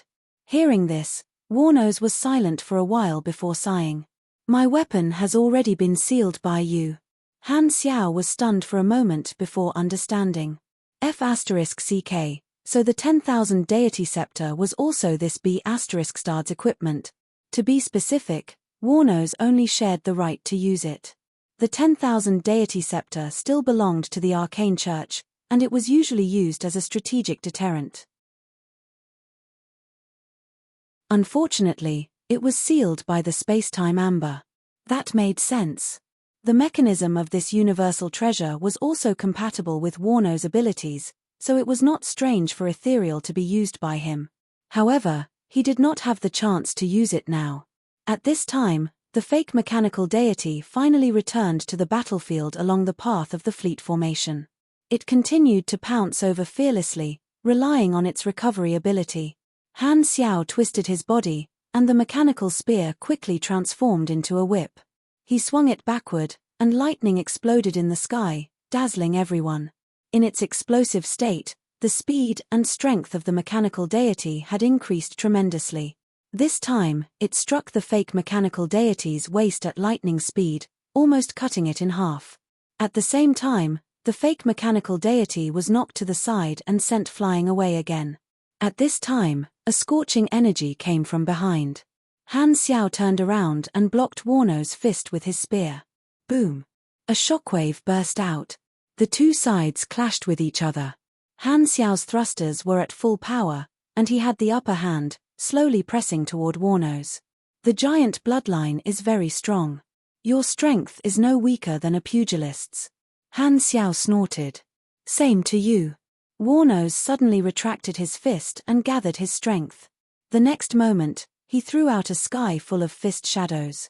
When a tortoise's fist was extremely fast, no move was better than a move. Han Xiao was not to be outdone. The mechanical spear spun as if it was flying, accurately meeting every attack. He fought with war-nose, and a series of shockwaves exploded in the air. At this time, the fake mechanical deity flew back and joined the battle. It was constantly sent flying, but it kept charging, persevering. War-nose had the ethereal national weapon to protect him, and the fake mechanical deity had inherited his super recovery ability. Currently, the only breakthrough on the battlefield was the other god incarnations. Han Xiao planned to do the same, but he was blocked by the two giant bodies, so he had no choice but to take the attacks head-on and kill the god incarnations. At this point, there were no more tricks. The two sides fought head-on without stopping. The scene was intense, and the aftermath was shocking. The battle had already reached its climax. Watching the news broadcast, the hearts of countless galactic residents were in their throats. They could not take their eyes off the screen. What a strong beyond grade A. He must be the trump card of the three universal civilizations. God, please let Blackstar lose. This is probably our last hope. Many galactic residents could not help but pray. On the other hand, contrary to the public opinion online, the players were excited. Oh, I'm familiar with this domain. The boss has entered the second stage. Clear the mobs first before fighting the boss. Old Black did the right thing. Does anyone want to bet? I bet 30,000 aners on Old Black winning. Who wants to follow? The many army players discussed excitedly. The forums were already flooded with videos of the monsters on the scene. After flipping through more than 10 pages, they were all clips of Han Xiao's battles in the past few days. In the main ship of the three universal civilizations, many direct beyond grade as looked at the battlefield outside the window silently. Many of them had bitter expressions. I didn't expect Blackstar to still hold back against us. If he had displayed such strength before, many people in this room would have stopped breathing. Verena smiled bitterly. Hearing this, many beyond grade as turned to look at her, feeling even worse. They originally thought that they were in a stalemate with Blackstar, but the truth was that they had overestimated themselves. Not only were they exhausted, they even had to thank the other party for not using his full strength. Thinking of such a situation, everyone's mood remained low, and their confidence was severely damaged. Ulu held it in for a long time before he finally said something. Two monsters. Even as a peak beyond grade A, Ulu had to admit that these two were so strong that they made his heart tremble. Not only was Blackstar shockingly strong, but Warnose was also stronger than many years ago. The two of them had already surpassed the others. In his eyes, they were completely unique existences. This time, Guzar frowned and said, "There's only 2 days left. There are only 2 days left before the ultimatum expires. Are we really going to let them fight one-on-one and just watch from the side?" Hearing this, Clotty said solemnly, "Of course not. Of course not. When the time is almost up, we'll swarm in together. Ignore Warnose. No matter what, we have to beat Blackstar down. Now, hurry up and recover. If Warnose still hasn't finished the battle by tomorrow, we'll have to attack again." Everyone's heart trembled as they nodded. Time flew by quickly. Under everyone's gazes, Han Xiao and Warnose fought fiercely for more than a day, and the situation gradually became clear. Han Xiao finally eliminated all the god incarnations other than the fake mechanical deity, paying the price of a large number of mechanical troops. Although he was entangled by Warnose and the fake mechanical deity, the explosive state of Han Xiao's mechanical deity gave him a significant advantage in terms of individual attributes. He broke through the encirclement time and time again, not caring about being injured at all. He got rid of the god incarnations one after another, making it easier and easier for him. In fact, the last few god incarnations were not eliminated by him personally but by the mechanical troops and apostle weapons. Now, the remaining mechanical troops were free to attack Warnose and the fake mechanical deity. Clang. The two of them clashed again, and Warnose suddenly retreated a distance. He swung his hand and sent an apostle weapon that kept attacking his eyeballs flying. The god incarnations I brought were all killed by you. It seems like I can't do anything to you. What, you're out of moves? Han Xiao slapped the fake mechanical deity away again and snorted. There's only the two of us left.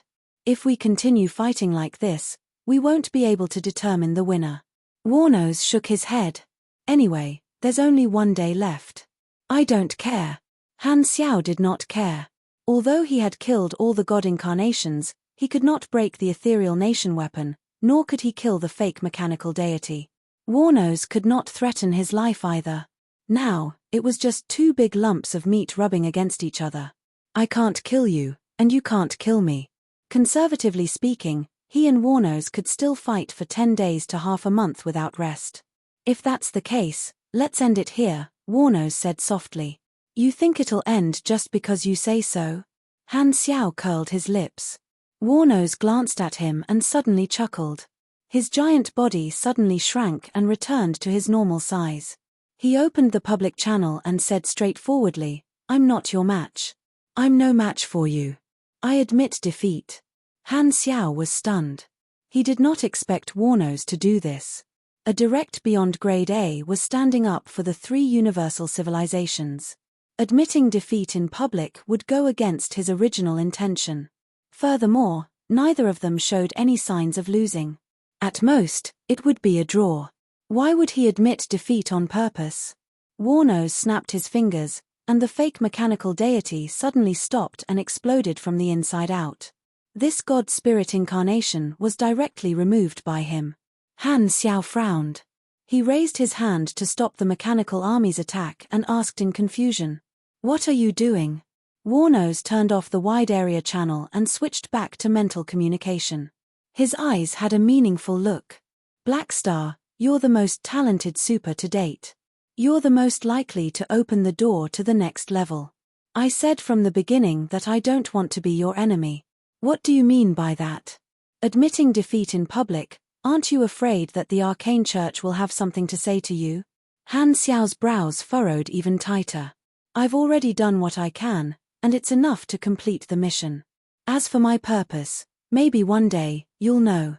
Warnose revealed an inexplicable smile, turned around, and flew toward the three universal civilizations' fleet. Han Xiao made the mechanical army open a path and did not stop him. He silently stared at Warnose's back and realized that he did not understand Warnose's personality and thoughts. In his previous life, the Dark Emperor and Ulu both died in the World Tree War. Only Warnose did not participate in the war. Han Xiao did not believe that the Arcane Church did not give the order. He had no idea what this guy was thinking. Forget it, I can't guess what he's thinking. Anyway, I've got the mission reward. Han Xiao exhaled, opened the interface, and looked. A satisfied smile appeared on his face. The Beyond Grade A challenge mission that belonged to Warnose was shining with a golden light, showing the completed status. He retracted his mechanical army, removed the mechanical deity, and sat on a new divine throne. He scanned the three universal civilizations' fleet, opened the public channel, and slowly spoke. Who else? As soon as he said that, the entire channel was silent, not a single sound could be heard. On the other side, as soon as Warnose returned to the main ship, many direct beyond grade A surrounded him with unfriendly expressions. How can you admit defeat in public? Clotty shouted in a deep voice. I can't beat him, so of course, I have to admit defeat, Warnose replied casually. Do you think we're blind? Verena was furious. You clearly don't show any signs of losing. You can continue to fight with Blackstar for a long time. Warnose glanced at her and said calmly, and then? Are we going to fight until the end of the ultimatum? I remember that I said I wanted to fight Blackstar one-on-one, but you guys don't plan to listen to my request and are ready to attack, right? Hearing this, everyone's momentum was stifled. I can guess what you guys are thinking with my eyes closed. Seeing this, Warnose shook his head, squeezed through the crowd, and walked away, leaving only his back view. He did not want to participate in the battle from the beginning. Originally, he wanted to slack off until the end, but the ethereal pope had given a death order, so he had no choice but to take action. However, Warno's mentality was not to defeat Black Star. He just wanted to see and experience Black Star's true strength and try his best. It would be enough if he could barely complete the mission. He did not lie. He did admire Black Star a lot, but his motive for admitting defeat was not out of admiration but for another reason. Warnos did not want to stop the war between the three universal civilizations and the Beyond Grade A Association at all. Instead, he was happy to see it happen. This was the core of the matter. For so many years, Warnos had been stuck at an invisible bottleneck. He realized that no matter what, it was difficult for his strength to increase.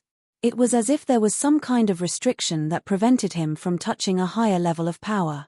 He had always believed that only competition and pressure could give birth to the strong. Just like in the exploration era back then, when the supers fought fiercely, the Beyond Grade As were born.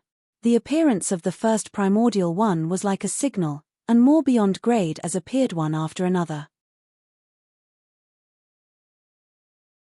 The way he saw it, the advancement of individual strength might require a pioneer who was blessed by the heavens to break the limit. Only then would the latecomers be able to follow and drink the soup. Black Star, who had broken the historical record, entered his sights because of this. In his eyes, Black Star was the most likely person to become a pioneer. Warnos did not like the harmonious atmosphere of the Beyond Grade A Association. He preferred to see the Beyond Grade As fight every day, just like raising venomous insects to give birth to stronger individuals. Now that the three universal civilizations were attacking the association, it was more in line with his needs. In this regard, Warnos and Escod had the same stubbornness, but they walked different paths. Compared to Escod's selfish style, Warnos hoped that all the strong individuals in the universe would work together. To put it in a more fashionable way, he hoped to see an era where everyone was like a dragon and let others be the pioneers. After all, with his ability, doing this would be twice the result with half the effort. The more strong individuals there were in the universe, the higher his peak combat strength would be. Various thoughts flashed through his mind, and Warnos lowered his eyes. Today, I'll give you my reputation. Let me see how far you can go. At the same time, the scene of Warnos admitting defeat in public fell into the eyes of countless people through the news broadcast.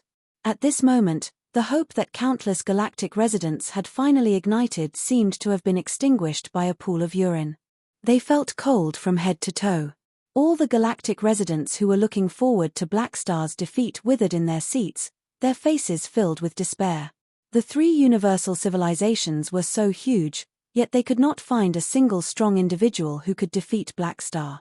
They even shamelessly ganged up on him and lost. How embarrassing.